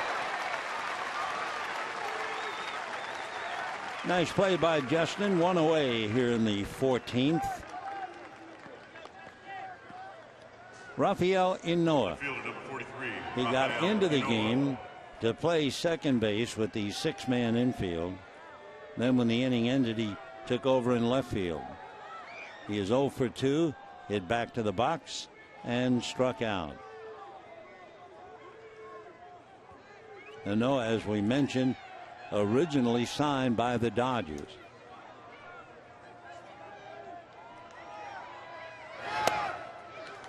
Oh, 0-1. If I remember, Inoa was in the Dodger organization and he asked to be a free agent. I guess he felt that he was not going to go anywhere, and the Dodgers agreed, let him go, and he's playing in the big leagues. 0-2.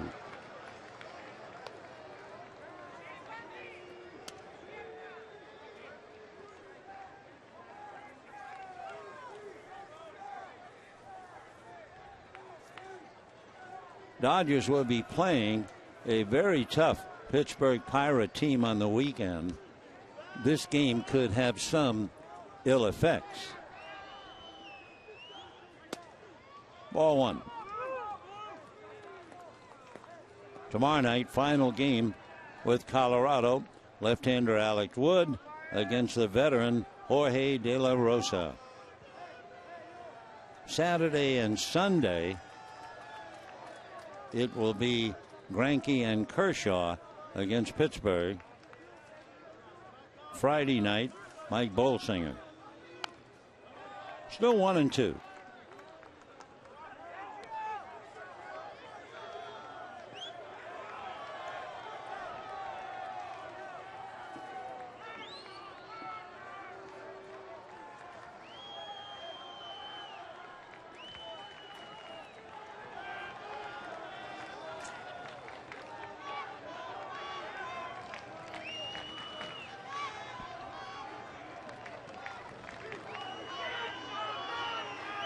One and two.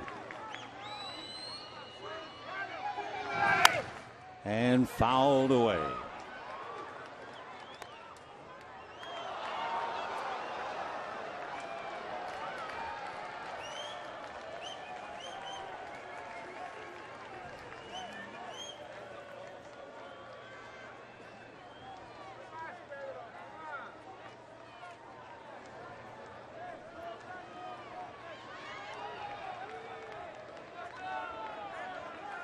You know, we mentioned the fact, according to the Dodger PR sheet, that Bolsinger pitches Friday with Greinke and Kershaw.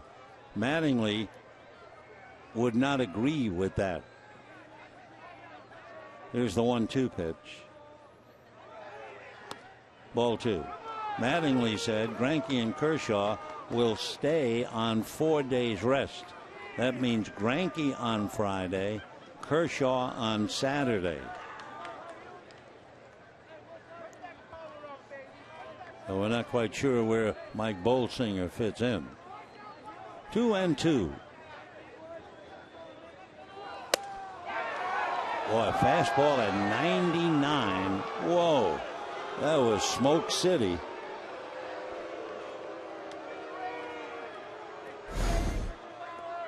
Take another look. Just out of the zone. How in the world can you throw a ball 99 miles an hour? How can you possibly hit a 99-mile-an-hour pitch? How can you umpire a 99-mile-an-hour pitch? Oh, he dropped down to 98. So Rafael Inoa giving it a battle.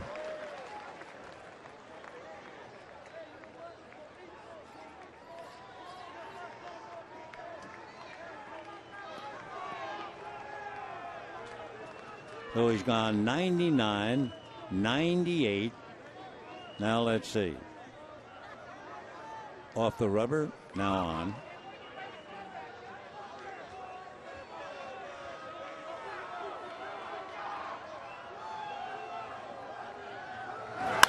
And line to center, coming up Heisey to pick it off. So Inoa had a pretty good at bat. Lines out to center. And we have 2 out here in the 14th. Tom Murphy, the catcher, will be coming up. 30, Tom Murphy.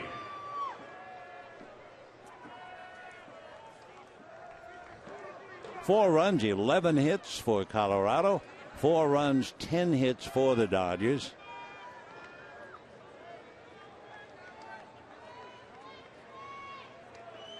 Murphy has taken over for Garneau behind the plate. Fly to right, 0 for 1.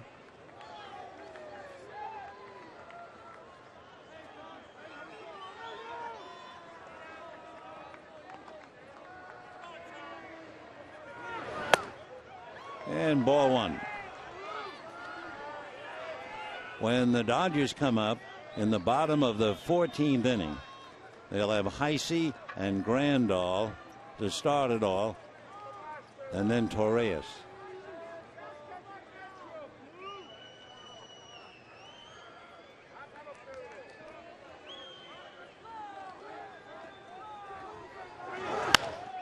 Slicing pop fly down the line. Adrian trying to get under it and puts it away. So we are going to the bottom of the 14th in a 4-4 tie.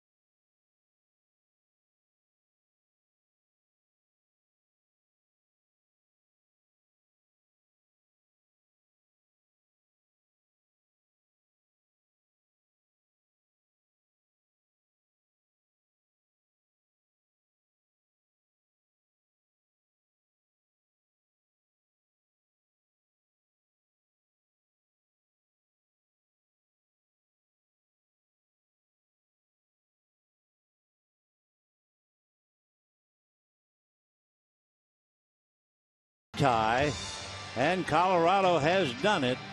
They bring in their 11th pitcher, and that's Simon Castro. He's from the Dominican.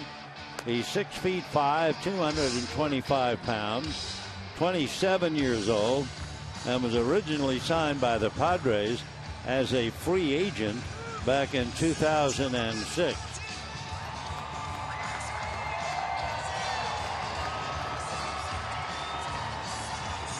Chris Heisey will start it off.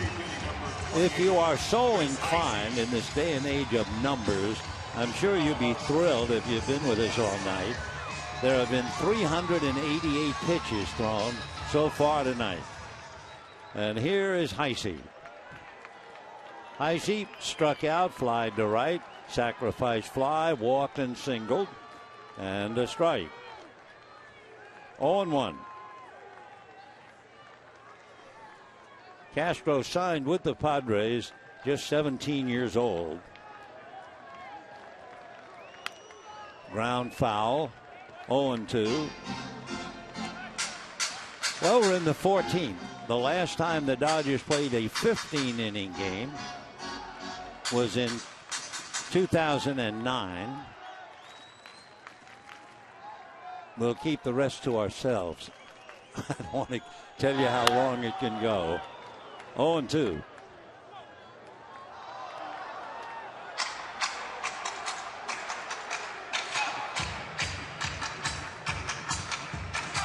Four runs, 11 hits for Colorado. 4 runs, 10 hits for the Dodgers.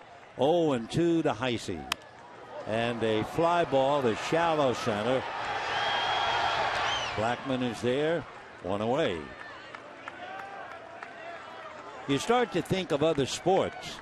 You start to think about 2 weary heavyweight fighters. They played 10 rounds, and they're going to go at least 15, and they just can't seem to do much. That's the way it looks. Here's Grandal. Yasmani could have won the game twice. A fly ball would have done it in the 9th. Fly ball would have done it in the 11th. He fouled out and hit into a double play.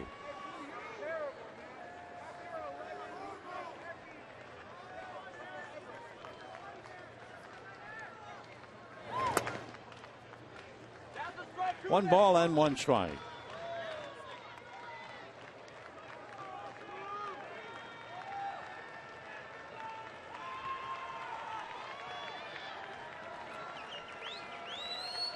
One ball and 1 strike. Fastball away. Dodgers are going to be playing Pittsburgh on the weekend. Pittsburgh will see Greinke and Kershaw. They saw John Lester today, and they lost to Lester 2-1. And they're going to see Jake Arrieta tomorrow before getting here to see Greinke and Kershaw. So the Pirates, who are hanging very tough on the heels of the St. Louis Cardinals, they were just 2.5 back at the start of the day. So the plot really begins to thicken now once we get past the 15th of September. Giants lost. Number is 11. Dodgers, should they win, can reduce it to 10. Nope, for Grandal. Last night was a beautiful evening for him, but he goes 0 for 3 tonight. 2 out in the 14th inning. Second baseman, number 59. Here's Torres. Ronald Torres. Ronald popped to short. That was back in the 12th inning. Stayed in the game and bats 9th.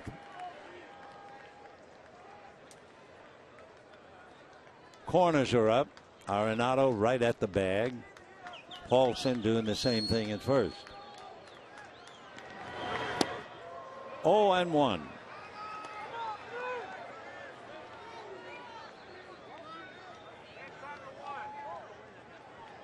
Torres, 23 years old. Labor Day. 1-1.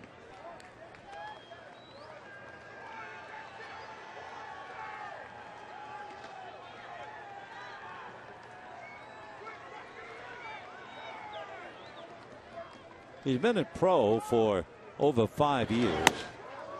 Way out in front.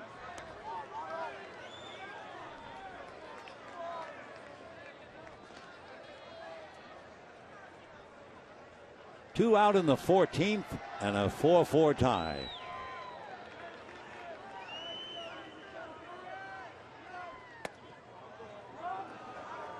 Two balls and two strikes.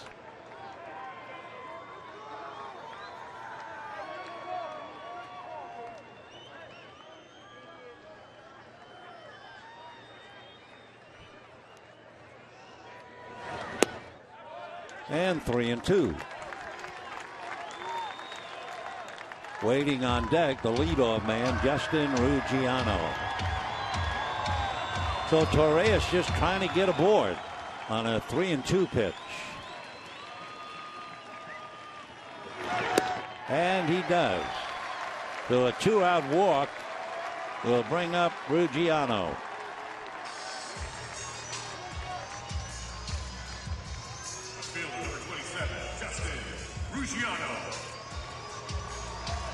Ruggiano doubled in the first inning. He has gone 0 for 5-6, so 1 for 6 all told, batting .360.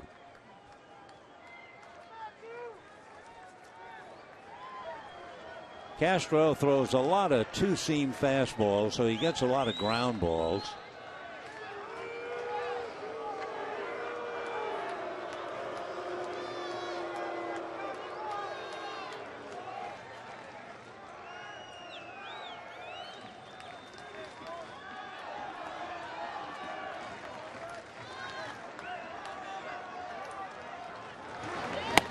And a strike.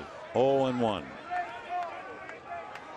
Fastballs and sliders. Pretty good changeup. In fact, his changeup has some sink to it. They say it looks a little bit and acts like a splitter. 0-1. High fly ball, very playable. Blackman is right there. Well, okay. We have 14 innings in the books.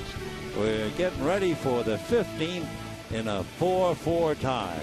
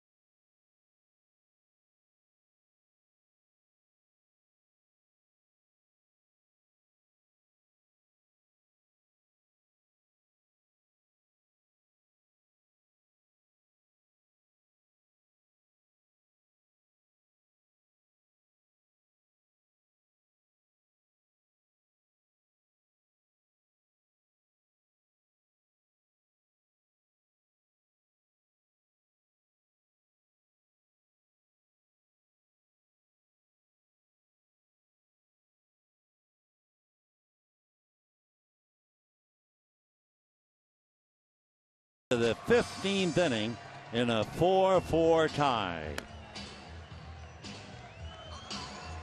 Pedro Baez going to work. The last time the Dodgers played 15, 6 years ago in St. Louis. Yep, there it is. Tomorrow is no longer another day. It has arrived. So the game in about 10 minutes will be 5 hours old. And here's Daniel Descalso batting ninth. Then Charlie Blackmon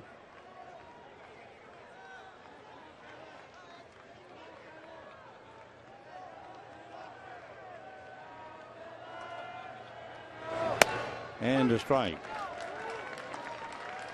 In Reyes' spot, you have Simon Castro due up second.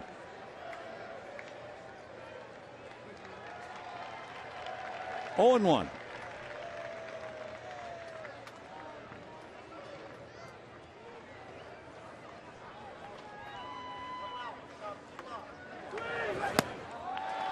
You know, that 15-inning game at St. Louis, the Dodgers started a second-year left-hander by the name of Clayton Kershaw. Clayton threw 8 shutout innings in St. Louis. That game lasted 4 hours and 53 minutes. Russell Martin, Yadier Molina went the distance. Can you imagine? Cardinals won the game 3-2. How'd they win it? Albert Pujols had a walk-off single.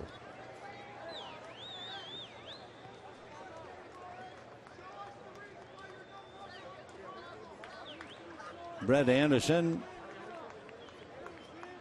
working on a bat that belongs to Scott Van Slyke.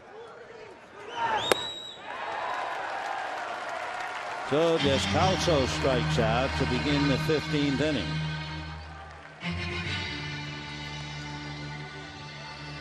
Number 19. Baez, working his second inning, has retired 4 in a row. The last base hit for Colorado was a single by LeMahieu that scored Paulson running for Morneau. That was back in the 11th inning. The Dodgers have had 1 hit in the 13th since their score in the 11th. 4-4 in the 15th.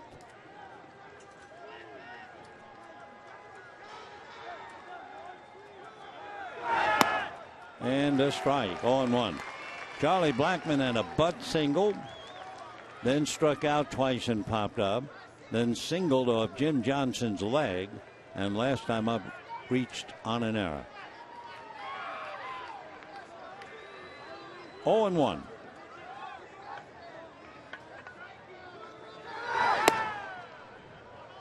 Baez still throwing hard at 97. Willen Rosario, just about the last man they could use, and Rosario is out on deck. One reason they kept him, yes, he plays first, but he's also a catcher. They've already used Garneau and Murphy. 1 ball and 1 strike.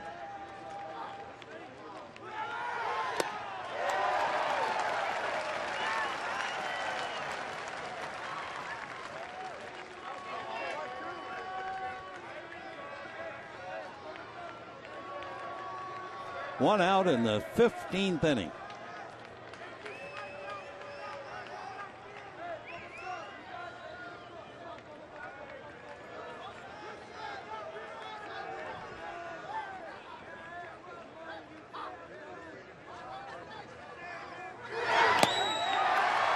So Charlie Blackmon strikes out a 3rd time. 2 down in the 15th inning.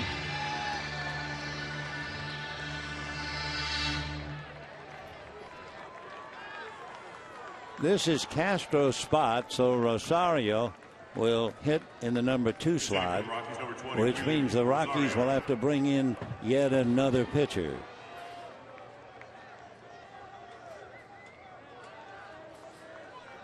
So Willen Rosario, 5 home runs, 25 runs batted in. Rosario played first base last night and went 0 for 4. Foul back. Hit a couple of balls right on the button. Lined out to deep right center. Jock Peterson made a great running catch. Later in the game last night, he lined out to Seager at short.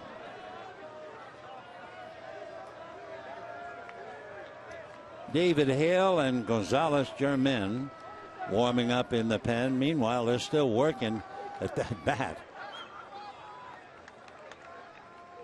Idle hands, the Devil's Workshop.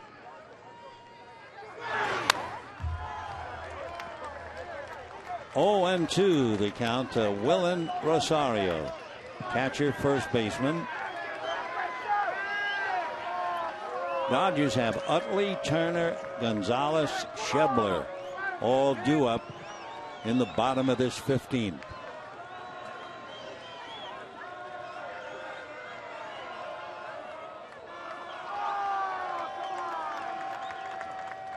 Oh, and 2. All right. All Baez does is strike out the side in the top of the 15th. And we are heading to the bottom of the 15th inning in a 4-4 tie.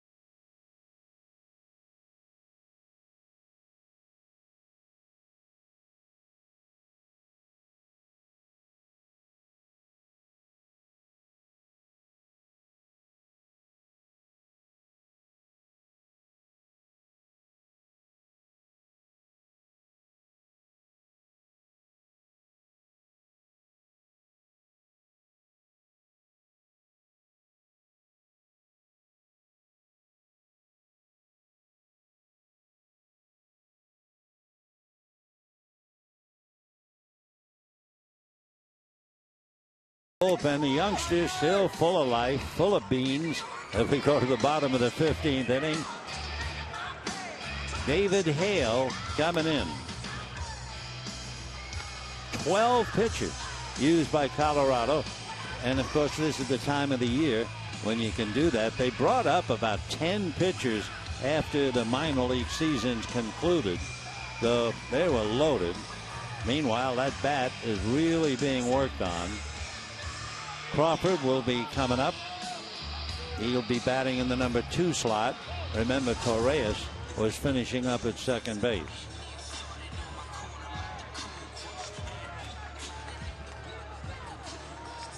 So the Dodgers will have Crawford, Turner, and Gonzalez.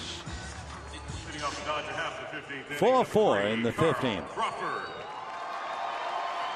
Crawford hitting .266. 4 home runs, 15 runs batted in. Followed by Justin Turner, Adrian Gonzalez. Fastball misses, ball 1. David Hale, he's from Marietta, Georgia, working on Crawford. David 6'2", 200-pounder, 28 years old. Falling behind 2-0. He was a 3rd-round pick by the Braves out of Princeton back in 2009. And he is behind now, 2 balls and 1 strike.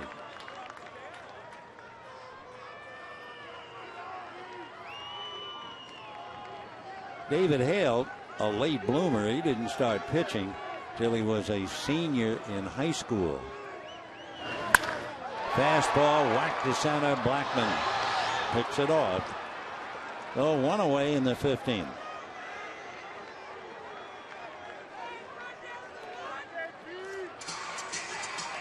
Third baseman number 10, Justin Turner. Justin Turner coming up. Turner single to short and walk. Twice fly to center. Single to right, was thrown out by Carlos Gonzalez and then lined out. So 3 times he hit the ball to the center fielder, Charlie Blackmon. On deck, Adrian Gonzalez.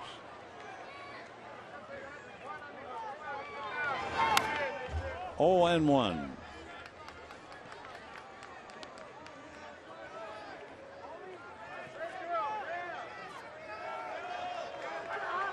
David Hale graduated from college with a degree in economics. Nice degree to have coming out of Princeton, especially. 0-2.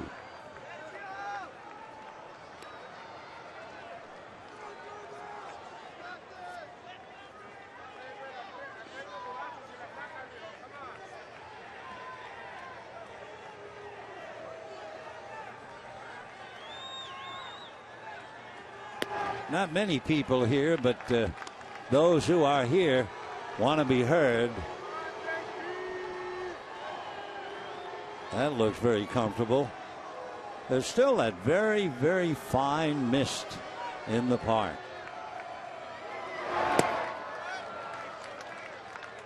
Two and two.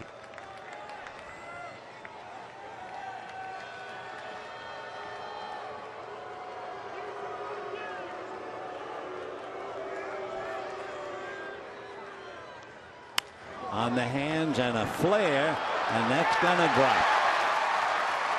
So after all the balls that Justin hit hard, he seemed to be jammed, but is able, strong enough to muscle it for a pop fly single. Got him in there, couldn't extend the arms, but it doesn't say you have to hit the ball hard. So a pop fly single. So that means Justin has 3 hits tonight. Adrian Gonzalez has a single and a double. He has scored a run. Struck out twice.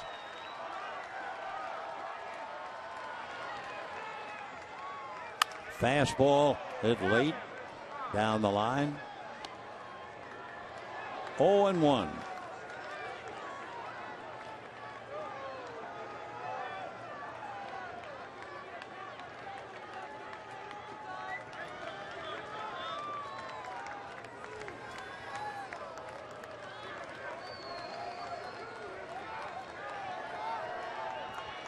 No balls, 1 strike.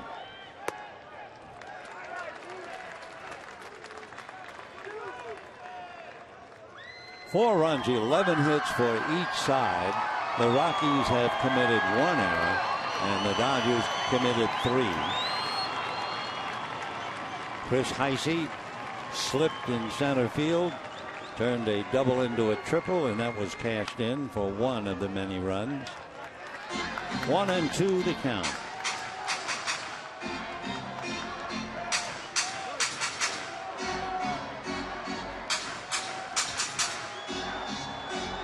Well, once upon a time, we had 45,311.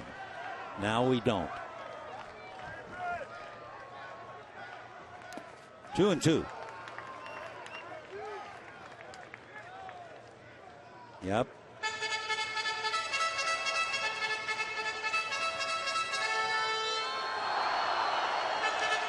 But those who are here, they're having a ball.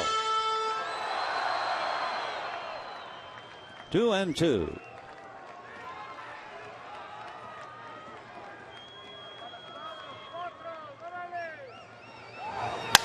And that's going to be speared for 1 and for 2. So the double play, 6-4-3. Gonzalez ends the inning, and we are ready for Sweet 16 in a 4-4 tie.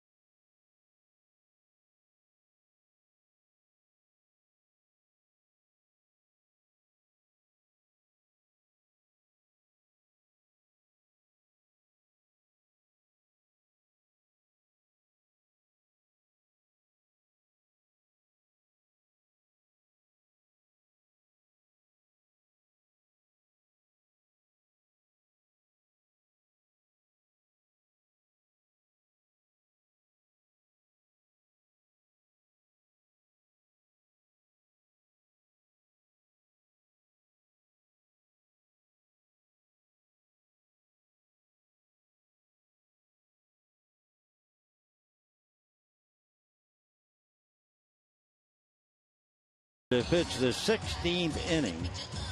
Latos becomes the 11th pitcher used by the Dodgers. 12 pitchers used by Colorado. You couldn't do this during the regular year, but of course September 1, a lot of teams bring up a lot of people, so all of a sudden we're not playing the regular game that you would see in the first 5 months of the season. So in the 16th inning, 4 runs, 11 hits, 1 error for the Rockies. For the Dodgers, 4 runs, 11 hits, and 3 errors. Here's Latos, formerly a starting pitcher. He was then called the long man in the bullpen. Well, the long man tonight waited 15 innings before getting into the game. In the 16th inning, he'll face Carlos Gonzalez, Nolan Arenado, and then Ben Paulson. Carlos Gonzalez probably having as tough and bad a night as he's ever had with a bat. He's not only 0 for 6, he has struck out 3 times, and he has not hit a ball out of the infield. And he's a very good player to come up there 0 for 6. Turner all alone on the left side. They've loaded up the right. And foul ball on the foot.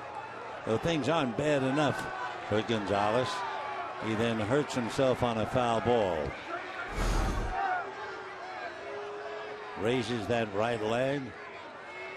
Promptly fouls it right down. It looked like on the instep.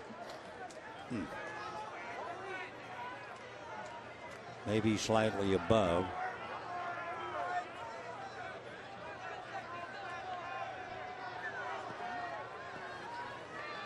After 15 innings, after going 0 for 6, after striking out 3 times, you foul a ball off your foot or ankle.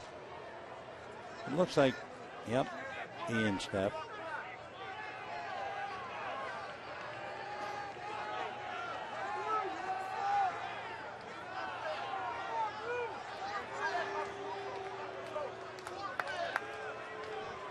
I don't know who could play the outfield if Gonzalez got hurt. Probably a pitcher. They've used everybody else. No balls and 1 strike.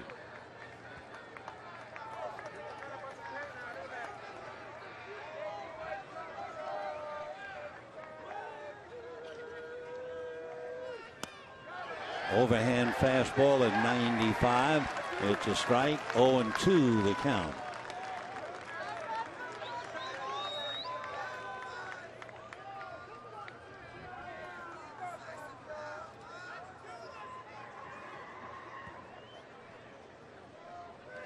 Matt Latos, big man, 6'6", a good 235 from Virginia.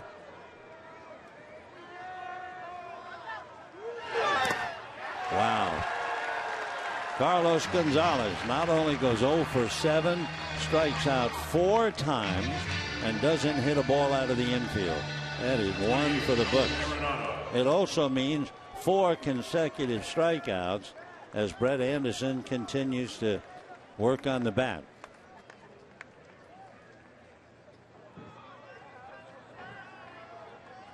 So Latos takes care of here's Gonzalez. He goes, and Arenado picks up the bat. And a high fly ball to center. Back goes Heisey. No reason to hurry. That's in the seats. Nolan Arenado hits it out. And Colorado takes a 5-4 lead. For Arenado, that would be his 39th home run of the year. That would tie him with Bryce Harper. Ben Paulson. Take another look. He went down to get it around the knees, and Nolan hits it out. Heisey starts to go back, and he just runs out of real estate. So Nolan Arenado breaks the tie with his 39th home run. It's 5-4 in favor of Colorado. Ground ball to Gonzalez. Fair ball. He'll feed Latos. That'll do it for Paulson. 2 out in the 16th inning. So Matt Latos serves one up. Number 9, DJ LeMahieu. Latos, as a Dodger, has allowed 3 home runs. A very animated Nolan Arenado in the Colorado dugout. So here's LeMahieu. He has 2 hits and a strike on 1. When the Dodgers come up in the bottom of the 16th, Schebler, Seager, Heisey. If anybody gets on, Grandal. That's a strike. 0-2 to LeMahieu.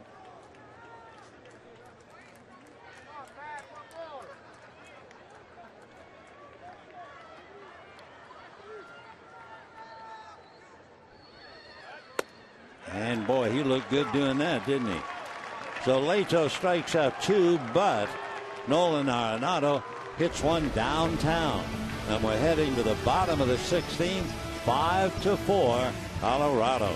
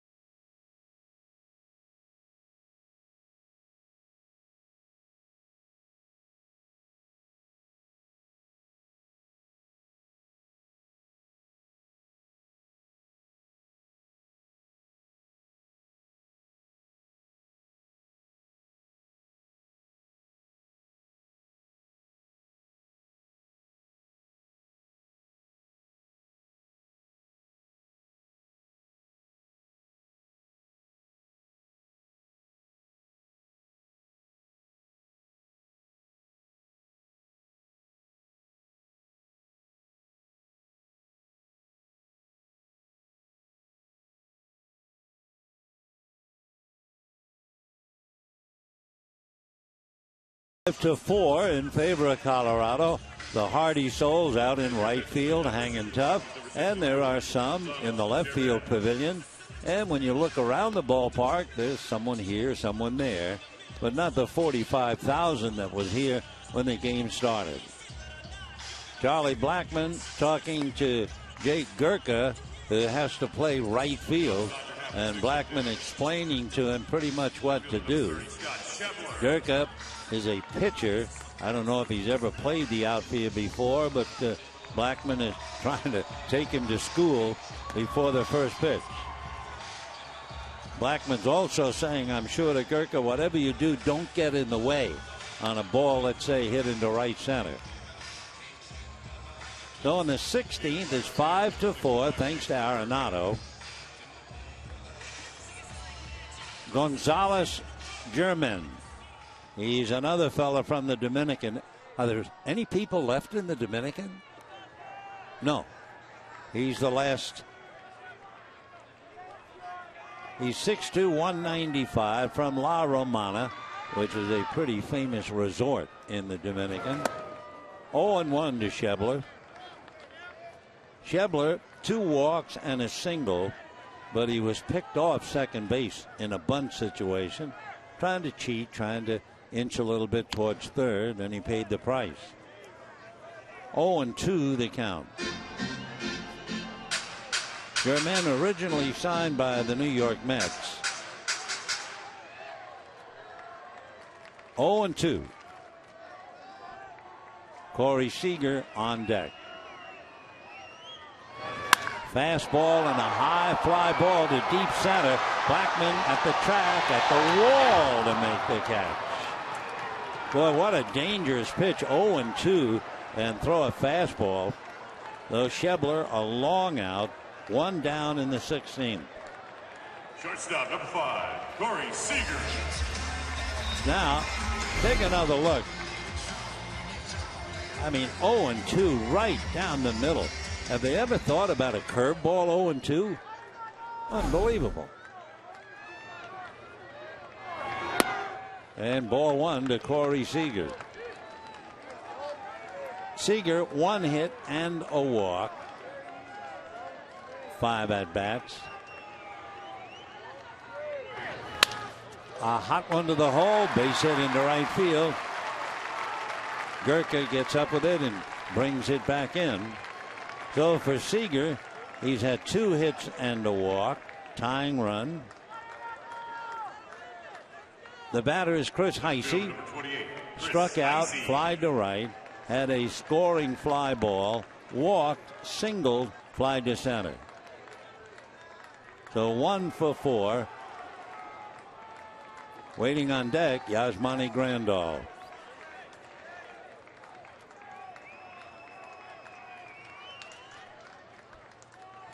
Dermott made his debut with the Mets in an extra inning game 2 years ago. Bunt attempt is missed. 0-1. Gonzalez, Germain.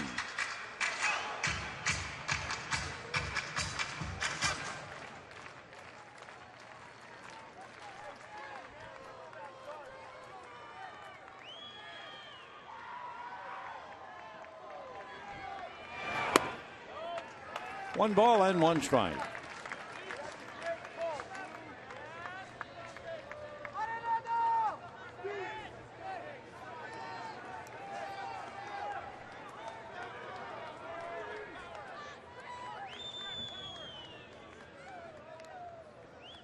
Thirteen pitchers used by Colorado tonight. Chopper foul, 1-2.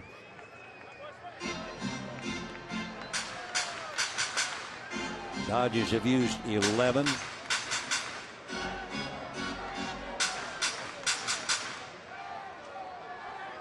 For the moment, at least, David Hale would win this game, and Latos would lose. In the dirt, nice block. Tom Murphy all over the place. 2-2.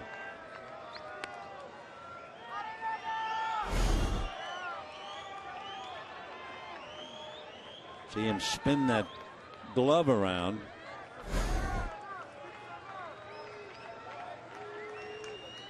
Seager off the bag at first with 1 out. 2-2 count.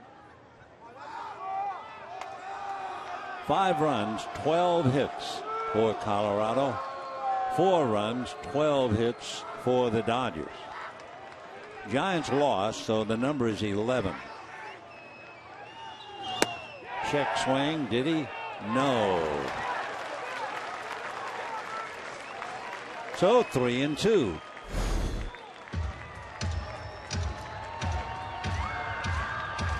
Yeah, that just did keep that bat back.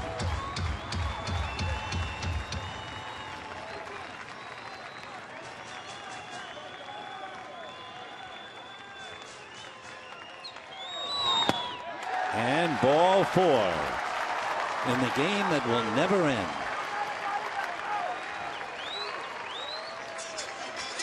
First and second, 1 out, and Yasmani Grandal. Number 9. The German on a no-ball 2 strike threw a fastball to Schebler, who just missed hitting it out. Then he gives up a single to Seager, and he walks Heisey.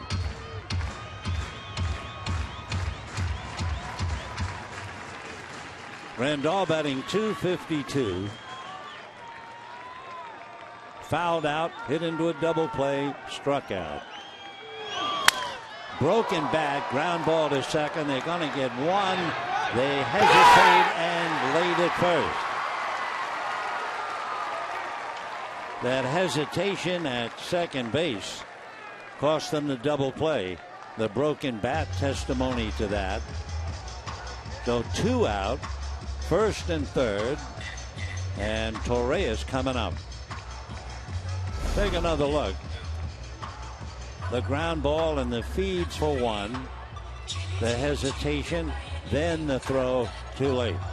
That was Rafael Inoa, who has been all over the lot playing shortstop. For 59, Ronald Torres. So 2 out, Ronald Torres coming up. 2 down in the 9th, 5-4 Colorado. Torres batting 9th, popped up in the 12th inning and walked in the 14th.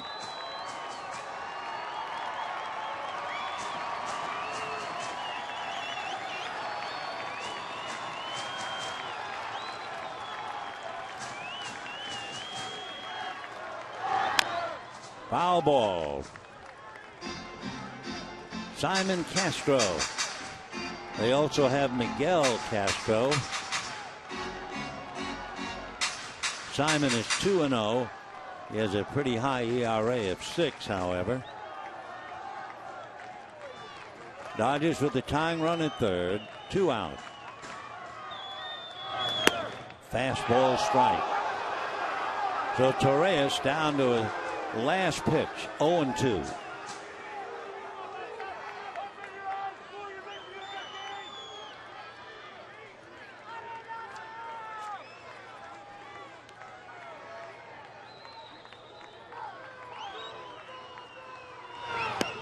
Got him.